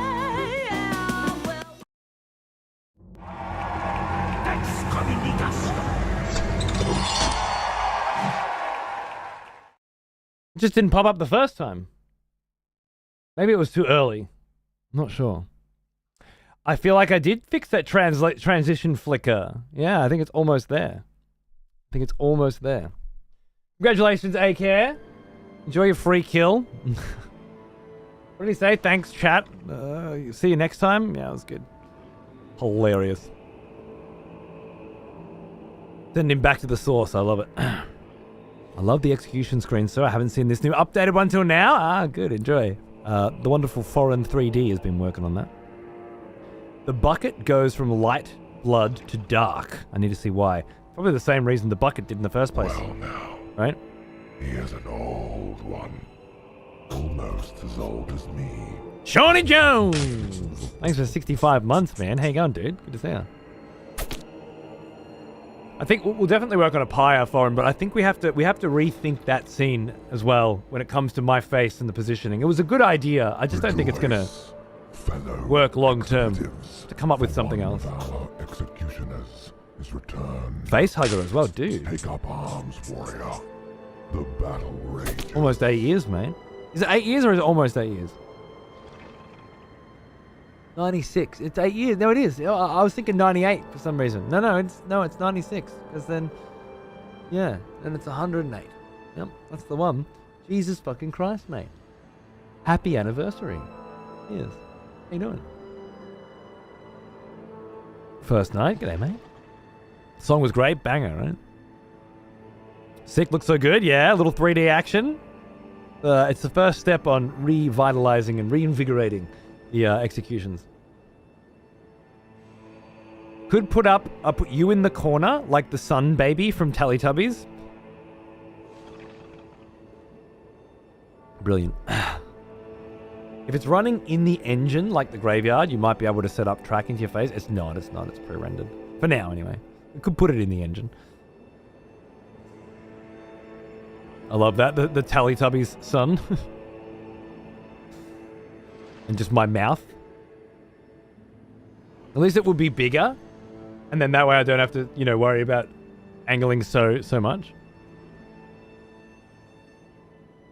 I've looked into audio activated photos, which could fix this entire issue. Just need to dig it.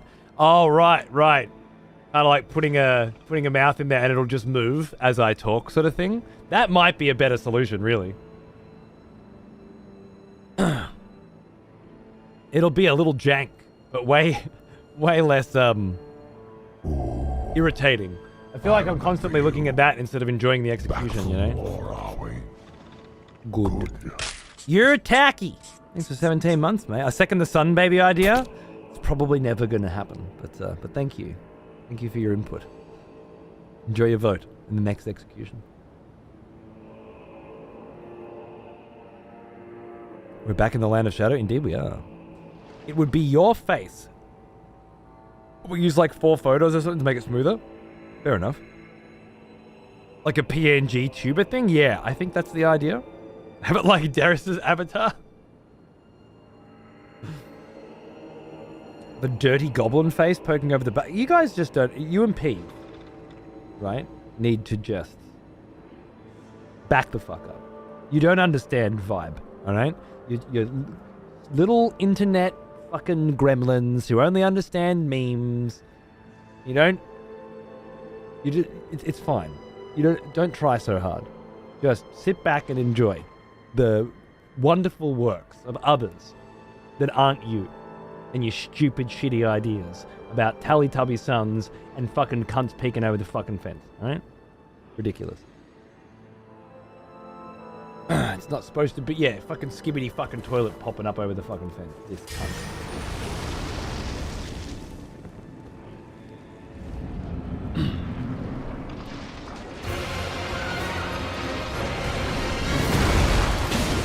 Sacrifice the vibe for an offhand reference to a Tim Allen sitcom.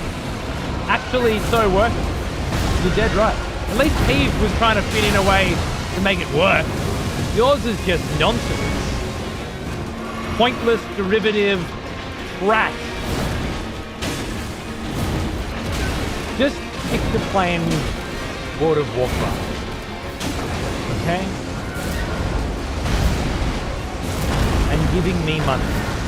I'll take care of the rest for it. No stress. What?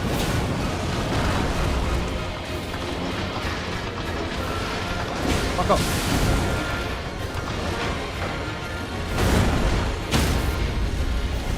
I have no idea how that procs so early, but I'll definitely take it.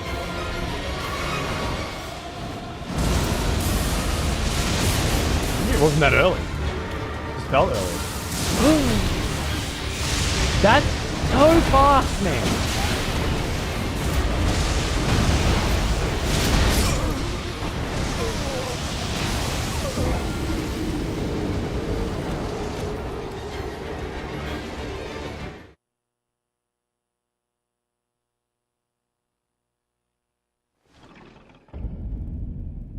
It's more for the effect of using the foreground blocking mechanism to give you the space you needed.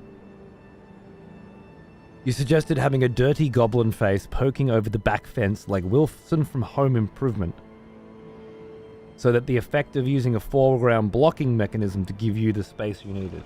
Right. I feel like you could spend a month trying to explain that to me, and I still wouldn't have a single fucking idea what you're talking about. Not a fucking clue. I'm talking about whether or not my mouth should be on the screen. And you're talking about dirty goblin faces from Tim Allen sitcoms. As a blocking, give me the space needed, I just don't know.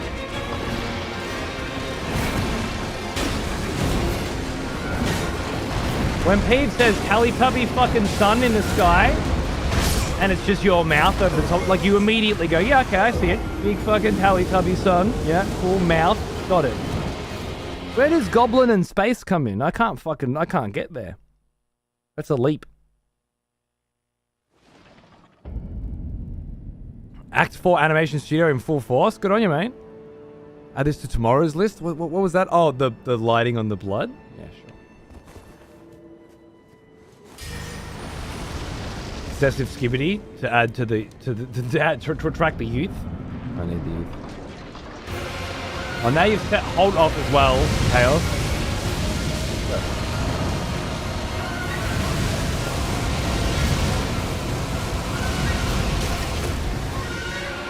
How the fuck?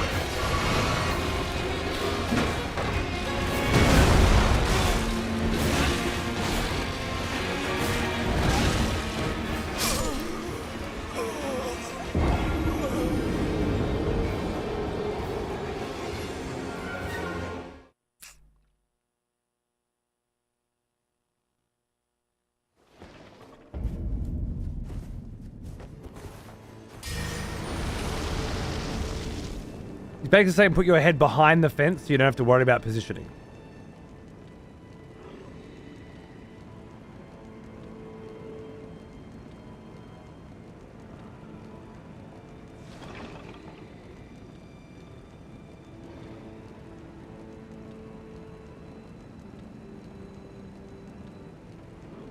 I don't get it at all.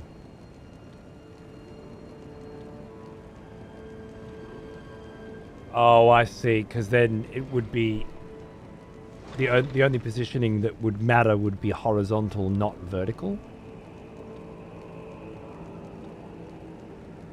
Right.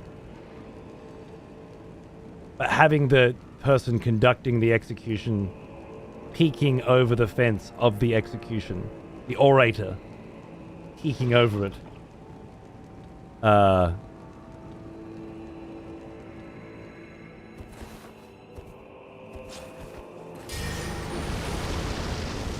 just adds another problem, which is what? Because you don't have a green screen?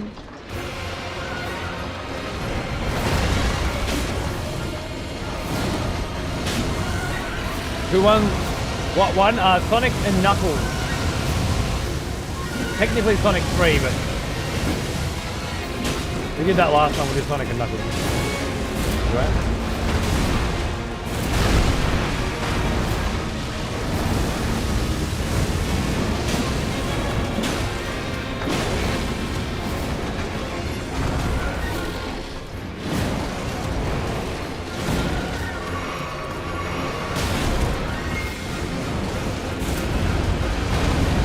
Again?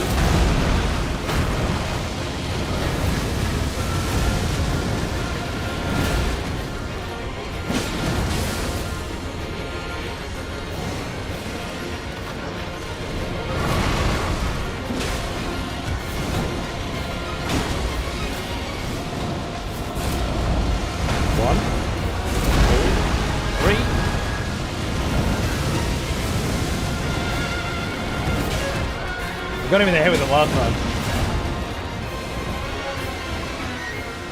Now you're going.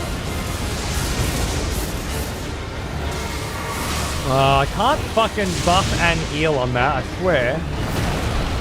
So good. Oh, and that's... Bro!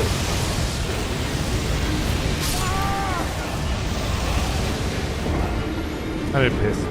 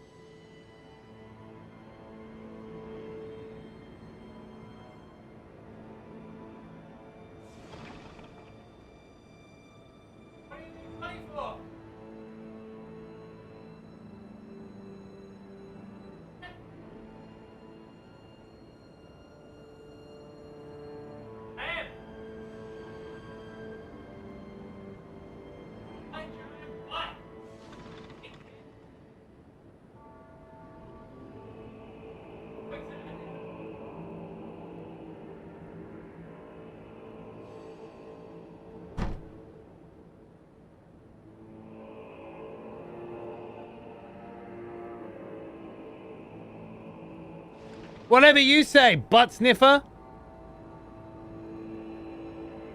What did you call me, Luigi?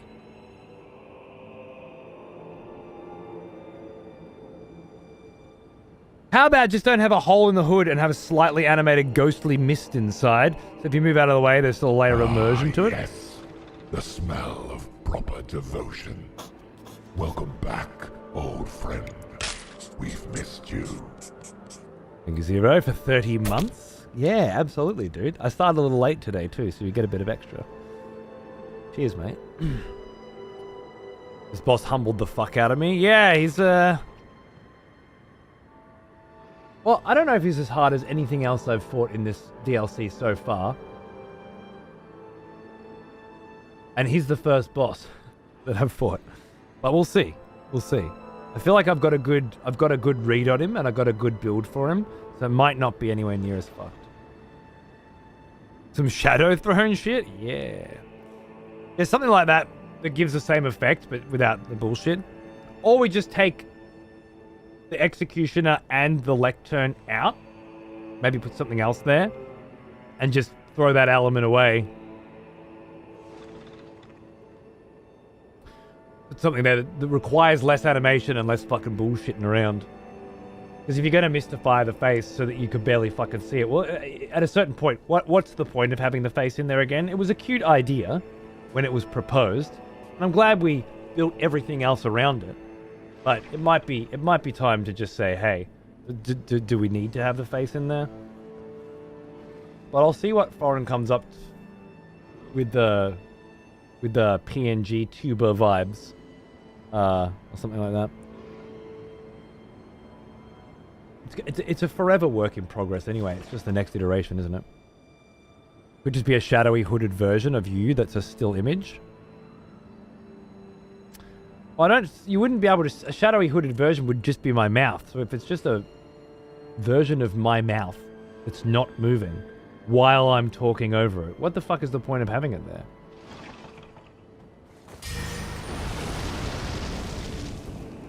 Glowing red eyes and call it a day.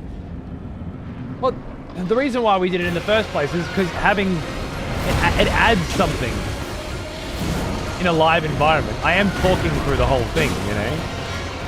There's definitely reason for it, but it's just it's not coming out properly right now. The Teletubby Sun idea is the best because it makes it bigger and it's more readable. But it's a Teletubby fucking sun, which has its own problems that Chaos Nova would tell you nothing about. Because he wanted the Executioner Orator to peek over the goddamn motherfucking fence at his own execution.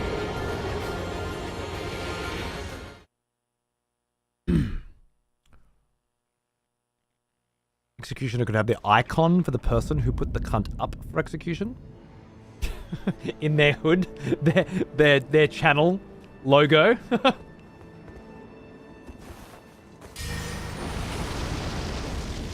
As the head.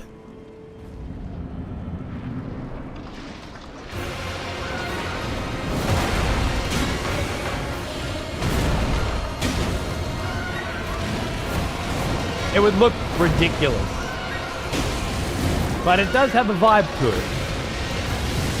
I will admit. I love that you come out of that so fast that after spending 60 fucking seconds breathing shit in my face, I can't get one attack in before you. What a feral maggot cunt you are. Time-wasty piece of shit.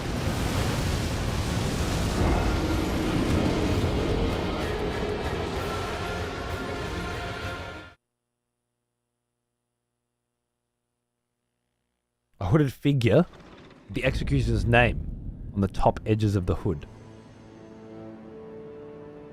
You just won't be able to read it, man. No one will ever notice that it's there.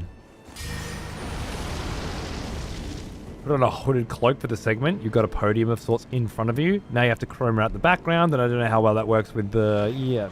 Oh, yeah. Sounds great.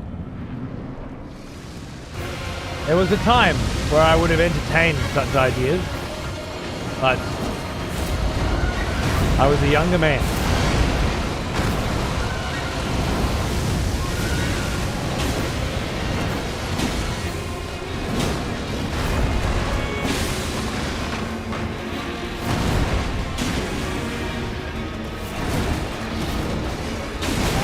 That was a three banger.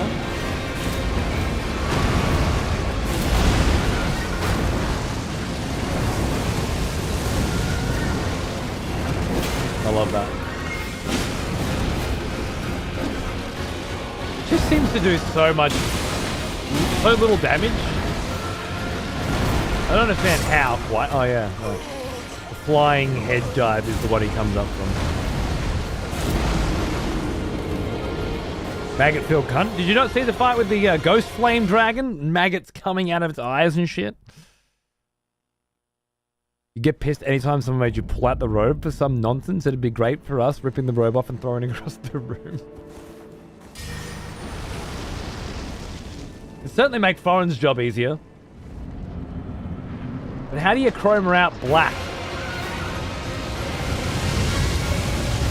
There might be a vibe for it. It'd solve all of the problems we're having. Because another big issue with the whole face thing is that the rest of the model is too stiff and still, you know?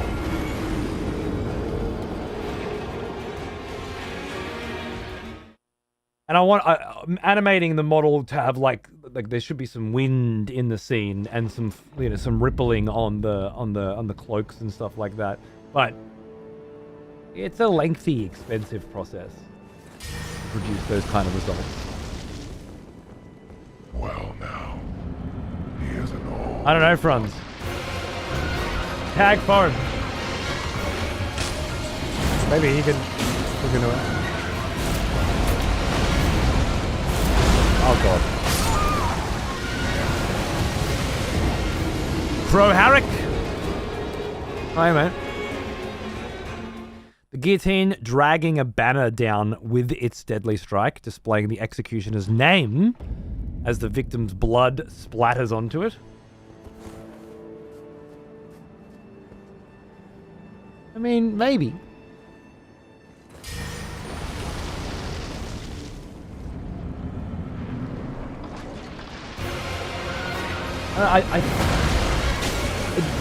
It just takes away from the energy of the scene, I think, personally.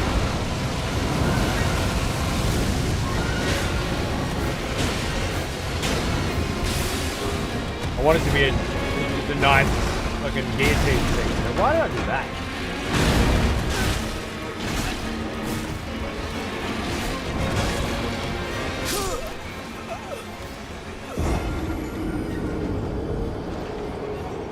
The robe's the way to go.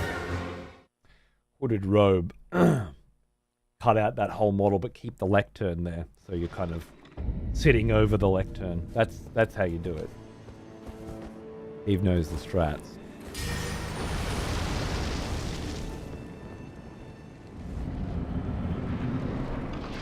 The only robe I've got with a hood is black.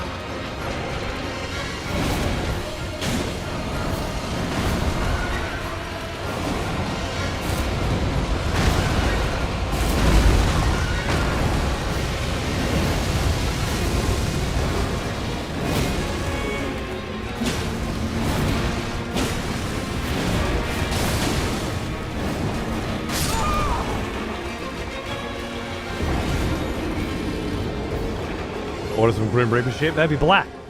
Again. I can't chroma out black if I'm black. See the dilemma?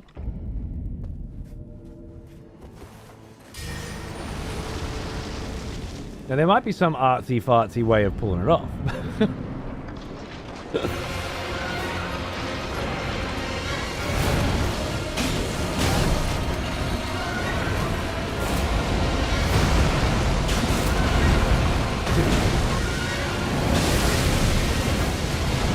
Can I do that consistently, I wonder?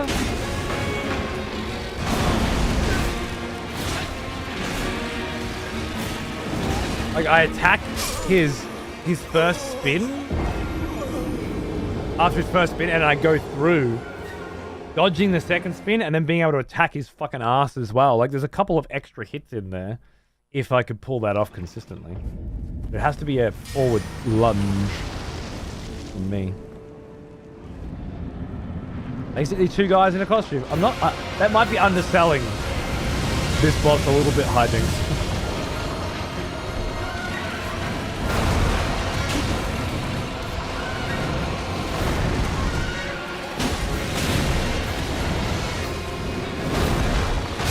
I knew that.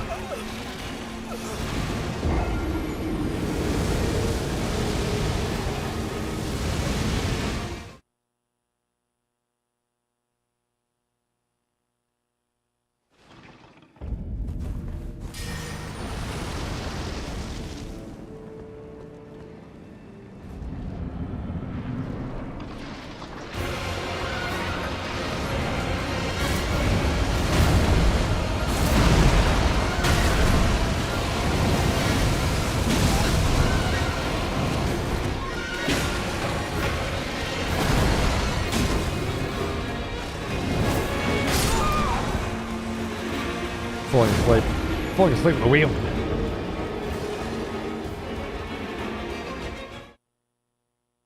Slow pan in through the crowd, staring at the back until you're near the front. Could have a row of victims etched in wood. The guillotine. I feel like the question, how do we deal with the face being misaligned, and the answers that I am receiving to said question have begun to drift.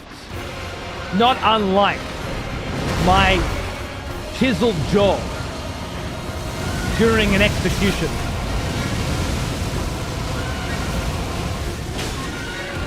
From center frame to the right.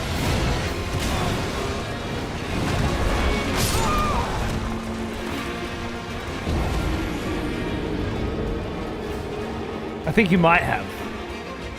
I think you might have ransom. Not that it's your fault. Other suggestions have started coming in that have drifted away. But yeah, I'm actually really happy with the rest of it at this point. I think it sells the vibe fine. But the whole face on the screen... We were going to redo the second area with the scroll and everything and have sort of that be a part of it too. But can't think of a way to make that look good yet.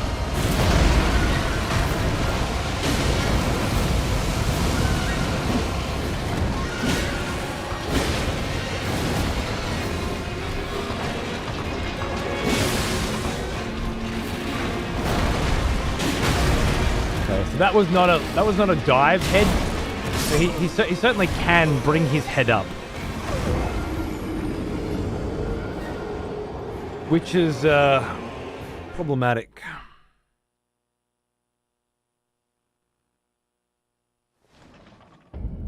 Because there are a lot of scenarios where he smashes his head into the ground, and it's one of the few opportunities you safely have to get some damage in. But if he can, at any point, decide to bring that head back up and stop your attack and kill you, well, all of a sudden, there's a lot of extra risk.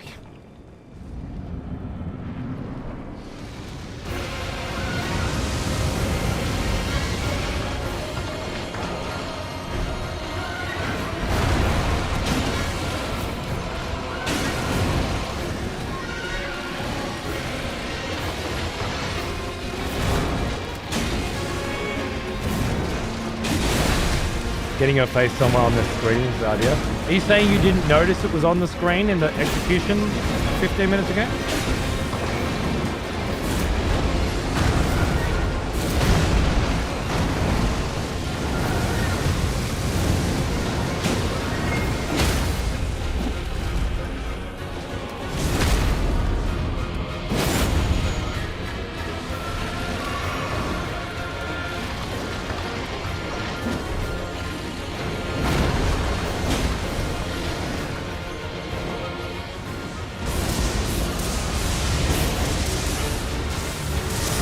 That's the problem, Bones. I'm sitting here spending most of my time trying to line up my face. This cunt can't even see it.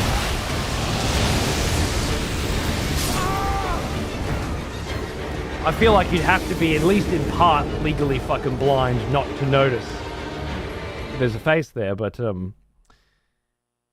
was enamored by the new 3D. I guess it's just, that's distracting, yeah. But yeah, if it's not it's so much effort for no reason if it's not noticeable. Maybe Cowboy could help? Well, Cowboy does do that kind of thing, but he has tried to help. We have different setups, you know? And I'm certainly not willing to change the way that I do things for that benefit. I mean, grabbing a robe, sure. Sitting instead of standing so I can always hit a mark.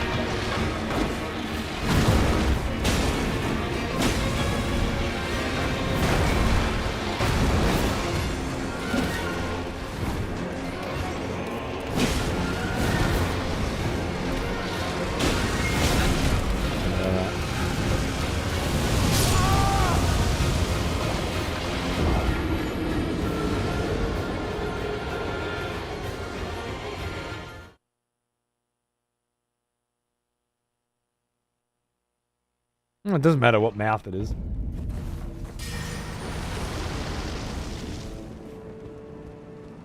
But why is voice-activated photo? What if you block the eyes? Putting a creepy mouth. I'm not seeing the connection between blocking the eyes, putting in a creepy mouth that animates, and not using my mouth. Like you're saying, voice-activated photo. Okay, so we're using a photo. Creepy looking mouth that animates? Why a creepy looking mouth that animates instead of my face? Unless you want me to fuck with Photoshop. Photoshop the fuck out of you. Yeah, I don't understand. I'm not seeing the connection between the two there. Or the blocking the eye. The eyes are already blocked.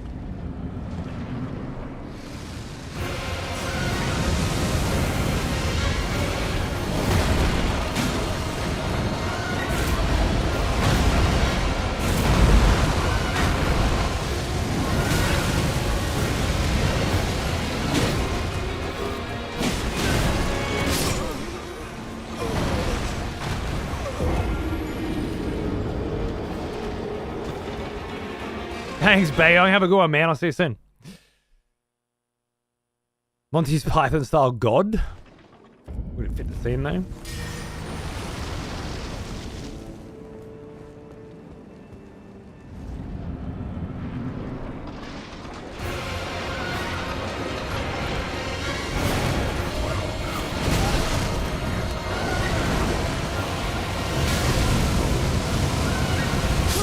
Bishop Berserker! How you going, mate? Good to see you. What's cracking?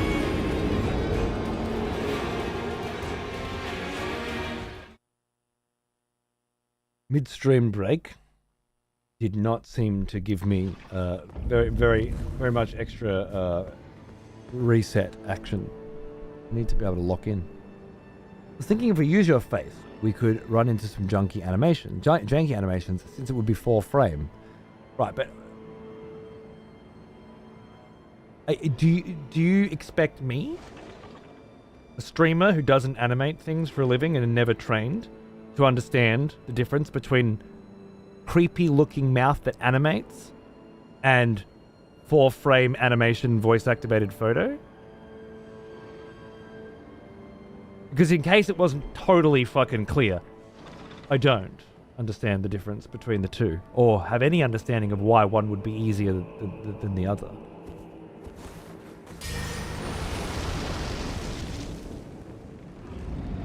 Certainly shouldn't be considered common knowledge.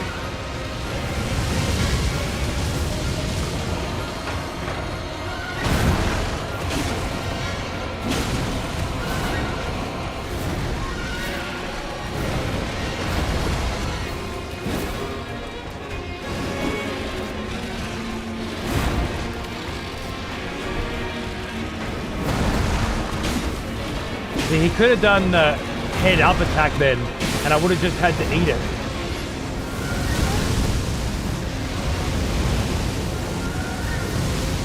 That's alright, just... if you want to try and convey these concepts via text,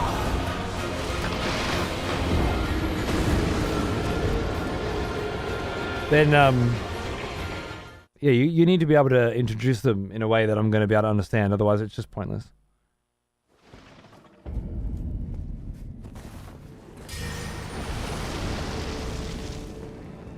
I find it better with these sorts of situations to just prepare some examples so that I can look at them and compare them.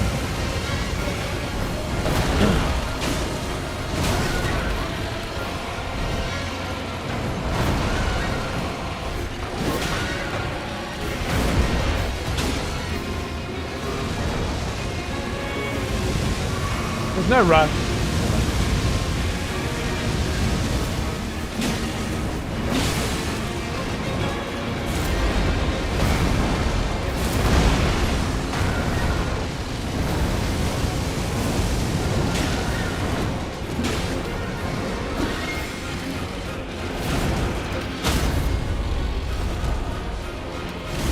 I feel like throwing that R2 in there, which feels pointless, does have quite a good effect.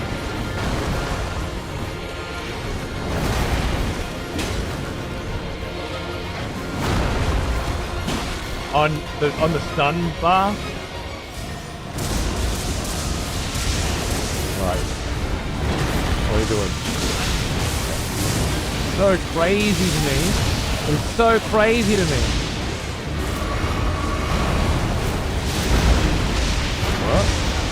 What? What?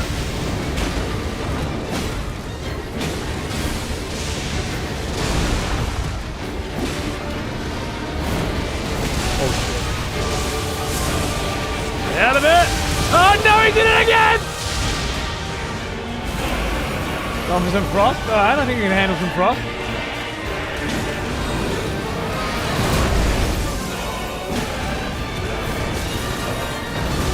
Maybe not.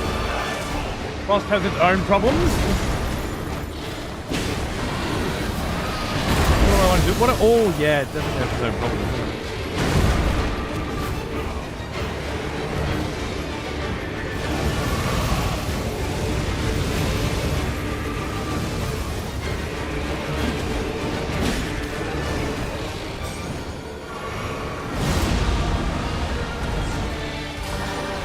Fuck that up.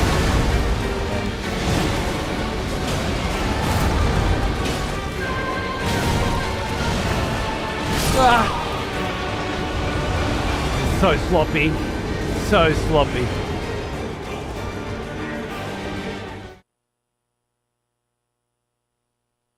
No, you're good for him. You're good. Obviously, I'm going to be I'm a bit fucking testy as well, because I'm getting my ass repeatedly fucked by this cunt. But if you understand, you've been watching me for a long time. If you want to have these conversations now, which we don't have to, but we can, you know, I may be a little terse. Damn good attempt. It was alright. I've had better.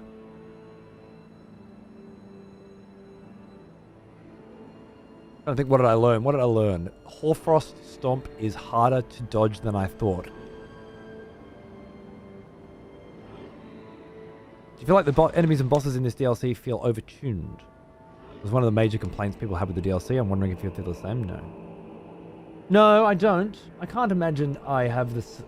my opinion would be very relevant to people who play in a different way.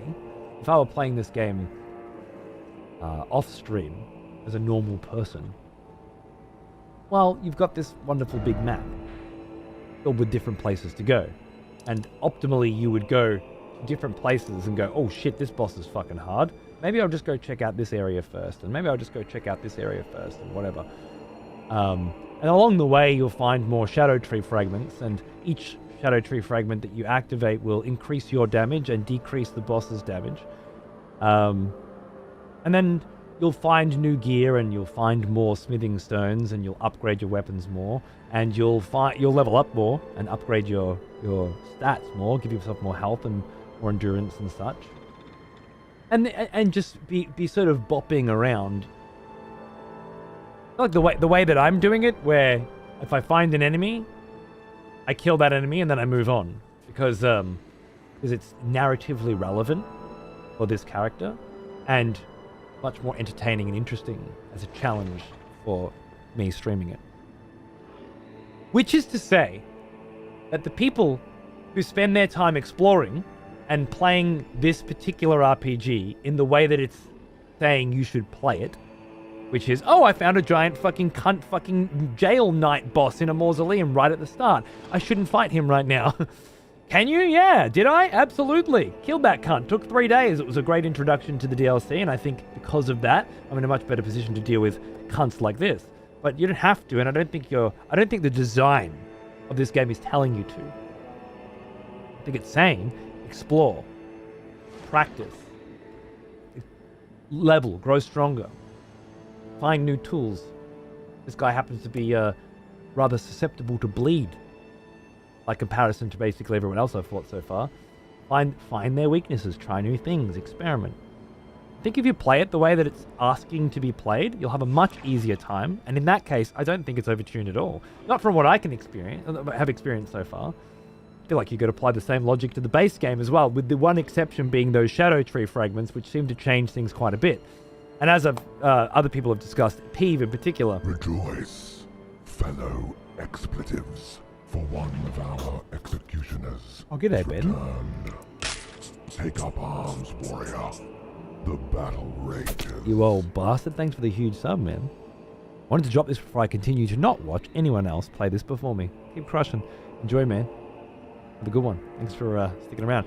Check out the VOD channel if you haven't. It's on live 24/7. Currently, most people seem to be watching Death Stranding's blind playthrough right now. Just saying.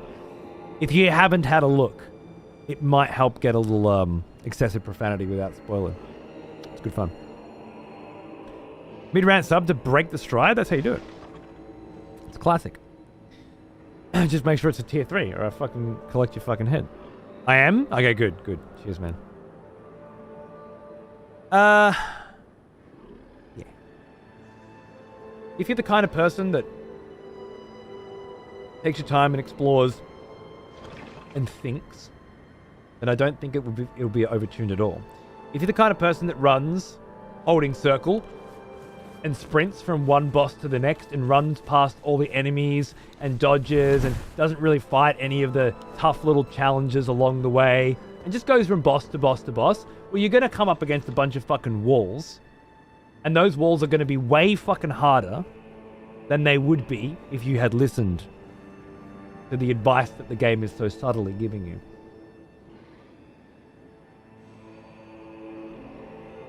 Which is okay too. So long as that difficulty is okay with you. If you, and I feel like this might make up a large majority of the people who do find the game too difficult, are running through the game, sprinting past everything, not really paying attention, not really thinking about strategizing, probably using one weapon that they've been able to just jump R2 their way through the entire fucking game with, but it's not working so well against these bosses, and they feel overtuned and they feel underpowered, and not really playing, but just boss rushing, I guess. And you're worried about the difficulty, then I feel like you're a fucking idiot. And to that particular person, it would absolutely be overtuned. Yeah. How is it different to any other Souls game, really? You tune it to you, right? That's the beauty of them. I'm gonna play it in fat ass armor with a big fucking shield, where you have a different fucking experience than the cunts that need to dodge and cast spells.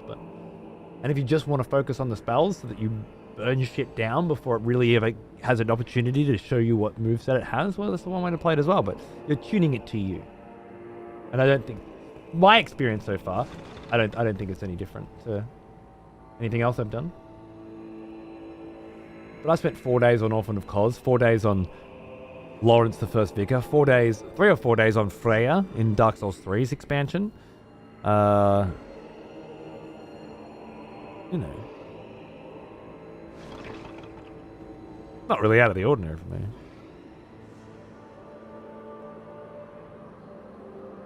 Whether something's overtuned seems incredibly subjective, true, but let's assume that there is an objective base, and we'll call it normal people. We'll call it the median between all players. If we were to look at that, is it overtuned or undertuned compared to the same median in Elden Ring, the same median in Dark Souls? No, Arca's foreign. Yeah, dude, it's not even a problem to solve. It's a process to massage. Okay, we'll get there in due time. I'll talk to you soon. I need piss. Again.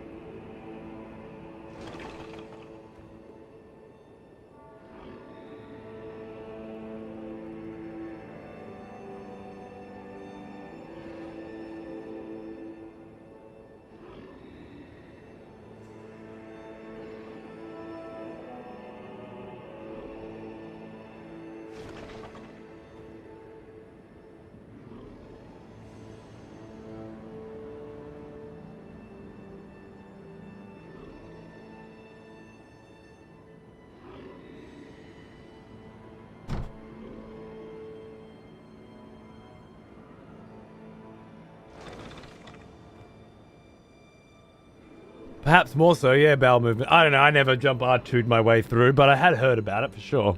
Hey, I don't know if that works so well. Ironically, the only time I ever jump R2'd in this game at all was the fucking Jail Knight, the Solitary Jail Knight, my first boss in this DLC, because I couldn't find another strat that staggered him enough to actually allow for a safe window of opportunity. This fight here is a cunt, there's no doubt about it. And a lot of the safe windows of opportunity are not available for very long. But there are plenty of opportunities to attack. That Jail Knight, I really had to... Excuse me, I was fucking... Wow.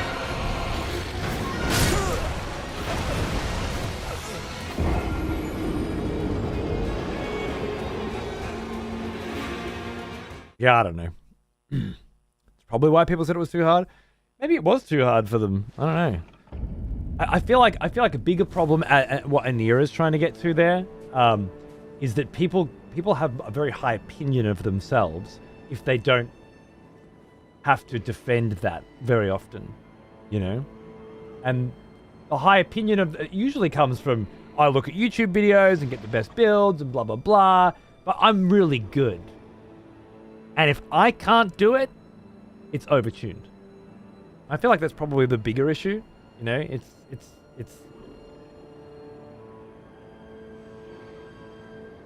an unwillingness to understand that in order to survive, you must adapt. And with Elden Ring's base game, they were obviously not punished enough for that.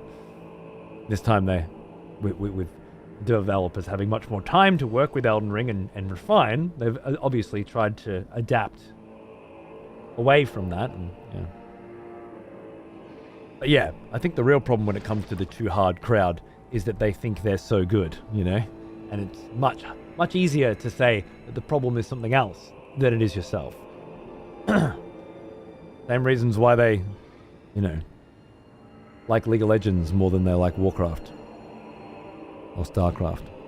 Blame it on your teammates if you lose. That's always been my theory anyway. Jesse Kidd! Thanks for the raid, mate. How are you? Welcome, guys. How you doing? Come on in. We are grinding our faces against the thorny, horny wall that is the sacred beast of the Tower Settlement. And it's a doozy, let me tell you. The vibes are exquisite. And I'm sure you'll have a wonderful time listening to the music. In and amongst the squealing and screaming of myself, and shit like that happens. Hope Elden Ring's going well today. Yeah, it is. It's been a lot of that, but it's got. I mean, part of playing Elden Ring the way that I like to is finding these wonderful opportunities to grind your head against the wall and then feeling the sweet release. You finally get him, and then you get to explore. And you have a whole new flavor of day to look forward to. I swear to fucking God, when this cunt is spinning at you up against the wall like that, and there's no way out, well, not one that I've figured out anyway.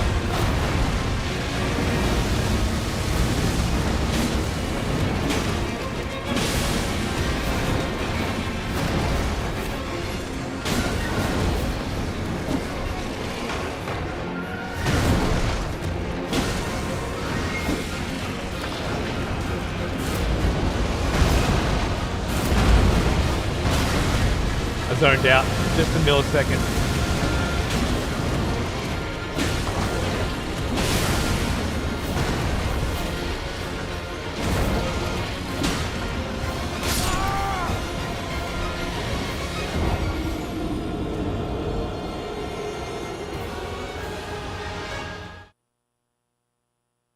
There's a term that gets thrown out when it might not be out. Yeah, absolutely. Well said. Yeah. In general, an average level of gear plus exploration plus DLC, the DLC enemies do have more damage and have more health, but whether that means overtuned is very subjective. Well, isn't that because of the introduction of the Erdtree fragments, though? Are they taken into account with your in your math there? Why did I get hit by that? Then you listen to the incessant sound of people starting PvP. Yeah. That's a good fun breakup for everything as well. We kind of got denied a lot of PvP in this place because we didn't had I gone right instead of left and fought that cunt first and killed him and made PvP enabled, had I had any idea that a red NPC could block PvP, things might have been different. But that's the story of this place. Thank you, Ohad. I agree. I think it's fucking sick as fuck, and I'm loving it.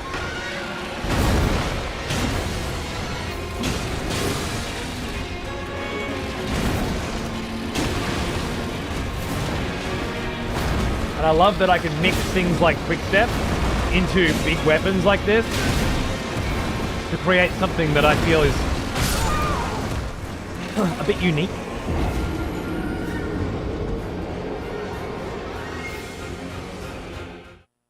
I had two major walls that took me like a week or so each to learn and beat. Well, I guess I'll have to come back to this question once I've played more of the DLC. sick. What's going on, dude? And the gripe I had about Elden Ring the DLC, I wish some of the other ailments were a bit more useful, like poison. Scarlet Rot kind of took poison's identity. I can see how people would go for that, but why do you think that is? Do you think poison sucks? I've been using poison. With my previous dual weapons had poison. It was two fangs, and it was specifically deadly poison, which applies and does extra damage, but runs out quicker. And then I have it on this as well, which applies poison almost instantly on that attack. Blood and Cold just seems so much more useful. I don't know. I would have to disagree and say that they may seem that way. But they are not. All I could really say to that is the combination of poison and Scarlet Rot together, creating essentially a double poison, is fucking brutal and really fucking rough to deal with in PvP. But I went really hard on a couple of poison builds. Well, and just found that they were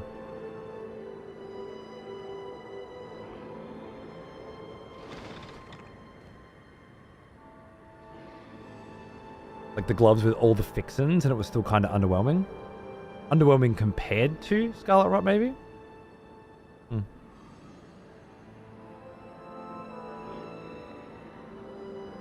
I don't know. I haven't had that experience myself, to be honest with you. My poison's been very overwhelming. But then, once I apply the poison, I switch to another weapon. Because the poison's now been applied. I started doing it to this guy, but I couldn't get the poison to apply. That's when I realized the Blood Flame procs way faster on him. So now I'm just doing that. Yeah, I don't know. Personally, it hasn't felt underwhelming to me. Not in PvP or PvE. But maybe when you look at the numbers or something, I wouldn't doubt you. I know you're good at gaming. I'm much more vibe than skill. But yeah, it certainly hasn't felt that way to me. Not to mention you got things like Blood Flame, which is like a poison bleed, you know, a dot-based bleed, and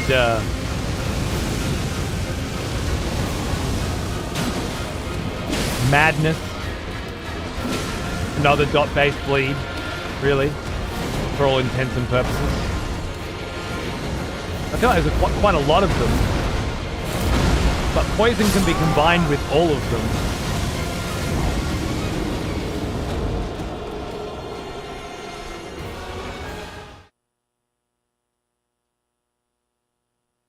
Poison fists are basically instant application. They really are. They get it on so fast. But L2 unique is like a one-hit poison on basically everything. Is this the giant katana from the DLC? What are the other options?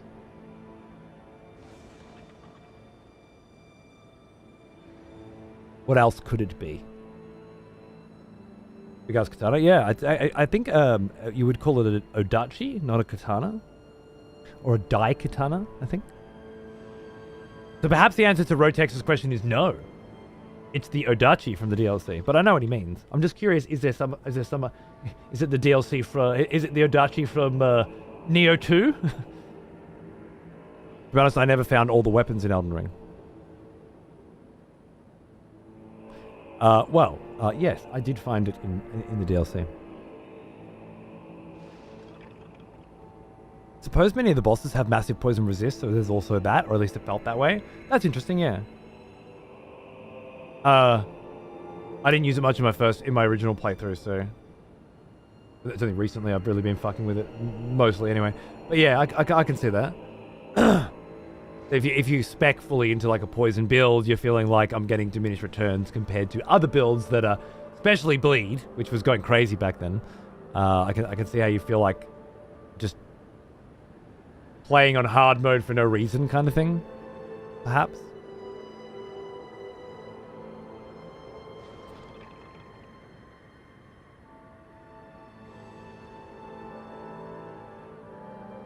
My poison in the bowl cut was lasting an extremely short amount of time in comparison to when a player gets poisoned.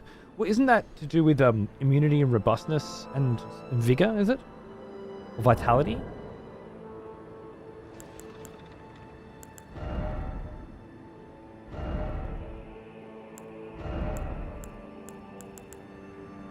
Resistance to various poisons and rot. The higher the number, the lower your susceptibility. The resistance to blood loss and frostbite is robustness. Sleep and madness.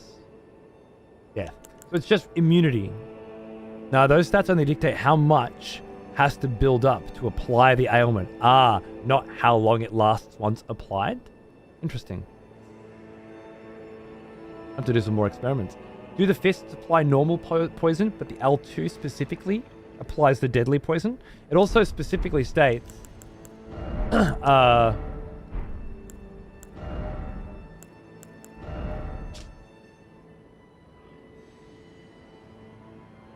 afflicts foe with a large dose of deadly poison. It says on the L2, right? Oh, fucking family Jules raid too. I haven't seen this cunt in a fucking while. How are you, mate? What's going on, dude? Just want to say, Mr. Jules Conroy, your tunes in Rift of the Necrodancer, aside from how they make my hands feel, have just been on another motherfucking level, bro. Absolutely crushed it. Bravo! Congratulations on a fucking video game launch, and it just fucking shredding it and slaying it, mate. It was beautiful, and I can't get enough of it. Absolute fucking stud muffin you are. And if you guys haven't checked out Rift of the Necrodancer, if only to hear Jules, Danny's, and a few other cunts banging beats, get in there. Thanks for the raid, man. Yeah, doing good. Doing good. I got another baby coming, and I'm working a different shift now, working days instead of nights to get ready for that. And I'm playing fucking Elden Ring, so I mean, that doesn't get much better for me. Cheers, brother. I hope you're doing good. Maybe getting some rest in after launching the game. Yeah, baby 2 is coming in July. I was just at the hospital this morning. Getting ready for that. What is it? March, April, May, June, July. 5 months left? Yeah, okay. 4.5 months left. Mostly reset after the tour with Emmy. I fucking saw that. Jesus fucking Christ, man. I've known that cunt for years now. We only have like chat on Twitter DMs, but we chat quite a bit. He's an absolute fucking sick cunt. His tunes have been something I've been loving forever. I couldn't believe you two were together. It's wild. 2 old cunts. His tunes I've been jamming out to for far too long. How cool. I hope it was rad. Old one. Almost as old as me. Predictable. Right. For 61 months, man. Hang on. Cheers, dude. They did. Which was fucking great. Travel around with him. America was wild. I can't even imagine how nuts that tour must have been. Ugh. If I could have been there, I would have been. And I am, Quish. Yeah, it's almost 5 p.m. So it's the afternoon, absolutely. And I am enjoying it. And you bring up some good points about poison. I wonder how it feels with editions like this. Technically, poison was too effective against Moog, and I had to panic stab him in the ass so the poison wouldn't kill him. That's true. But yeah, if this applies poison on hit, right? Causes poison buildup. But then the left trigger, the special afflicts a foe with a large dose of deadly poison. Would that be why you're getting different results, Axune? Because deadly poison hits harder but lasts less time, right? That's how I remember it. Yeah, so welcome, dudes. Thanks for the raids. We're fighting the sacred beast, or the divine dancing cunt fuck. It's been I've been on him all day. I'm not getting any better, apparently. It's a nightmare fight, but it's super fun. I don't know what the fuck that was. Riding the wall.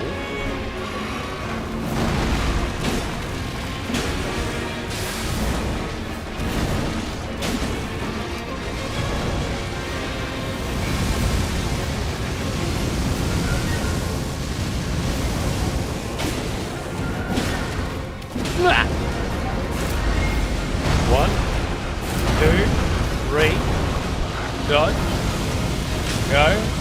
Alright, I saw that, thank you. Rip. Cheers, mate. Best percent's probably 40% health left, I'd say. Give or take.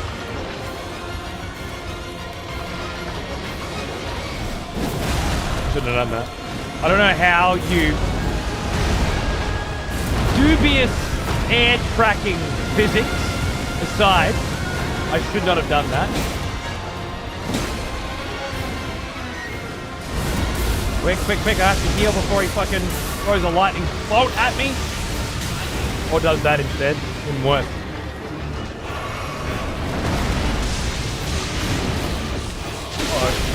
Oh, I saw the lightning on the ground.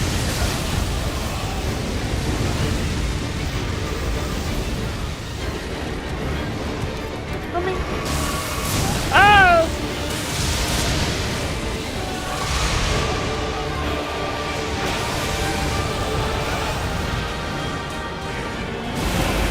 Okay.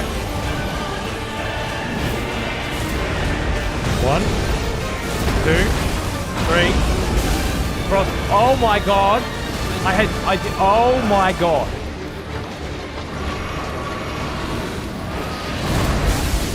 Oh my god. I didn't realize Frost had so much range. Oh shit.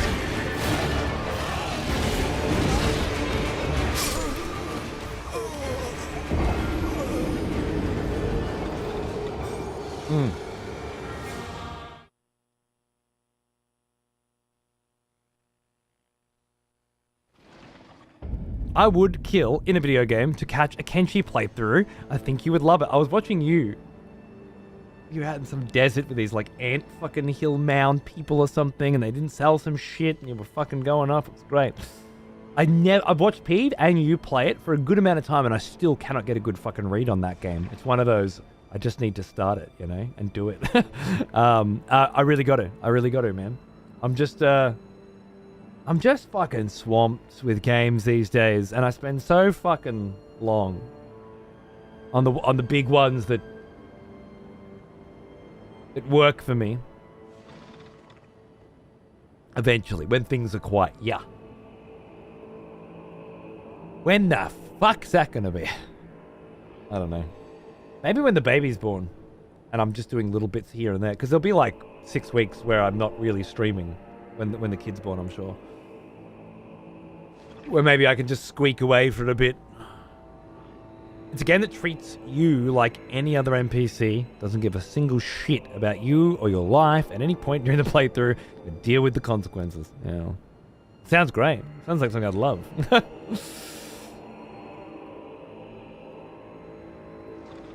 It also massively lowers your defense. Oh, do you mean the water? The rain is lowering your defense to this shit? Yeah. Probably trying to get you to fucking remember you have an item crafting menu, you know? But unless I want to go grind mats and recipes on my other character, other Vlad, I'm sure I would have had more options. Here, well, I bought some lightning-proof pickled livers. I only have fucking 2 of them. When am I going to use them? I think it's going to have them. What game is this? What kind of dog? Kenshi. Oh, the frostbite? Right. Howdy, G! Thanks for the subs, man! Much appreciated. Ow! What are you doing? Oh god. Now we're in the wall.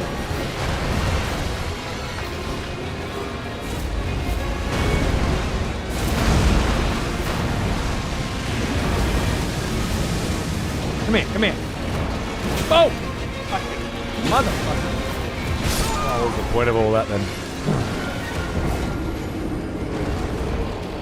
Evening censorship. No way, mate. No worries. I was in the hospital this morning, meeting a midwife. So I started the show late today, so I'm running over. So congratulations, you still get to catch them. I really do need to do the DLC, but now is not the time to get invested in Elden Ring. Fair enough, it's not going anywhere. This shit never gets old.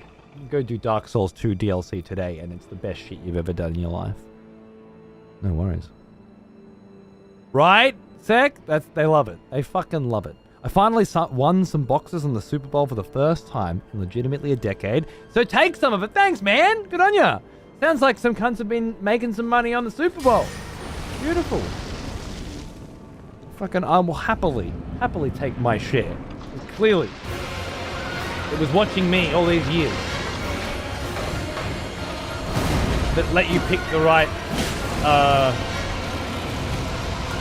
numbers or whatever you pick. I don't know what a Super Bowl is.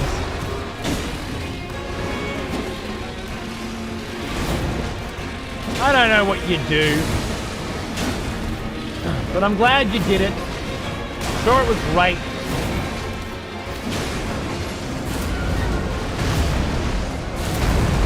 And I very much appreciate chucking some my way, you know. Yeah?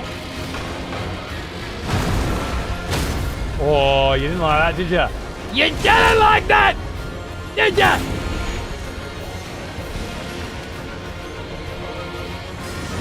Oh my god.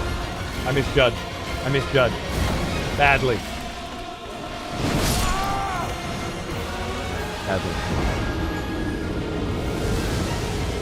I'm not sure why I just assumed he was gonna go up. Dude, I could see two of them standing on top of each other then.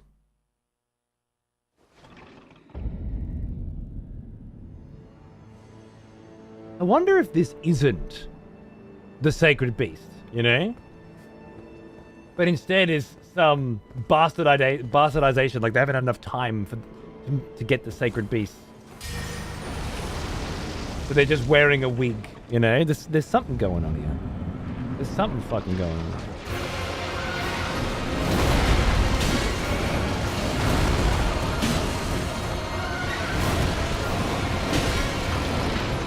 Oh.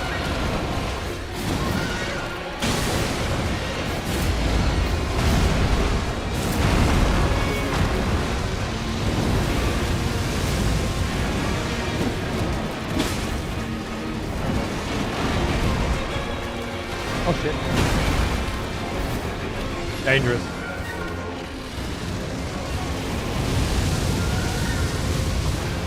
Shouldn't have healed then because he can leap at me. No point healing when it's not safe. 1, 2, up.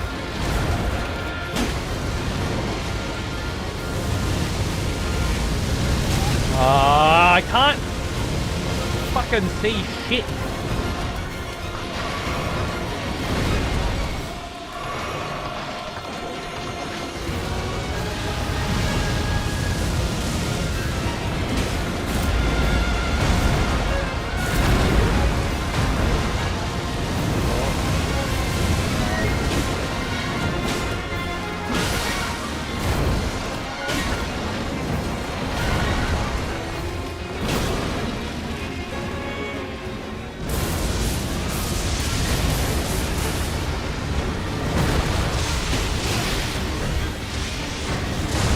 Really not sure how to not take a hit. Oh, that's on lightning shit, man. I'm really not sure. I feel like no matter what I do, I'm popping hit.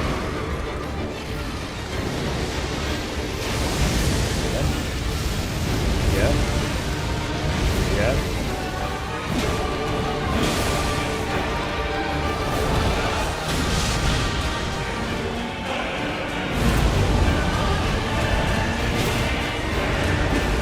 Okay, yep. Probably a bit too risque on that one.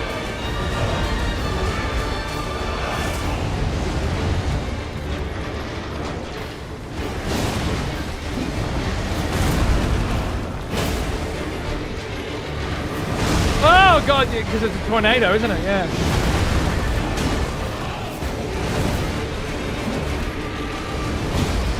Oh, shit, yep. Go for it, go for it, go for it. Oh, God.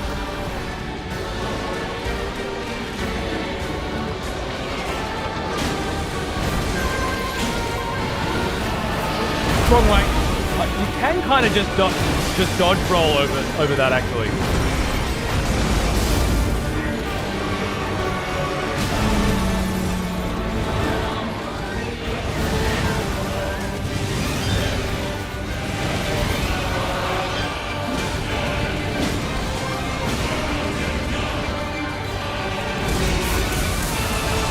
Back to the lightning, alright.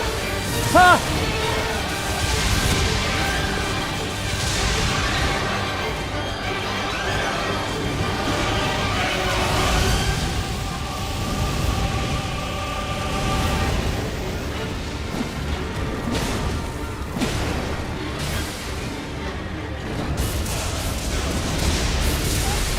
What the fuck was that? What was that? You got more moves, mate! Have ya?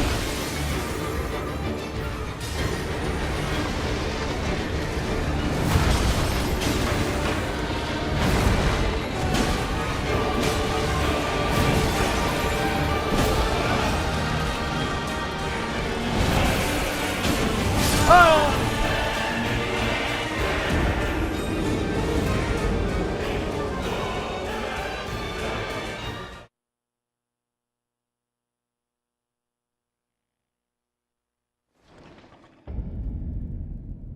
Woo! That was a spicy meatball, wasn't it? Did he just combine a Thunder Lance with spinning bullshit? Was it a combo? It looked like a new move, to be honest. Because the Thunder Lances he shoots come out fucking fast. Like lightning, you could say. And that felt to me in the moment like he was charging it up. Not just throwing it out. And then went into the 5-step combo that he always does.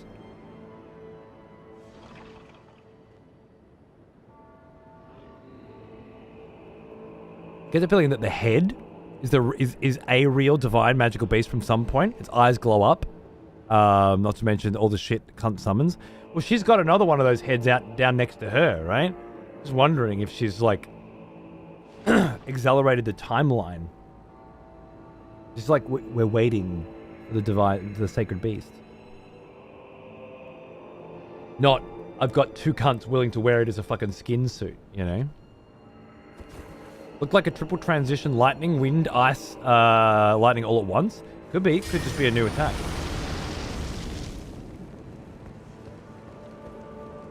This is kind of like cutoff time because I'm going to have to go make dinner and stuff and shit soon. But it's all that run.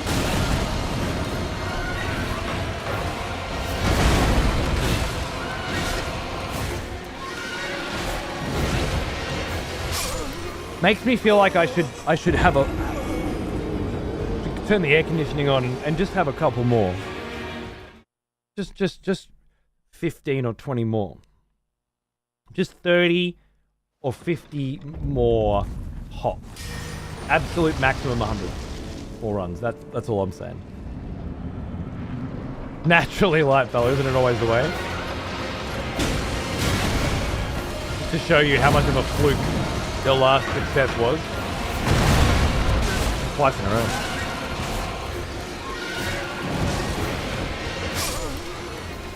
I think it earned it, A-Care. I agree. I think, I'm not saying that run had a chance of actually being the run, but it might have. Like, had I been able to hold out a little longer, couple more hits, I got a nice big jump fucking attack, jump R2 on his face. Crack! Just before I died. It could have knocked him out. That plus another bleed. Like, it could have happened. I also started getting a bit more cluey about how to dodge these, I think.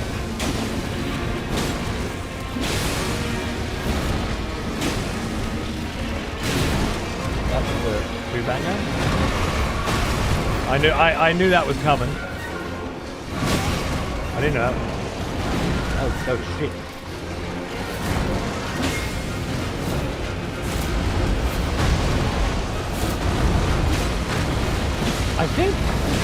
I think I may have come up with another, yeah. I think I got a better plan. I like the way I'm dealing with that right now. I think it's quite comfortable, and I don't think this plan's going to be very good once the lightning comes out. But I think for this bit, I can get at least one, maybe two extra attacks in.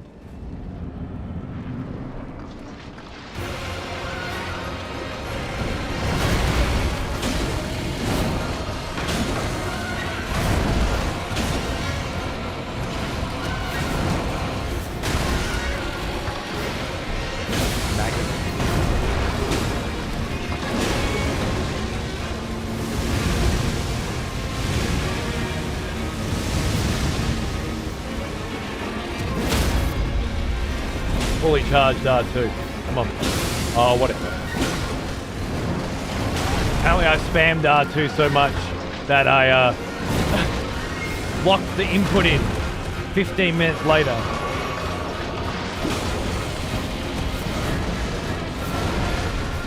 I fucking knew that he was going to do that, and I still let it happen. Why would you do that? I wonder if with Blood Flame, it might be better.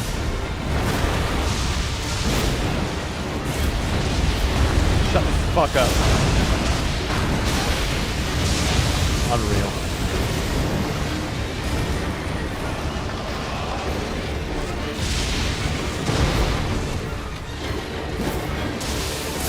Ah!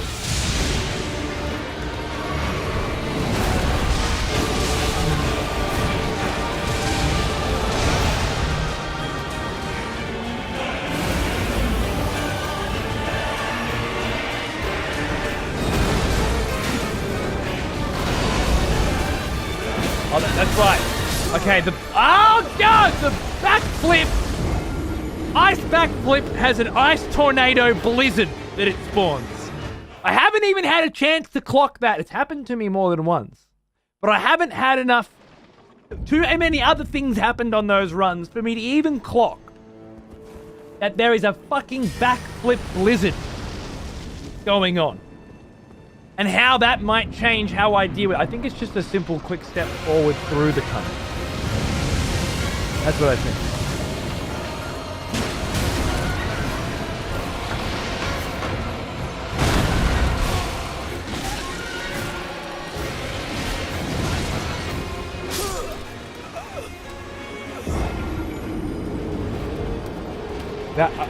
I can only describe that one as a failure to communicate between the brain and the appendages. Like a signal was sent, guaranteed, didn't make it all the way to the hands. Not like there was plenty of time, but I felt the speed that a brain can send a signal to a hand then, because it stopped along the way and it just waited, and I felt the hang time there, you know. I felt it wait, and just for some reason not quite make it to the destination. I don't know what happened. Return to sender? It had return to sender vibes. It really did. I knew what needed to be done. It was red, just not received.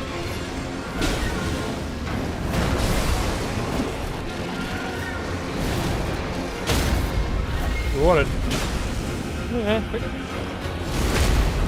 What's it? 204, 824. I mean, it's a pretty good hit.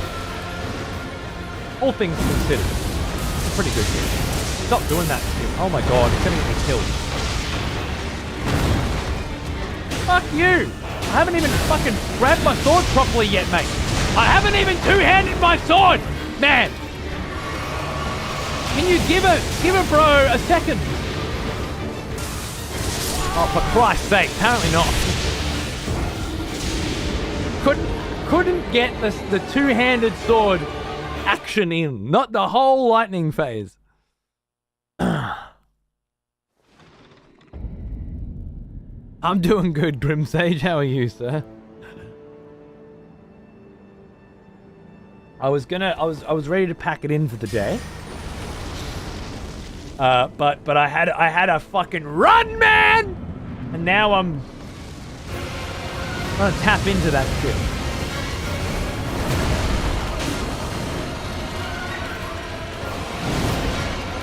Because Elden Ring doesn't return till Friday.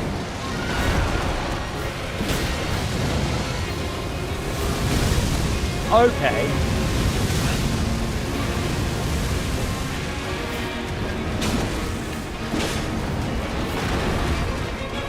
Back to it, Blizzard.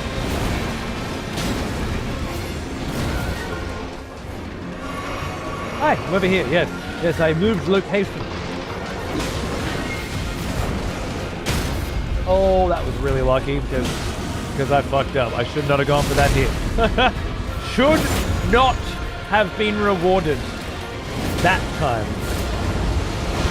Oh my god, I thought he was doing it again.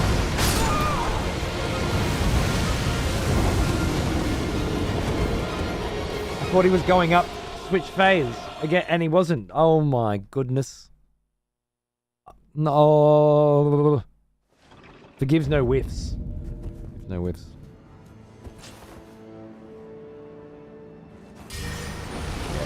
Yeah, the brain pathways are starting to deteriorate. We are close to the end, I'm afraid.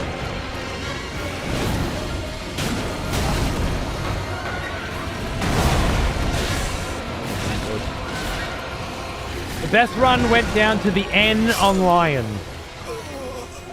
Made it to the boss's name. You know, that's on a hard cunt. That's when you know it's getting serious. You get to the name of the boss. You know. Hey Victor, how are you, mate? What's going on, dude? Good to see you.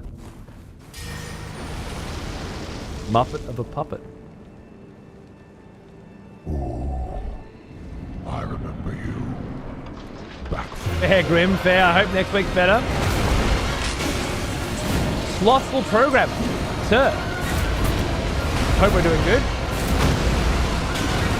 No, I was a bit close enough. Yeah, no, I fucked it all up.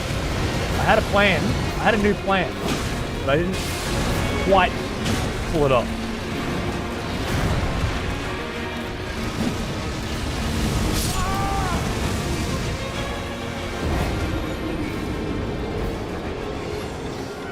Cheers, brother. Hope you're doing good. Hope you had a nice weekend. All right, come on. Just need one more run, really. Just need to know. Need to know if it can be achieved today, you know?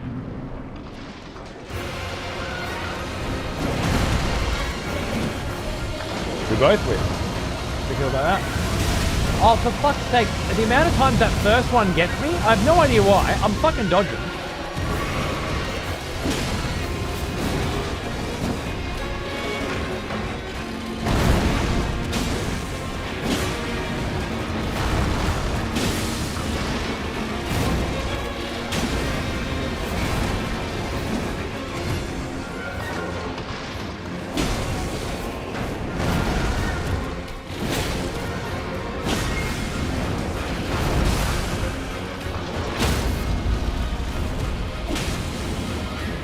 Fucking boom.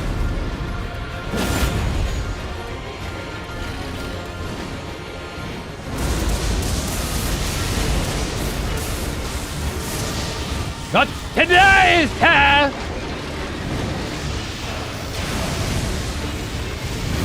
Oh fuck. Kinda misfired on the angle, mildly.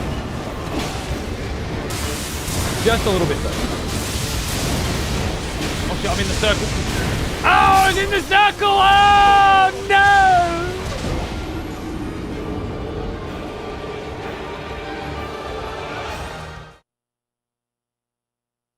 I think that's it.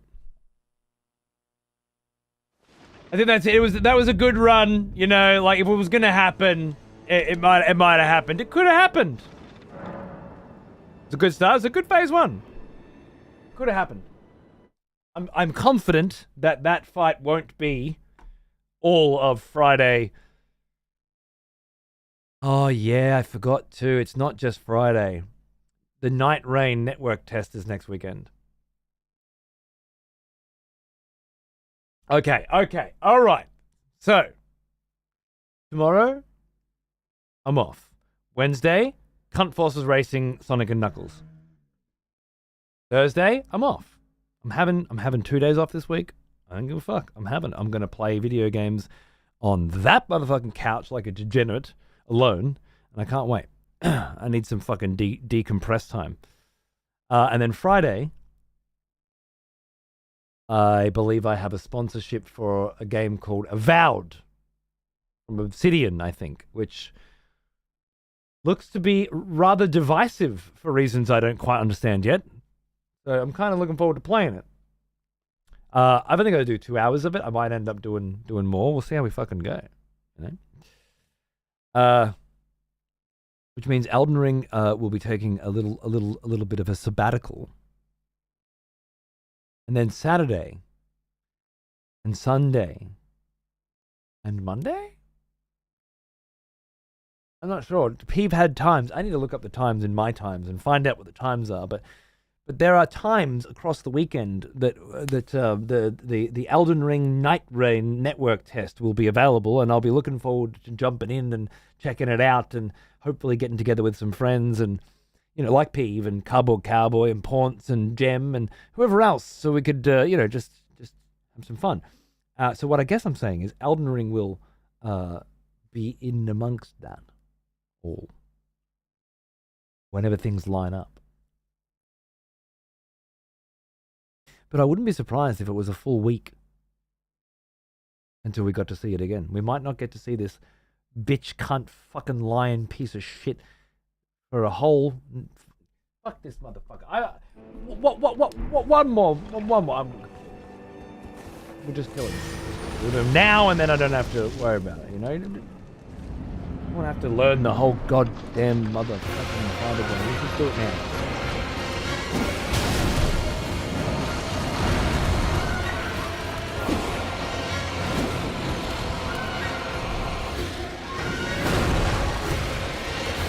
Oh my. Or I could whiff every fucking hit.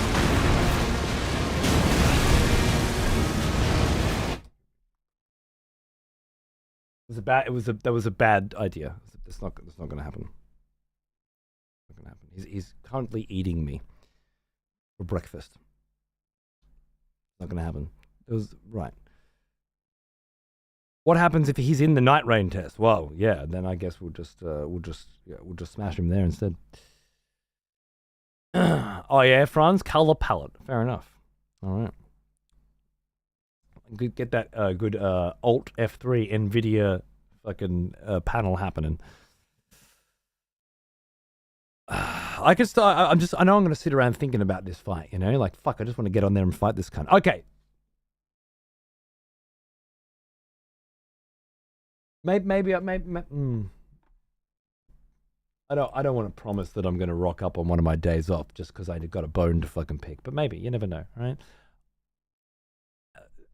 Elden Ring and Vlad's intrepid adventures through the Shadowlands, culminating currently with the defeat of the fuckwit sacred beast dragon lion dog cunt, will continue at a later date that I'm not entirely sure when will be exactly, but it will continue. You can bet your bottom dollar. And I will hopefully see you all throughout the week, sir. Moving forward for more gaming and good times. Failing that, you might want to acquaint yourself with old me. Younger, prettier, better hair. Actually cut it back then. Should probably look at doing that again at some point in the future. Over on the Excessive Profanity TV VOD channel, where there are currently a Demon Souls PS5, Death Stranding playthroughs. Maybe you can fight over the remote to watch the one you want. Yeah. And other fun things. Cunt Force Racing's going on, 24/7. There's a God of War 2 Oh, and hate fuck for Resident Evil 8. Yeah. It's all there. Slightly more profane, just slightly. I was angrier when I was younger. Yeah. It's all there. You want to go? You want to check it out? Yeah. I'll see you when I'll see you, or whenever that is. And if I don't, I won't. We'll leave it at that. Thanks for watching. Take it easy.